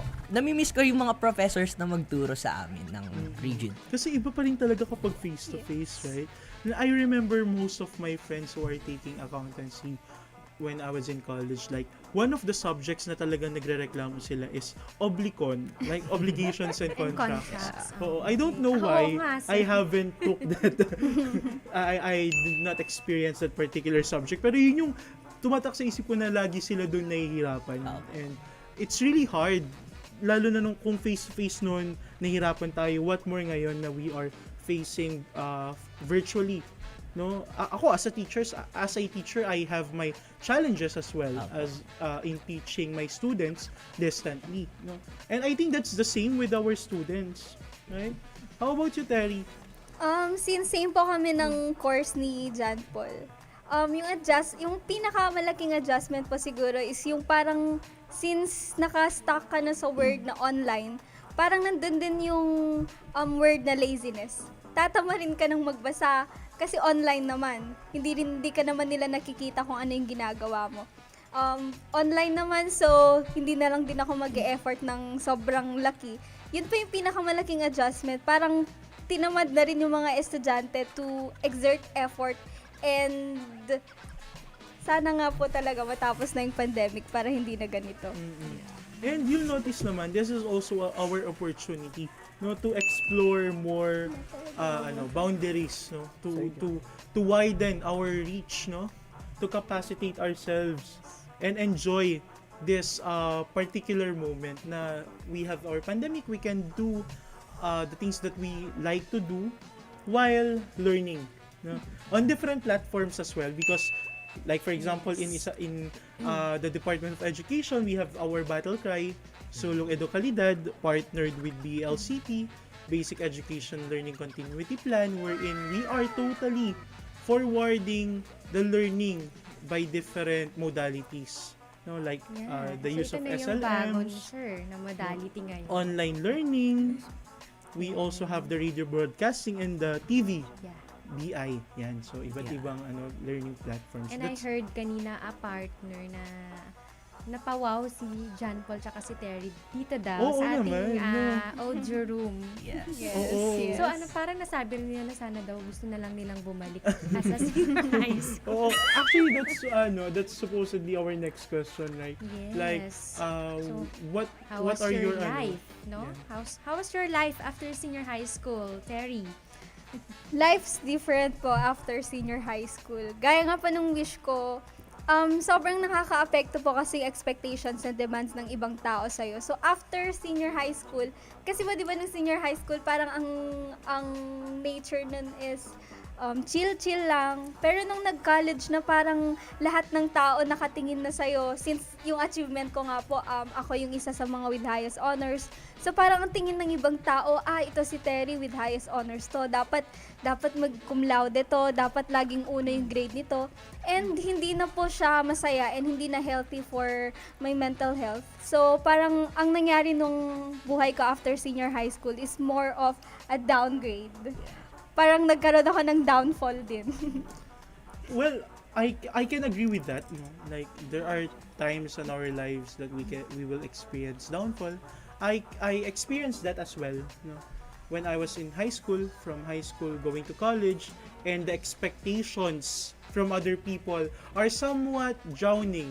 Yeah. Na parang nalulunod ako, like the expectations about you, and I know that you can feel that as well. No, how about you, John Paul? For me, life is tougher nung nag-college na ako. Like, sabi nga ni Terry nung high school, we're used to top the class. Yeah. We're used to get high grades or high scores during exams and quizzes. Pero nung college po, sobrang iba.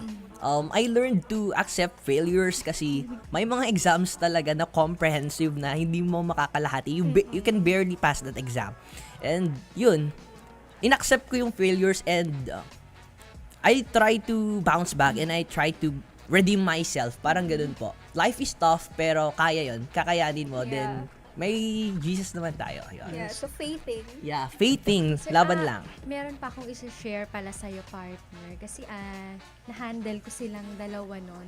Hindi lang talaga sila mabait, hindi lang sila matalino, pero napaka-generous nilang dalawa, partner. Kasi first time kong nagkaroon ng estudyante na tinanong nila sa akin nun kung ano ang grade nila, partner. Tapos tinanong din nila yung kung sino yung mga mababa. Syempre, si ma'am masyadong honest. So, nasabi ko nun. Tapos, sinabi nilang dalawa sa akin, ma'am, pwede po bang i-share po namin yung ibang points namin dun sa mga classmate namin na mabababa ang scores or grade. So, ako nung araw na yun, Sir Chan. Pero hindi ko na sasabihin ko anong ginawa ko. Pero I'm totally happy to have you here, the two of you, because it's actually my first time to meet the two of you, and we haven't met before. Yes, sir. Since you graduated on the time that I got in Isabela National High School. Well, I'm very happy that we can have this kind of conversation with these two young students here in front of us, because there are a few people lang talaga na you can ask serious questions and you can actually squeeze good answers from them, na to the point na you as an individual will also think na oo nga dapat ganun. Parang I have those kinds of realization. Right now, partner. Oo naman. No? And I know that both of you entered accountancy, right? Yes. And are you enjoying it? Maybe. Yes, sure. Kailangan. Opo, kailangan i-enjoy yung process. Naka-open air sila, partner. Kailangan natin i-enjoy. Yes, sir. Parang hindi ako convinced. Yeah. And since napag-usapan natin yung ganun na nagkakaroon kayo ng realizations about your past, no? Can you have, or do you have anything to say to the present batch right now, who's maybe undergoing the same feelings, the same sentiments that you had when you were on their situation? like a message to the incoming freshmen Or advice. or advice? Okay po. So, to the incoming freshmen, ngayon pa lang, allow yourselves to commit mistakes. Although hindi siya magandang pakinggan na hahayaan mo yung sarili mo na gumawa ng mga mali. Parte siya ng pagkatao natin, parte siya ng process, and we should accept and embrace the process kasi yun yung magbo-mold sa atin into who we are, and allowing yourself to commit mistakes will help you to learn eventually. And sa mga incoming freshmen, ngayon pa lang matulog na kayo ng maaga kasi kapag pumasok na kayo sa sa college, Yes, very true. hindi ko na alam kung makakatulog pa kayo. Yung matutulog ka ng maaga versus matutulog ka ng umaga na. Yeah. At dahil dyan, Terry, dahil inalaw mo ang mga viewers natin na mag-commit ng mistakes, nako sir, nanganganib ang mga module natin. Baka puro mistake. Sabi kasi ni Terry, okay lang magkaroon ng mistake. Hindi. Siguro philosophically, you will learn from it. And what matters the most is when you made a mistake, make sure na you will get something, some learning out of it. Kasi parang ang pangit lang na nagkamali ka pero wala ka namang natutunan. Parang mas okay like you made mistakes and that's your stepping point to do greater things after that particular mistake. How about you, John Paul? Siguro po ang may one piece of advice that I could give from them to them is uminom na sila ng kape habang maaga pa. Joke. Kidding aside, maniwala ka sa sarili mo. Kasi sa college, yung sarili mo lang din yung kakampi mo. Like, may mga, just like what I've said earlier, may mga times na talaga na hindi ko po nakakalahating exams. So, very contrary dun sa senior high school journey ko na I almost perfect exams, ganon. I learned to accept failures. I have learned to accept defeat po. And I try to redeem myself every day and believing in myself po talaga yung naging puhunan ko. And especially sa mga hopefully, mag-face-to-face na tayo next school year. Sa mga mag-boarding house or mag-school sa malalayo, i-ready nyo na yung mga sarili nyo sa mga chores aside from academics. Yun po. Both of you are away from home in studying or both of you? Yes po, during face-to-face classes po. But now, since it's because at home na and we are having distance learning. And yun nga, since I totally feel that there's some cultures different from senior high school going to college, right? And what do you think is the difference between the senior high school time, your moments in senior high school versus college in terms of academic culture? Yes po. Sa akin po, based on my experience, kasi yung mga classmates ko po, mostly from Cagayan po talaga sila, from Tuguegarao City Science High School, from Cagayan National High School, schools from Cagayan, etc. So, ang ko po is, yung competition po is, sa sarili ko na lang din po, hindi na po ako nakipag-compete sa mga classmates ko, kasi in-accept ko po na, hindi all the times ako pinakamatalino, hindi all the times ako yung mag-highest or ako yung magtatap sa klase. I learned to accept my failures and I learned to makipagkaibigan sa kanila rin po. Yun po, kasi nag-iisa po ako during my time galing sa Isabela National High School po. Yun po. You know what? Parang, kasi totoo naman yun, na the only person na dapat kinoconsider mo as competitor is yourself because you really have to get better, to get better to your old version. Yes, sir. Dapat mas magaling ka sa sarili mo kahapon. Yes, something tama like po. that. And I think mas okay pag ganun yung idea, yung perception natin. How about Terry? Siguro po yung difference is yung mindset ko po.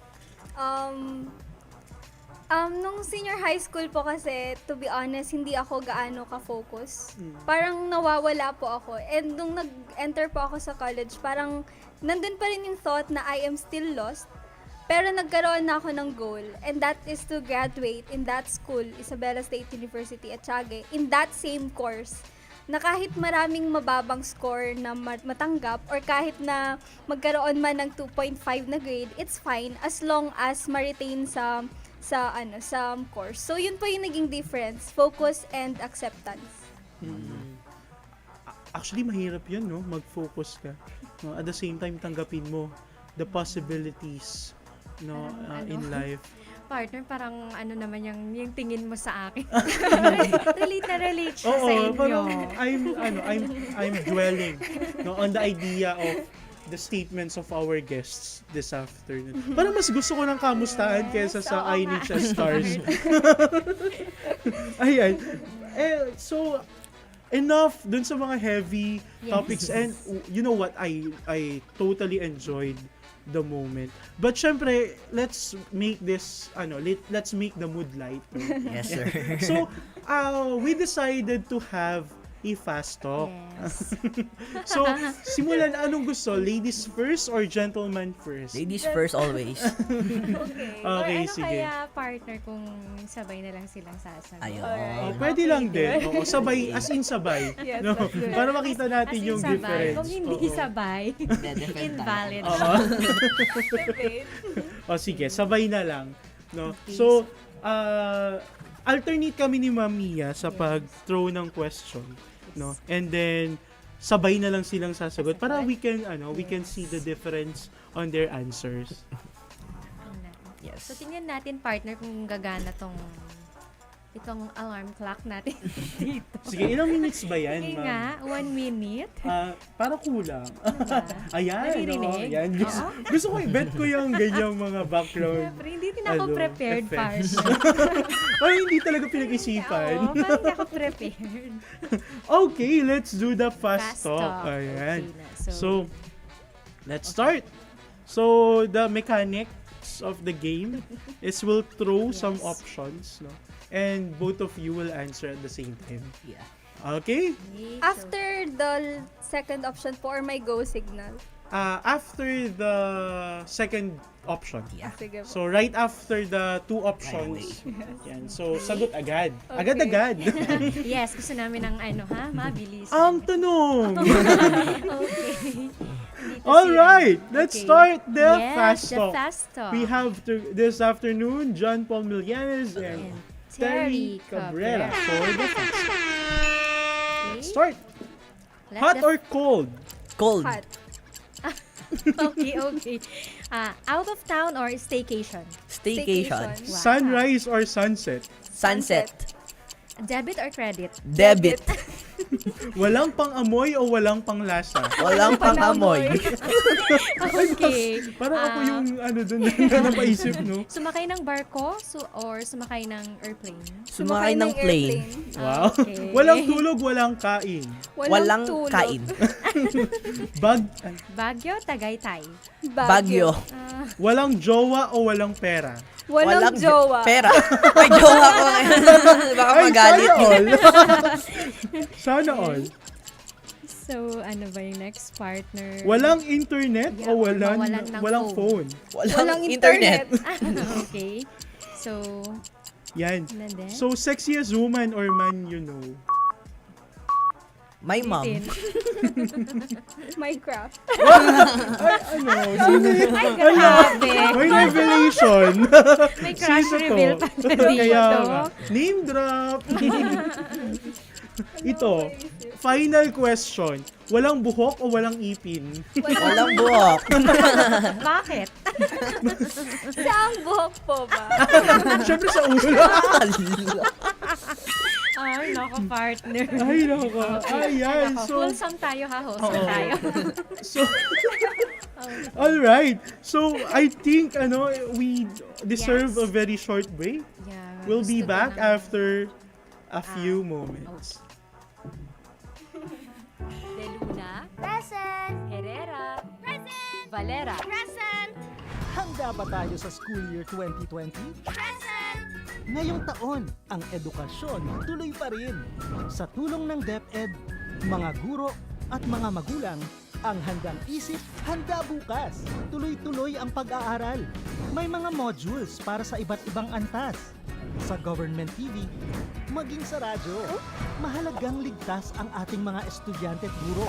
Kaya kahit nasa bahay, tuloy ang edukasyon.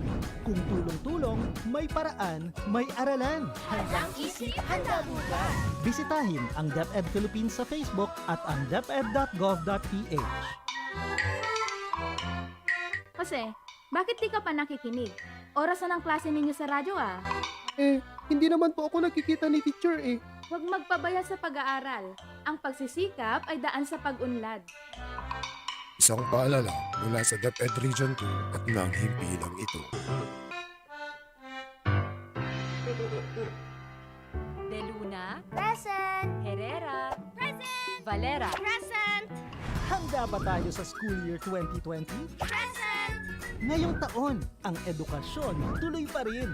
Sa tulong ng DepEd, mga guro at mga magulang, ang handang isip, handa bukas. Tuloy-tuloy ang pag-aaral. May mga modules para sa iba't ibang antas. Sa government TV, maging sa radyo. Mahalagang ligtas ang ating mga estudyante at guro. Kaya kahit nasa bahay, tuloy ang edukasyon. Kung tulong-tulong, may paraan, may aralan. Handang isip, handa bukas. Bisitahin ang DepEd Philippines sa Facebook at ang deped.gov.ph.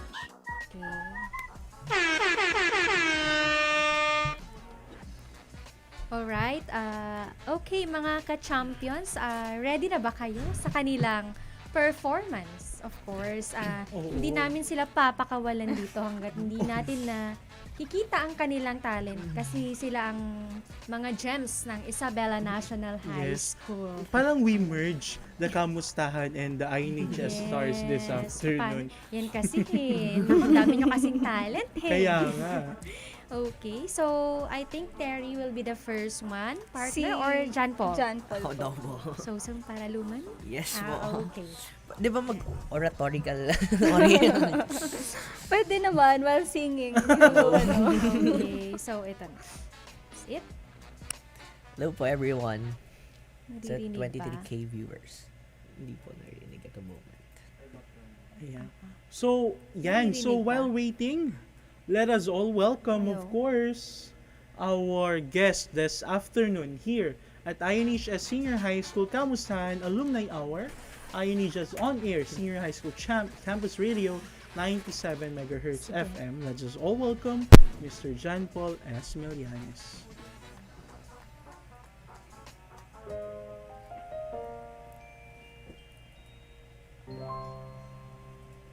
Covers PH.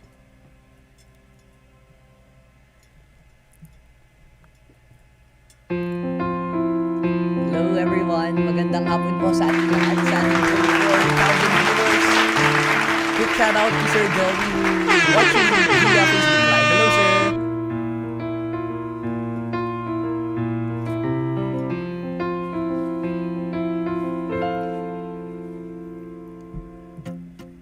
Sa unang tingin agad na humaling sa nagniningning mong mga mata, ika'y isang bituin na nagmula sa langit.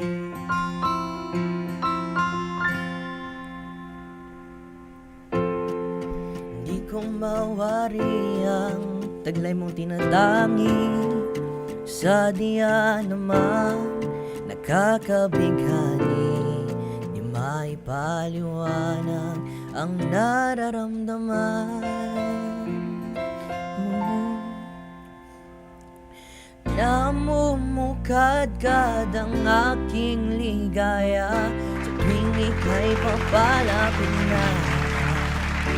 Hawakan mo ang aking kamay, o para luman ika'y akin ang dadalhin sa di mo inaasahang paraiso.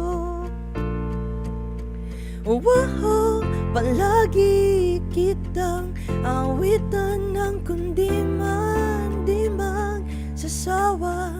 Di ka pababayaan, isasayaw kita hanggang sa walang hanggan.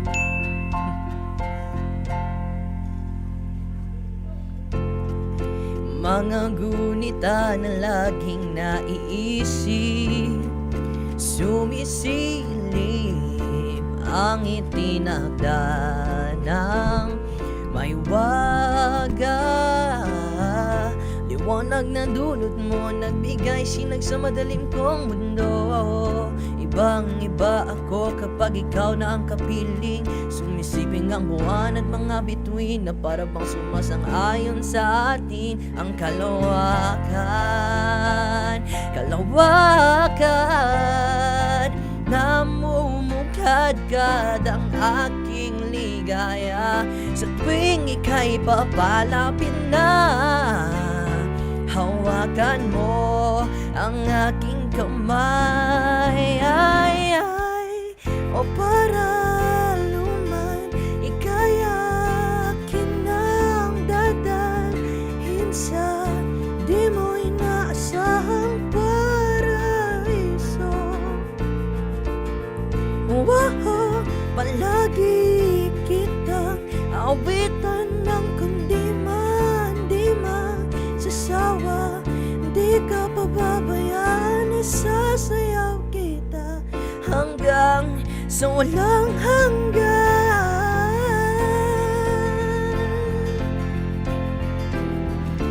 Paparaluman, paparaluman, paralaluman.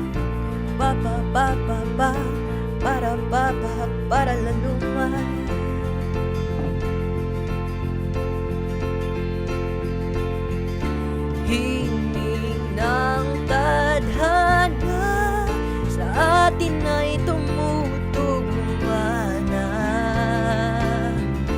Hinging ng tadhana sa atin ay tumutugmana.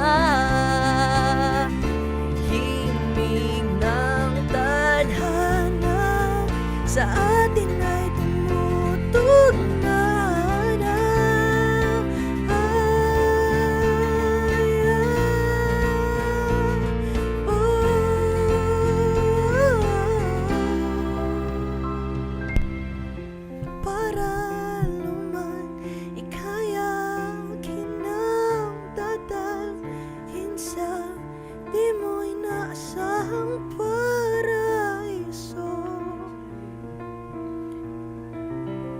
Palagi kitang awitan ng kundi man di magsasawa. Di ka pababayaan, isasayaw kita. Mamahalin kita hanggang sa walang hanggan. Yun po, thank you very much for listening. Alam mo, parang it's spring all over again. Parang we are all in love. If every time na may kakanta na student natin. Nakaka-speechless partner. Tsaka, Oo. ngayon ko lang narinig si John Paul kumanta. Right, Terry? Yes, parang hindi siya kumakanta noon. Ang dami pala nilang Oo, talent. may development Totoo talaga. talaga yun, partner, no? Ang dami pang madedevelop na talent as time goes Oo, by. lalo na ngayong pandemic. Aabangan ko yung sa atin partner. Kailan kaya? Parang very studied na yung growth ng talent natin. Yes, and of course, hindi naman tayo papayag partner na mag-end ng walang pine-perform si Terry. Oo. Yay. No, ayan na, magpapasample na rin to. So, check natin Terry kung ito I nga think ba ito yun. ito yung nakakaingit na talent pero masakit. Yes, yes partner, sinabi mo pa. Okay po. So once again, let us all welcome our guest this afternoon. For her spoken poetry, let us all welcome Miss Terry S. Cabrera. So, before I start po, Ma'am Mia, Yes. gusto ko lang sabihin na itong spoken word na to, isa siya sa mga product ng emotions ko. Parang on the spot, when I was feeling down, talagang sinulat ko na siya. So, this spoken word poetry is dedicated to all the people, to all the students who are suffering pagkapagod. And ang title nito is Yakap. So, ito ay isang yakap para sa inyong lahat. Sending hands. Napapayakap Ang mo saya lang naman ako. ng partner, no, kapag emotional siya. lumalabas yung talent niya. Ako kasi pag emotional, umiiyak lang din. Okay, ganun na naman ulit. Okay, so once again, here is Miss Terry Cabrera.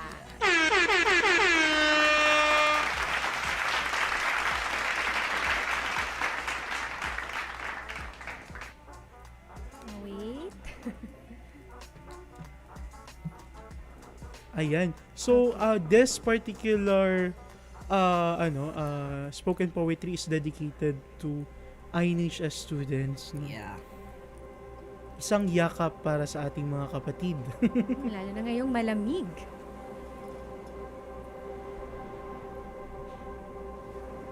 Sabi nila, kakambal na ng pagod ang pagsuko.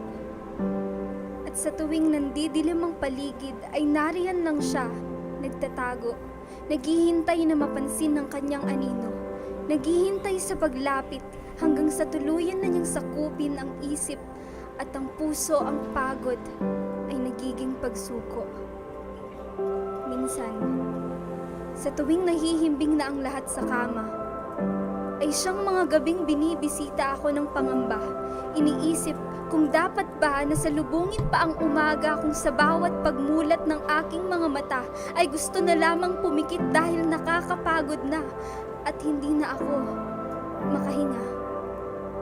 Minsan, sa mga gabing gusto ko nang patulugin ang aking katawan, ay siyang mga sandaling hindi ako pinatutulog ng isipan sa pag-iisip ng mga bagay na hindi ko kontrolado at hindi ko nahahawakan, katulad ng kung ano ang naghihintay sa dulo ng daan, kung ano ang resulta ng sinimulang laban, kung dapat ba na magpatuloy o sumuko na lang at hindi ko alam kung saan ko hahanapin ng kasagutan. Sa totoo lang, hindi ako pinapatulog ng labis na kapaguran. At hindi naman ako napapagod dahil nangihina ang katawan. Napapagod ako dahil hindi ko naman kayang sabihan ng isipan na wag munang maging abala kahit pansamantala lang, na wag munang mag-isip dahil ako lang ang nahihirapan, at sa mga gabing gising ang diwa ay nakakatagpo ako ng kaibigan sa katauhan ng aking mga unan, at ng katahimikan sila ang yumayakap sa nangihina kong katawan, ang siyang sumasalo sa mga luhang hindi ko na namamalayan, ang siyang nakikinig sa mga kwentong wala naman talagang kabuluhan. Sa tuwing niyayakap nila ang aking kahinaan, doon ko napagtatanto na ayos lang mapagod at ayos lang namang hina. Dahil doon ko nakikita na kaya ako napagod ay dahil ibinigay ko ang aking makakaya at ayos lang namang magpahinga. Oo, pagod ako. Pero hindi pa tapos ang labang sinimulan ko, kaya kung sasabihin nilang kakambal na ng pagod ang pagsuko, ay pipiliin ko na lamang mapagod at magpahinga kaysa sumuko at hindi na magpatuloy pa.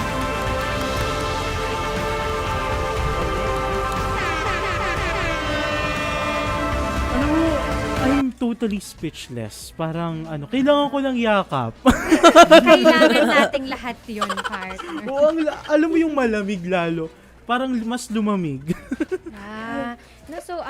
Grabe. Partner, wala na naman akong nasabi dun, part. This how talented our students here in Isabela National Excellent. High School, Senior High School. Ang dami ng... From academic excellence, going to skills and talents. Ibang-iba talaga. I totally envy their generation.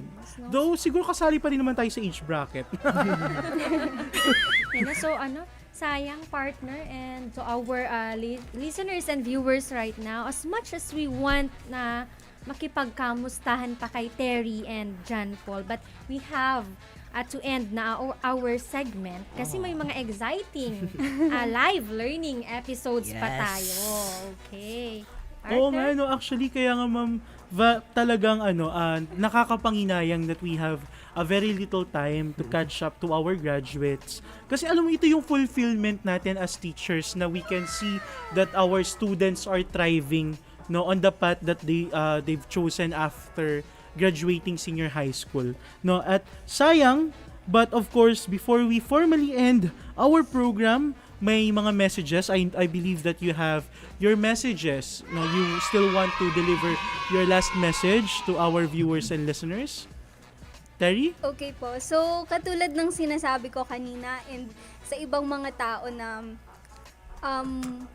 we have to learn to accept the process because the process is what will mold us and develop us into who we will be in the future. And may we be our dreams and padayon lang, faithing, magiging tayo rin yung mga pinapangarap natin. Yay. Yes, no. Padayon and kudos to our students. No, this particular moments, ito yung moments na mas nagiging proud ako sa mga graduates ng Isabela National High School, Senior High School. How about you, John Paul? Just like what I am saying and inculcating to you once again, na i-enjoy nyo yung process, i-enjoy nyo yung pagka-senior high school students nyo because college is totally different from senior high school. Enjoy nyo, i-seize nyo yung every moment na kasama nyo pa yung family nyo kasi once na face-to-face na, syempre malalayo kayo kung sa ibang region or outside the region man kayo mag-aral. Yun lang, enjoy the process, always believe in yourself kasi yung sarili nyo lang rin yung kakampi nyo at the end. At yon, padayon sa ating lahat. Yan, so isa ulit yakap, no? Isa ulit yakap sa ating sarili, self-hug.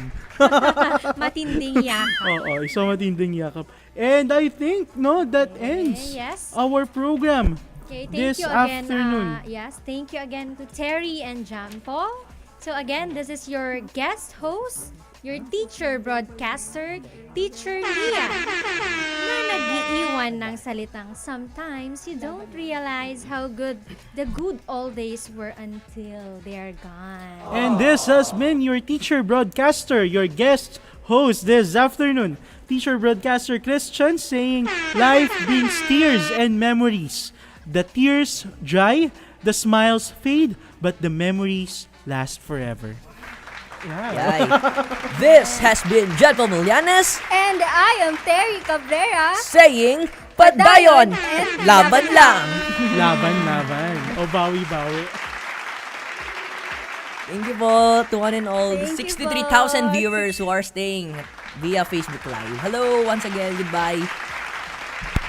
Yes, stay tuned guys for the next live learning episode. Which is This oral is call. yours truly. Yay! Okay. One of my favorite subjects. Okay, partner, huwag mo kong iiwan ha. Ikaw Oo na naman. lang ikaw ang estudyant. I'll student. support you. Yeah. Yes. Yay. Thank you very much. Yes. Thank you po.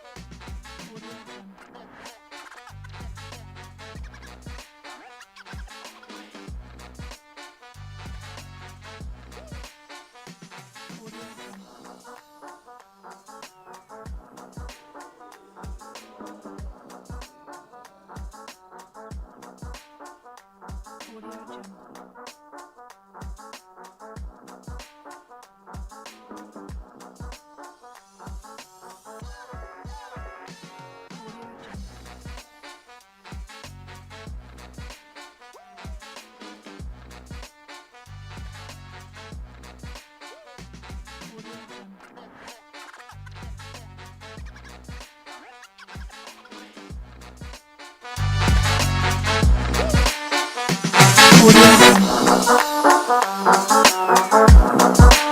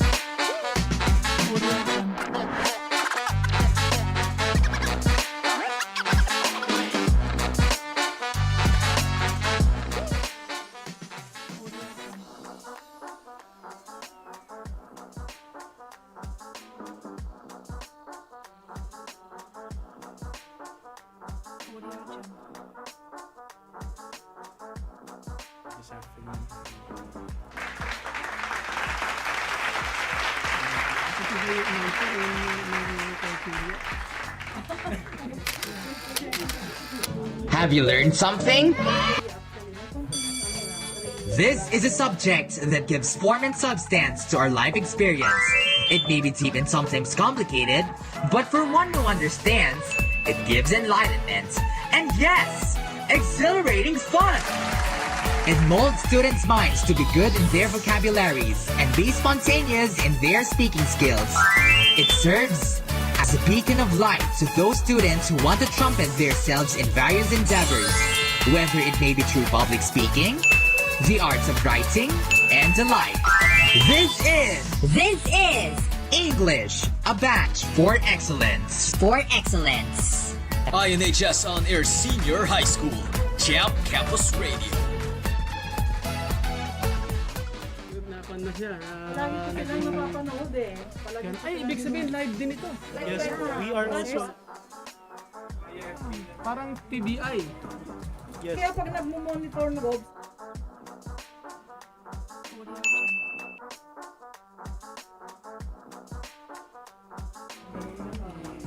Okay, good day grade 11 learners. The time now is already 2:10 in the afternoon. Welcome to another enjoyable and informative learning episode of INHS On Air, an oral communication in context. I am delighted to share another learning experience with you only here on Senior High School Champ Campus Radio 97 megahertz. Always remember that even in these trying times brought by the COVID-19 pandemic, the Department of Education is always here to deliver quality and accessible education for all of you. This is your teacher broadcaster for today, Teacher Mia, who would like to quote Pearl Hurd's Handle them carefully, for words have more power than atom bombs. And of course, no, all right. INHCians, but before we continue on our learning episodes, our live learning episode, we are very lucky today because of course it is our honor to welcome our visitors from SDO Santiago City, and they are here to observe and of course to benchmark on our radio broadcasting instruction processes and systems. And we are very glad to share everything to our sister division here in Region 2. Para sa bata, para sa bayan. And of course, we are hoping that you are enjoying your stay here po on our RBI facility in Isabela National High School. And of course, this will not be possible without the undying support of the Schools Division of the City of Ilagan, headed of course by Dr. Gilbert Naragtong, through Ma'am Virginia A. Bergonia, of course, our RBI Queen, and the Filipino Education Program Supervisor. And of course, the success of INHS RBI is not also possible without the relentless support of our school head, Sir Silvino B. Cabangan and Ma'am Elvira A. De Los Reyes, and our current officer in charge for senior high school, Ma'am Emelinda C. Ao. And we will also would like to take this opportunity for you are with us today, and we would like to get some message from you po to our learners. Sir, I believe that they are headed, of course, by Sir Lito Balatan, the ESP Supervisor, and the Division Allied Supervisor, sir. Sir, welcome po to the RBI of Isabela National High School, Senior High School. Welcome, Yes, sir. Welcome. Yes po. Congratulations, of course, first and foremost, to my kapatid. No? Inunang nabanggit ang Queen of RBI, at gusto kong unahin yung aking kapatid na kasama bilang isang edukasyon sa pagpapakatao supervisor, si Ma'am Eva, de la Cruz. Ayan. And then of course, the one you have just mentioned about that, yung Queen of the RBI, si Ma'am Virgie, Bergonia. And Ma'am Margarita, the scientist of SDO Ilagan City. Alright. And ang matikas, and my good friend, Sir Selvino. Ang dati ko nang kakilala yan. At ngayon ko lang nakita na nandito na pala siya sa aking isa sa mga una kong napagtrabahuhan dito sa Bella National High School. That was way back 1988 to 1990. Talaga naman. So, nainggit kami. Ang galing, ganda ng inyong state-of-the-art radio-based instruction sa SDO Ilagan City. It's really our honor po, sir, to have you here with us. Talaga naman. So, hindi kami talagang malaking panito. Benchmarking namin sa inyo, but as I just mentioned, siguro ang kaya lang namin, sir, yung munang nakita namin sa Santa Isabel. Hindi namin muna kayang gawin agad ito. So, at least, at any rate, here with me, ang mga 6 na asatids, no? Mga 6 na MEP implementers at 3 school MEP implementers. And hoping na sana you are also catering mga Muslim learners natin, but the fact that you are serving high school and senior high school, ay meron kaming binabalak with Ma'am Eva to branch out yung hindi lang elementary Muslim education, but instead even yung high school education ng mga Muslim learners sa secondary. So congratulations, sir, principal, at you are truly delivering quality education through RBI. Thank you. Thank you very much po, Sir Lito. And of course, we would also like to take this opportunity to hear some, should we say, some impressions from our visitors as well, from sa mga kasama po natin, sir. Yeah. Sige, sir. Go ahead, sir. Yes. So, jazakumullahu khairan. So, maraming salamat sa inyong napakagandang pagsalubong sa amin, no? Talagang na-feel namin yung pag-welcome niyo sa amin, yung mainit na pag-welcome. At kami ay napakasaya sa aming pagbisita sa inyo rito. So inshallah, hopefully, hindi man namin magaya yung ganito tulad ng sinabi ni Sir, but hopefully inshallah in future, no? Inshallah. Yes. Naway magkaroon tayo ng Arabic language and Islamic values sa secondary level. Yes. So actually, it's a progress naman po.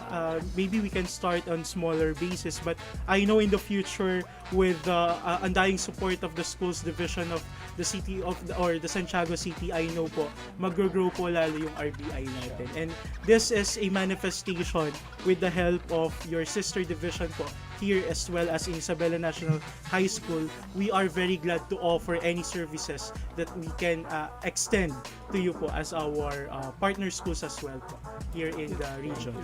Thank you very much po and very welcome po kayo dito sa Isabela National High School and the Schools Division of the City of Philippines.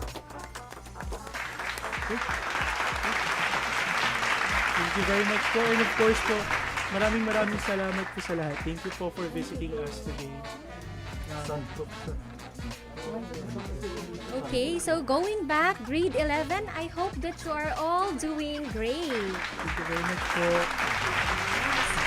Thank you very much again to our visitors from the Santiago City. Okay, so welcome to the exciting world of oral communication in context. To see if you are with me at this moment, please send a photo of you while holding your last or your learning activity sheets or while listening to your radio.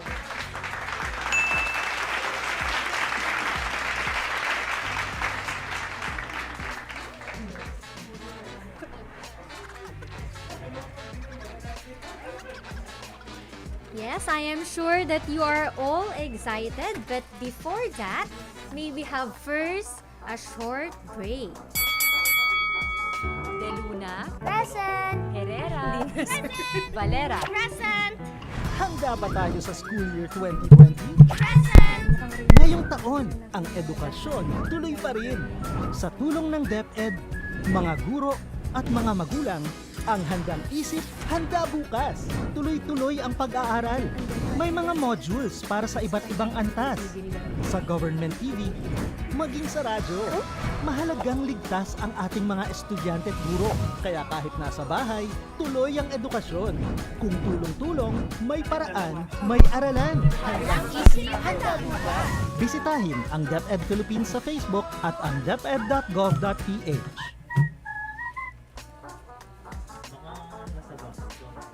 Okay, and we are back, grade 11.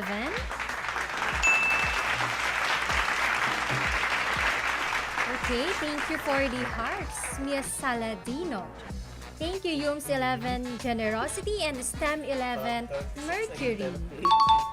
Okay, so in your previous lessons, you had familiarized yourselves with the types of communicative strategy, language form, duration of interaction, relationship of speaker, roles of the speaker, message and delivery, as affected by the shift in speech style, speech context, speech act, and communicative strategies.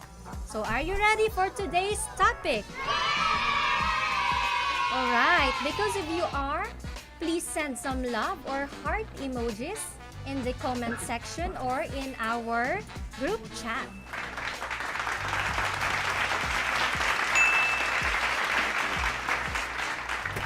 Okay, it means that you are now ready to embark for the next lesson. Please turn your last or your learning activity sheets on page 81. I repeat, please turn your last on page 81 and let's check your prior knowledge on our next topic. Amazing! Time check. It is now 2:20 in the afternoon. And please stay tuned because we will be right back after this short break.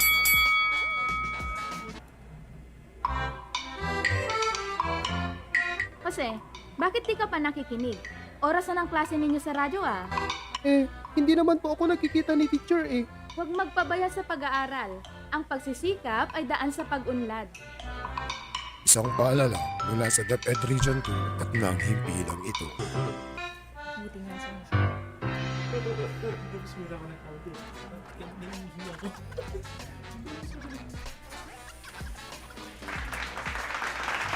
Okay, dear learners, welcome to your next adventure. With your previous learning activities, you have been armored with knowledge and information that have made you a better learners. Okay, so my dear learners, if you are with me, please turn your last on page 81. I repeat, please turn your learning activity sheets on page 81. So just like events planning or any other activities, writing an effective speech follows, of course, the certain steps or what we call processes. So the process for writing is not chronological or linear. Rather, it is, alright, that is right, it is recursive. That means that you have the opportunity to repeat a writing procedure indefinitely or produce multiple drafts first before you can settle on the right one. Okay. So the first step in writing your speech is, of course, considering the profile of your target audience. Audience analysis entails looking into the profile of your target audience. This is done so you can tailor fit your speech. Tailor fit, not Taylor Swift, okay? Okay. This is so done again. So you can tailor fit your speech, content, and delivery to your audience. The profile includes the following information. Letter A, we have demography. So when we say demography, it includes, of course, the age range, male-female ratio, educational background, and affiliations or degree program taken. Okay, nationality, of course, economic status, academic or corporate designations. And also we have letter B, the situation. So again, in situation, we have to consider the time, the venue, the occasion, and size. Okay, and letter C, we have psychology. So when we say psychology, it is all about the values, the beliefs, the attitudes, the preferences, cultural and racial ideologies, and needs. Profiling the target audience of your speech will be more effective if you integrate the purpose for writing and delivering the speech. So the purpose can be classified into 3. So what are those? Let's talk about it one by one. So the first one, or the first purpose, is to inform. The second one is to entertain. And the third one is to persuade. Remember those 3: to inform, to entertain, or to persuade. Okay. An informative speech provides the audience with a clear understanding of the concept or idea presented by the speaker. An entertainment speech provides the audience with amusement. Wow, we like that, amusement. And letter C, a persuasive speech provides the audience with well-argued ideas that can influence their own beliefs and decisions. So, okay, if you're still with me, please send an emojis through our GC or in the comment sections. But for those who are listening to their radio transistors, you can send a heart emoji, of course, via cell phone. You can send it to my number 0917-143-2756. Please key in your emojis right away.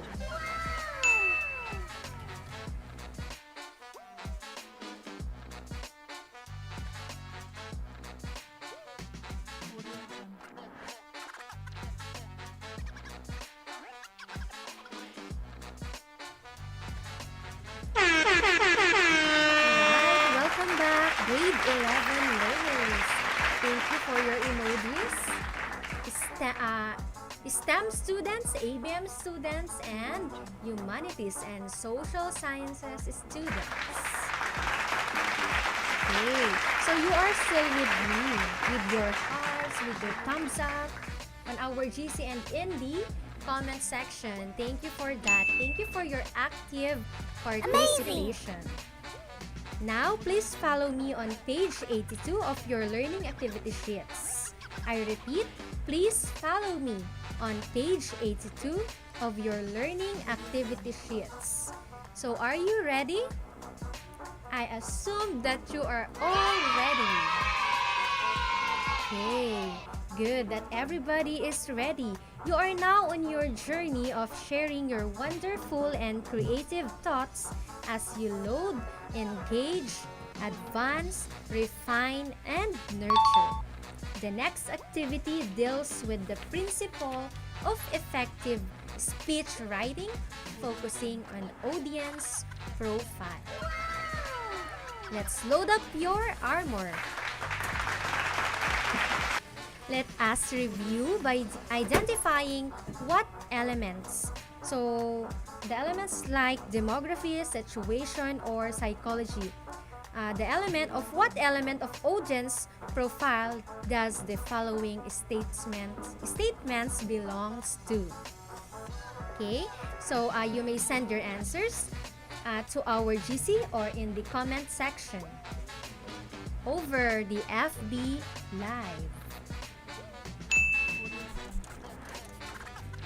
Again, I repeat, let us review by identifying what element of your audience profile does the following statements belongs to. You may send your answer, I repeat, on our GC or in the comment section over the FB Live. So let's get started for number 1. Millennials and Generation Z. What element of audience profile does Millennials and Generation Z belongs to? I repeat, Millennials and Generation Z. What element of audience profile does Millennials and Generation Z belongs to? Saan nga ba nabibilong ang Millennials and Generation Z? Okay, you are correct, Althea, Ira, Jomar, Alvin. The correct answer is psychology. It belongs to psychology. Very good. Okay, now let's proceed to number 2. Young professionals. So when we hear young professionals, what is the correct answer? Okay, number 2 is young professionals. Key in now your answer.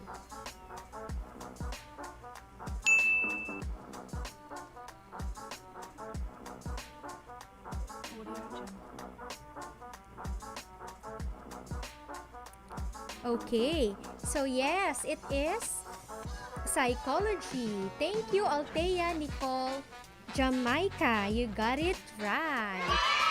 Okay, so the correct answer for young professionals is psychology as well.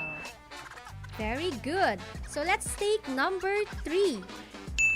Online platforms such as YouTube, Facebook, Instagram. What is the correct answer? I repeat, number 3 is online platforms such as YouTube, Facebook, Instagram. What is the correct answer? Okay. Still answering on number 2, but you all got it right. Wow, the answer is psychology. But what about number 3? When you say online platforms such as YouTube, Facebook, or Instagram. So the element is, okay, demography. You are correct. Nicole Asuero, Ira Manikan, and Alvin James Limon. The correct answer for number 3 is demography. Okay, let's make it fast. because we still have a lot and we have more. Okay, for number 4. When we say COVID Awareness Month. So the correct answer is, what's the correct answer for number 4, which is the COVID Awareness Month?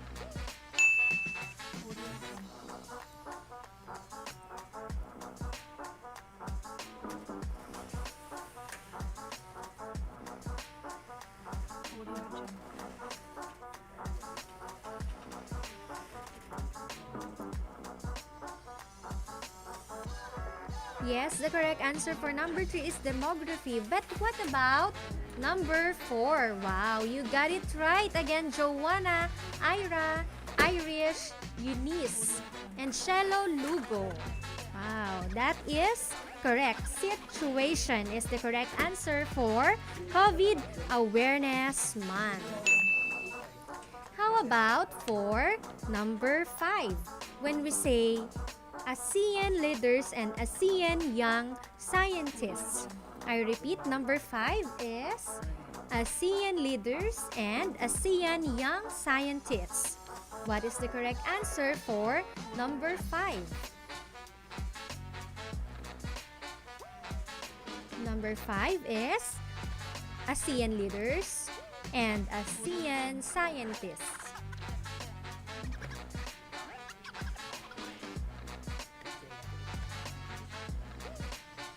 Okay, the correct answer is demography. Well done, Ira, Irish, and Althea. Even Alvin, John Paul Castaneda. Wow, the correct answer is demography. Wow, correct. Dincy, Jachel, Nicole, and Pauline Rochette. Okay, moving on to number 6. If you say grade 9 and 10 students of your school, when we say grade 9 and grade 10 of your school, what is the correct answer? That is number 6. Grade 9 and grade 10 students of your school. What is the correct answer for number 6?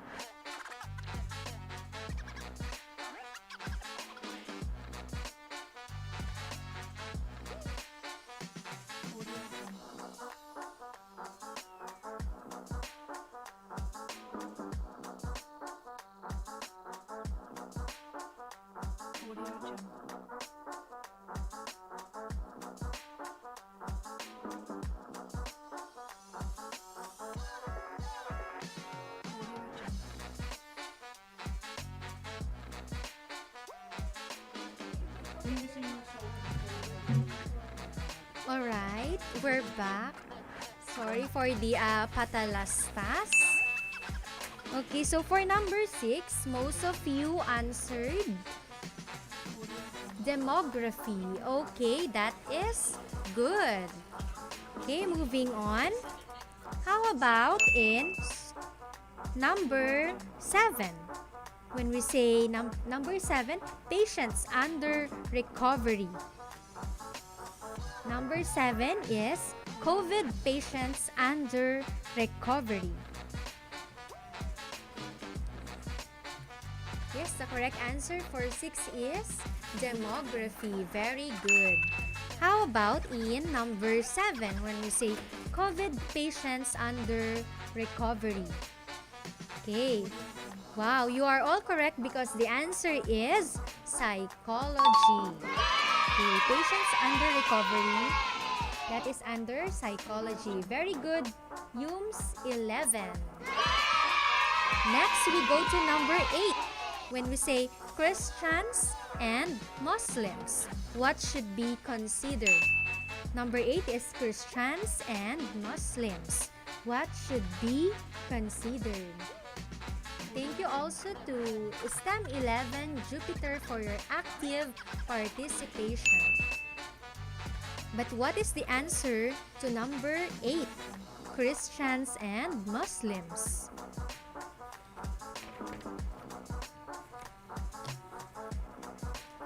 Okay, that's right. That's right, Ira and Lester. The answer is psychology. Well and good. Okay, we go to number 9.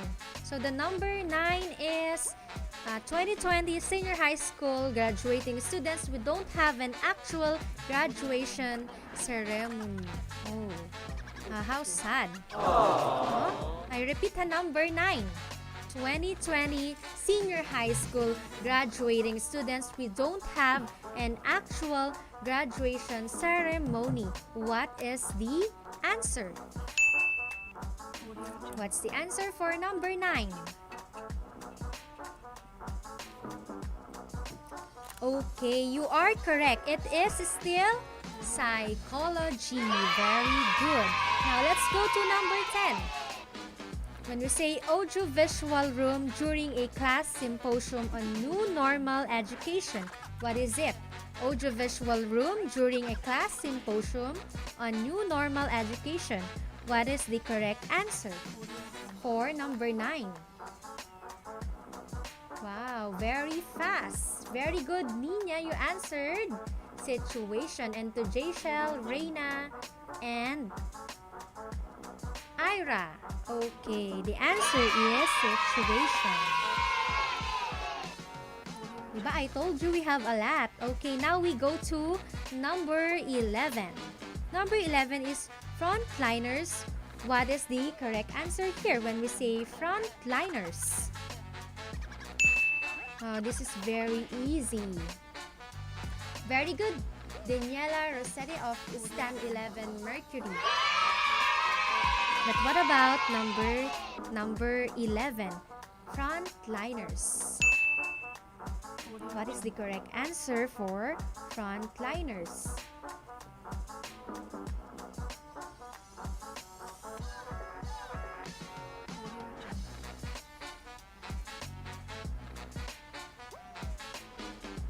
Indeed, Jayshel Castro, that is psychology. Very good. And to Pauline and Grant and Ace, that is demography. You got it right. How about for number 12? So the number 12 is evening of the 5th of June 2020 at the gymnasium. I am waiting for your answers for that. Evening of the 5th of June 2020 at the gymnasium. That is number 12. What is your answer?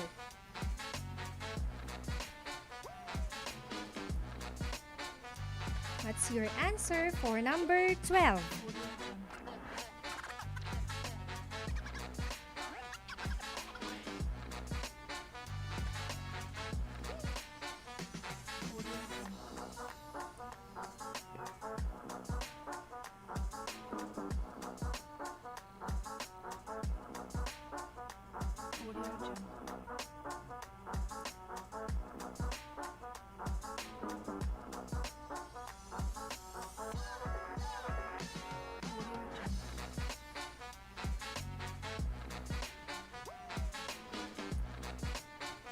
Okay, so most of you answered situation. I thought you're gonna answer psychology. So very good.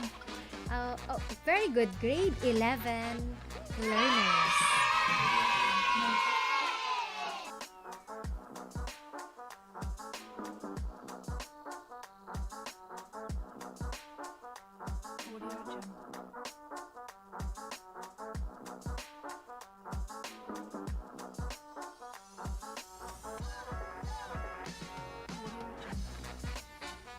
Okay, very good.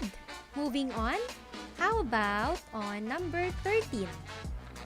Filipinos who have lost their jobs amidst COVID-19. Oh, relate much. So what is the answer for number 13?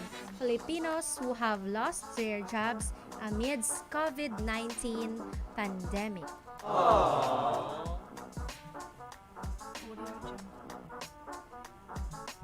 Okay, the correct answer is demography. Very good, Joanna. Very fast. Okay, Jayshel Castro, very good. Bea Cagayan.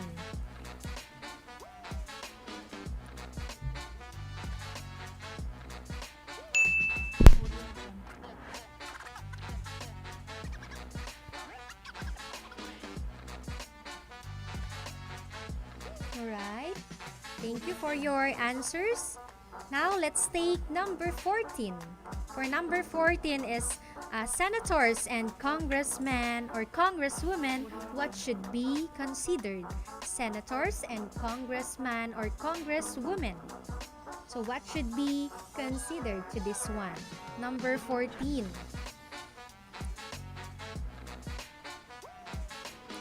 So, what should be considered? You should look into the what?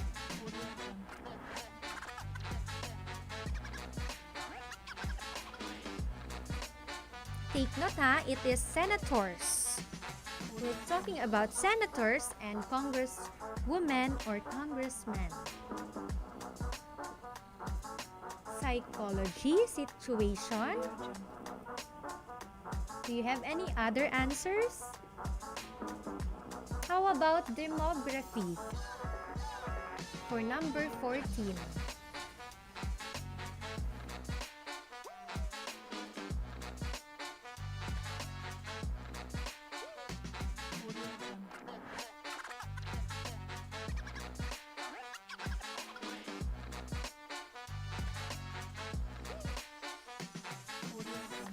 Okay, for those who answered demography, okay, very good. For number 14, you are all correct. Okay, last number 15. So for number 15, it is 18 years old and below. So what is the answer? Wow, this is very easy. When we say 18 years old and below, for number 15.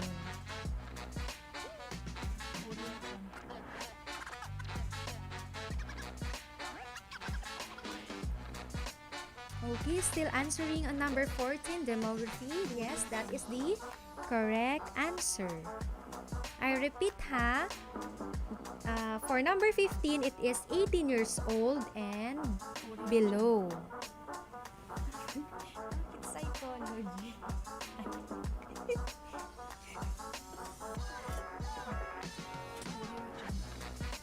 We're talking about age here.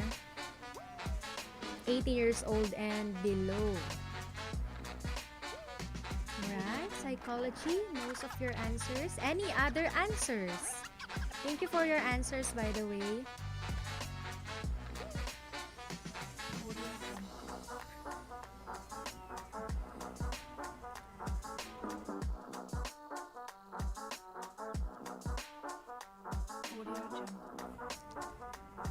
Alright.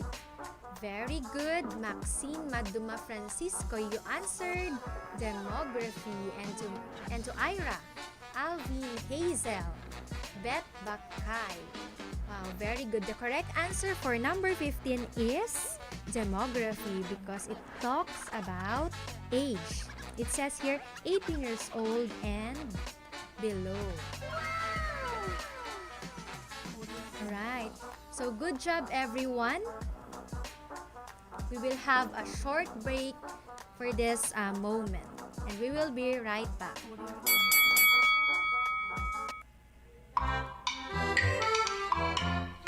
Jose, bakit di ka pa nakikinig? Oras na ng klase ninyo sa radyo ah. Hindi naman po ako nakikita ni teacher eh. Huwag magpabaya sa pag-aaral. Ang pagsisikap ay daan sa pag-unlad.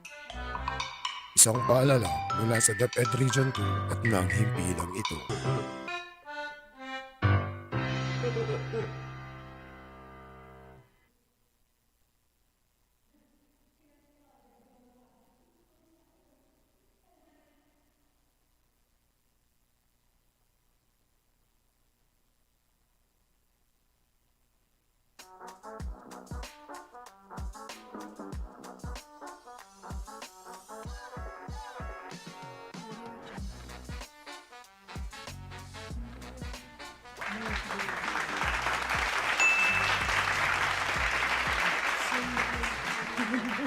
Okay, so we're back. You should have learned that profiling your audience is very vital in the success of effectively conveying your message. Thus, in the advanced level, your speech writing skill will be tested by doing first your own audience analysis. Wow, if you will consider the situation like you are a successful influencer on social media through your videos and other contents you made, and the school administration is inviting you to deliver a speech during the career week, if possible. Okay, they ask you to prepare a speech that focuses at the same time to earn an income. Wow. You are going to make your own audience analysis and try using the T-chart on page 84 of your learning activity sheet. I repeat, try using the T-chart on page 84 of your learning activity sheet. Then, it is your turn. It is your turn to be a vlogger. Amazing. So when we say vlogger, that is someone who makes vlogs, of course. Ano ba naman yun? Okay. And of course, you will post them on the internet. But please, be always responsible in doing so.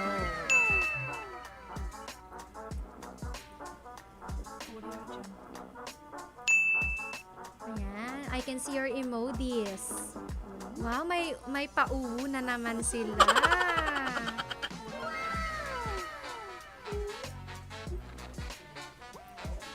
I repeat ha, you are going to make your own audience analysis and try using the T-chart on page 84 of your learning activity sheet. Okay, that is the correct pronunciation for that. Not activity sheet. Okay, that's activity sheet. Then, it is your turn. It is your turn to be a vlogger. A vlogger is someone who makes vlogs and post them on internet, of course. But I repeat, please be responsible in doing so. So with that, okay, it's already 2:48 in the afternoon. I must say congratulations, grade 11 learners, for your active participation for today. Don't forget to send your reflection for today via Messenger or as instructed by your subject teacher.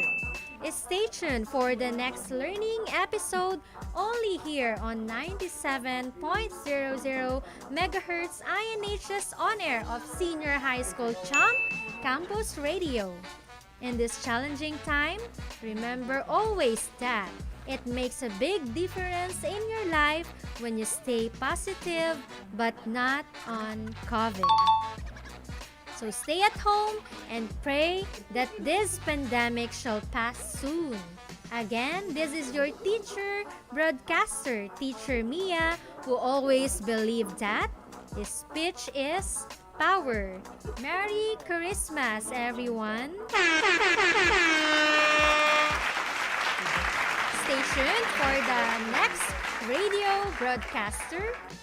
Sir Alkin J. Clemente for the subject PPG or Philippine Politics and Governance. So, wag kayong mawawala.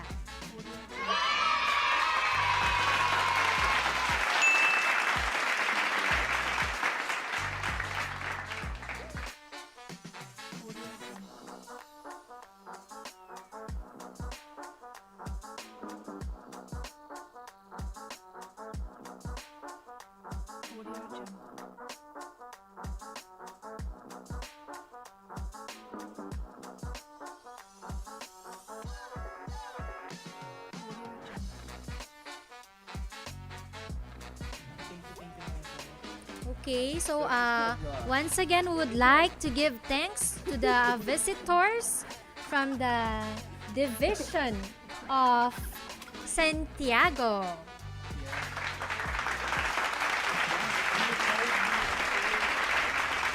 Yes, of course, we would like to extend our greatest gratitude to our visitors in today's session here, only at INHS On Air, Senior High School Champ, Campus Radio 97 MHz FM. Thank you very much once again to our visitors from SDOs, Santiago City. I hope po you enjoyed your visit here on our RBI booth dito po sa Senior High School.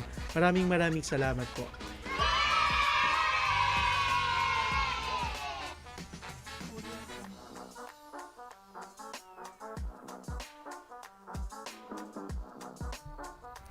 I repeat, grade 11 learners, stay tuned to our next live learning episode only here on Senior High School Champ, Campus Radio 97 MHz with Sir Alkin Clemente.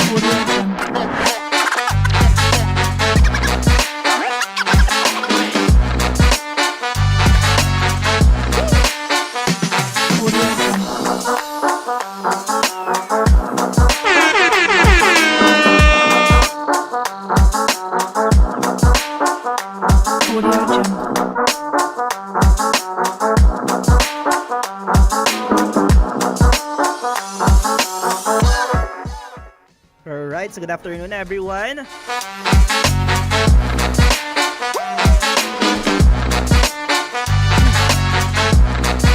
Alright, so in a few seconds we'll start our live learning session for the Philippine politics and governance.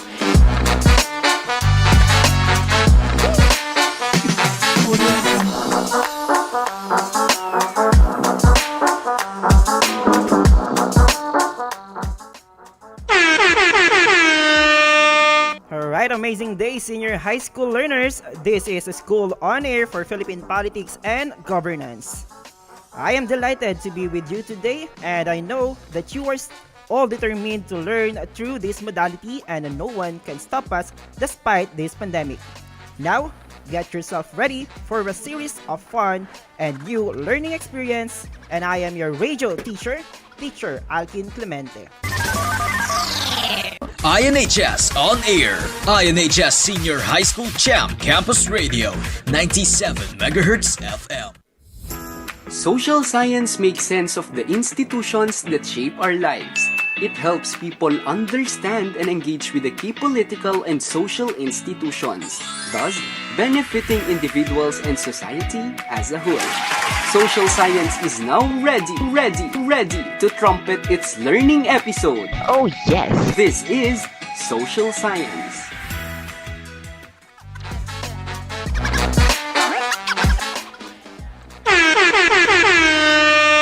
Alright, so how are you today, dear HUMS 11 learners?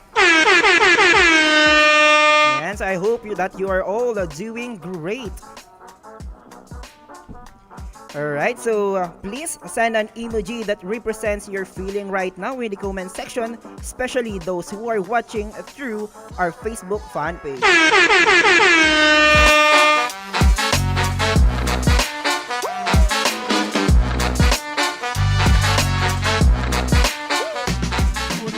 Alright, and nakita nga natin ng ilan sa mga 85 live viewers natin dito sa Facebook. Ayan. So marami na nga nag-send ng kanilang mga sections, names. Ayan, nag-send na nga rin si Bea Maglalong ng heart. Ready na siya makinig para sa ating live session for this afternoon. Ganon din si LV. Ayan. Ganon si Erwin, si Althea. Ayan, si Ira, Christian Aquino, Erwin Pascual Cabildo. Ayan. Ganon din si Isidro. Ayan, so ganon din si Kang Jenica. Charmaine Sakuan, ayan. And of course, ayan, kahit inatok si Hermeline, pero nandito pa rin nakatutok at nakikinig sa ating live session, live learning session dito lang sa Philippine Politics and Governance. And ayan, at marami pang ibang ready na makinig ngayong hapon. Alright, so before we proceed to our next lesson, let us have first a review of our previous lesson about the suffrage, election, and political parties. Alright, so I will be asking a question, then identify the term that being described by typing your answers in the comment box. So to those who are listening to radio, get a pen, then write your answers on your notebook. Okay, so I hope everyone is now ready and excited to learn. Okay, so let us start. Alright, so i-ready na ating mga daliri at i-ready na ating mga data, ang ating ballpen, yan, para sa ating first statement. Okay, so I repeat the instruction. You just going to answer the statement being asked, ayan, through writing your answers on your notebook for those are listening to through the radio. And to those who are watching, ayan, sa ating Facebook Live, just comment your answers on the comment section.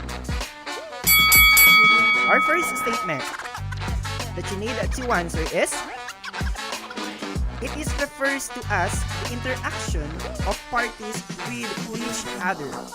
I repeat, it refers to us as the interactions of parties with each other. Alright, so tingnan natin ang mga sumasagot. Abangan natin ang mga sagot nila.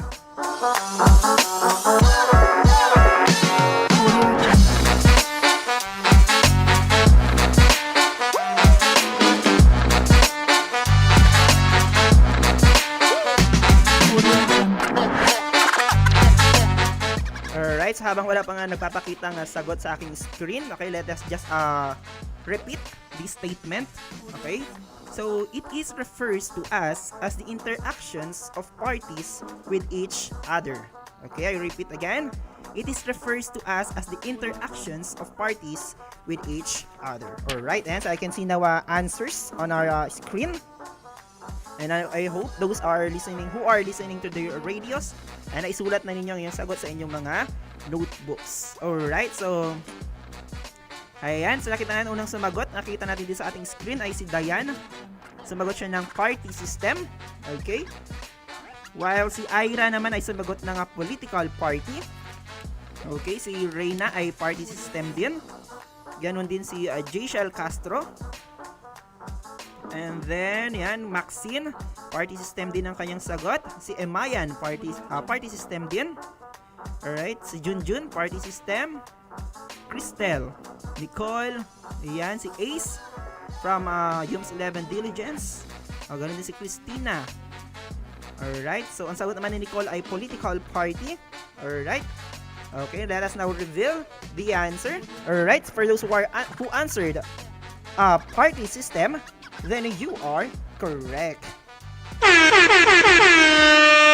Alright, very good para sa ating mga nakakuha ng mga tamang sagot. Naalala pa yung mga huling diniscuss, Mr. Geraldo Ramos 1 week ago. Ayan, very good. Ang gagaling. Alright, let us now move on to our second statement.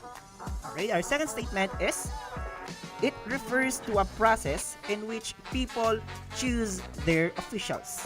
I repeat, it refers to a process in which people choose their officials. Okay. Ayan, antayin natin ang sagot ng ating mga 111 viewers sa ating Facebook Live. Ayan, and I hope nakapagsulat na rin ng ating mga listeners sa kanilang radyo.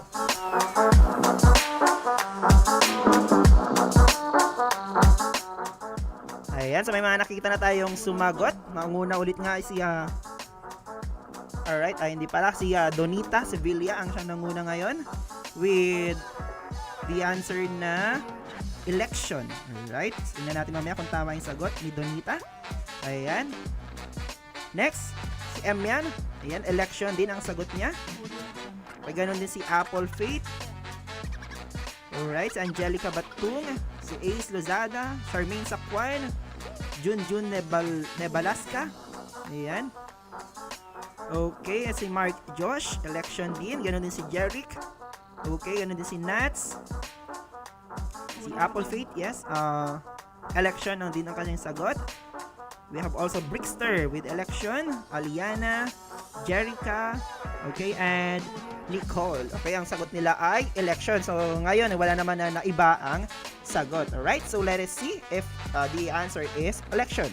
Alright, so we're going to repeat the statement we're in. The second statement says, it refers to a process in which people choose their officials. And of course, the correct answer is election. Alright, napakagaling na natin mga viewers ngayon.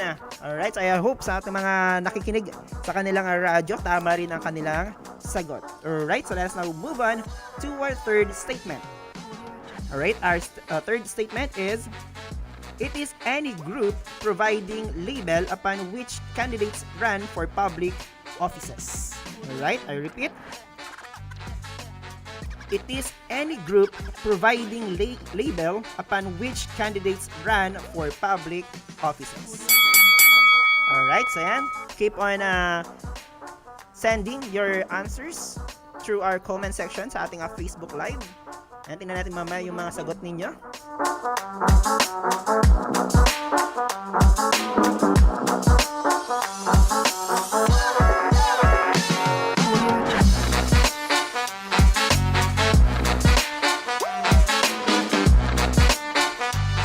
Ayan, so may nakikita na akong sumagot para sa ating third statement rather. Okay, sumagot si Ira with a political party. Ayan, we have also Donita Sevilla with recall. Ayan, si Dayan with political party. Same as Mark Angangan, Junjun Nebalaska, R.A. Ven, Ace Lozada Bakiran, Nicole Asuero, Emian, Hermeline. Okay, and yun nga, sumagot din naman si Jayshel Castro ng recall. Ayan, si Bea ay political party ang sagot. Same with Alvin, Gian, Josie, okay, and Daniel, okay, and others. Ayan, napakarami ng ating mga active keyboard warriors sa ating Facebook Live ngayon. Ayan, so tingnan nga natin ang kanilang i-reveal na natin ang tamang sagot. Alright, the correct answer for our third statement is political party. Alright, ang gagaling talaga ng ating mga UMS 11 learners. Ayan, tandang-tanda pa nila ang huling topic natin sa ating Philippine Politics and Governance subject. Alright, so let us move on to our fourth statement. Alright, next is, it is the capacity to respond and to articulate the views of both members and voters. Yan, I repeat. It is the capacity to respond and to articulate the views of both members and voters.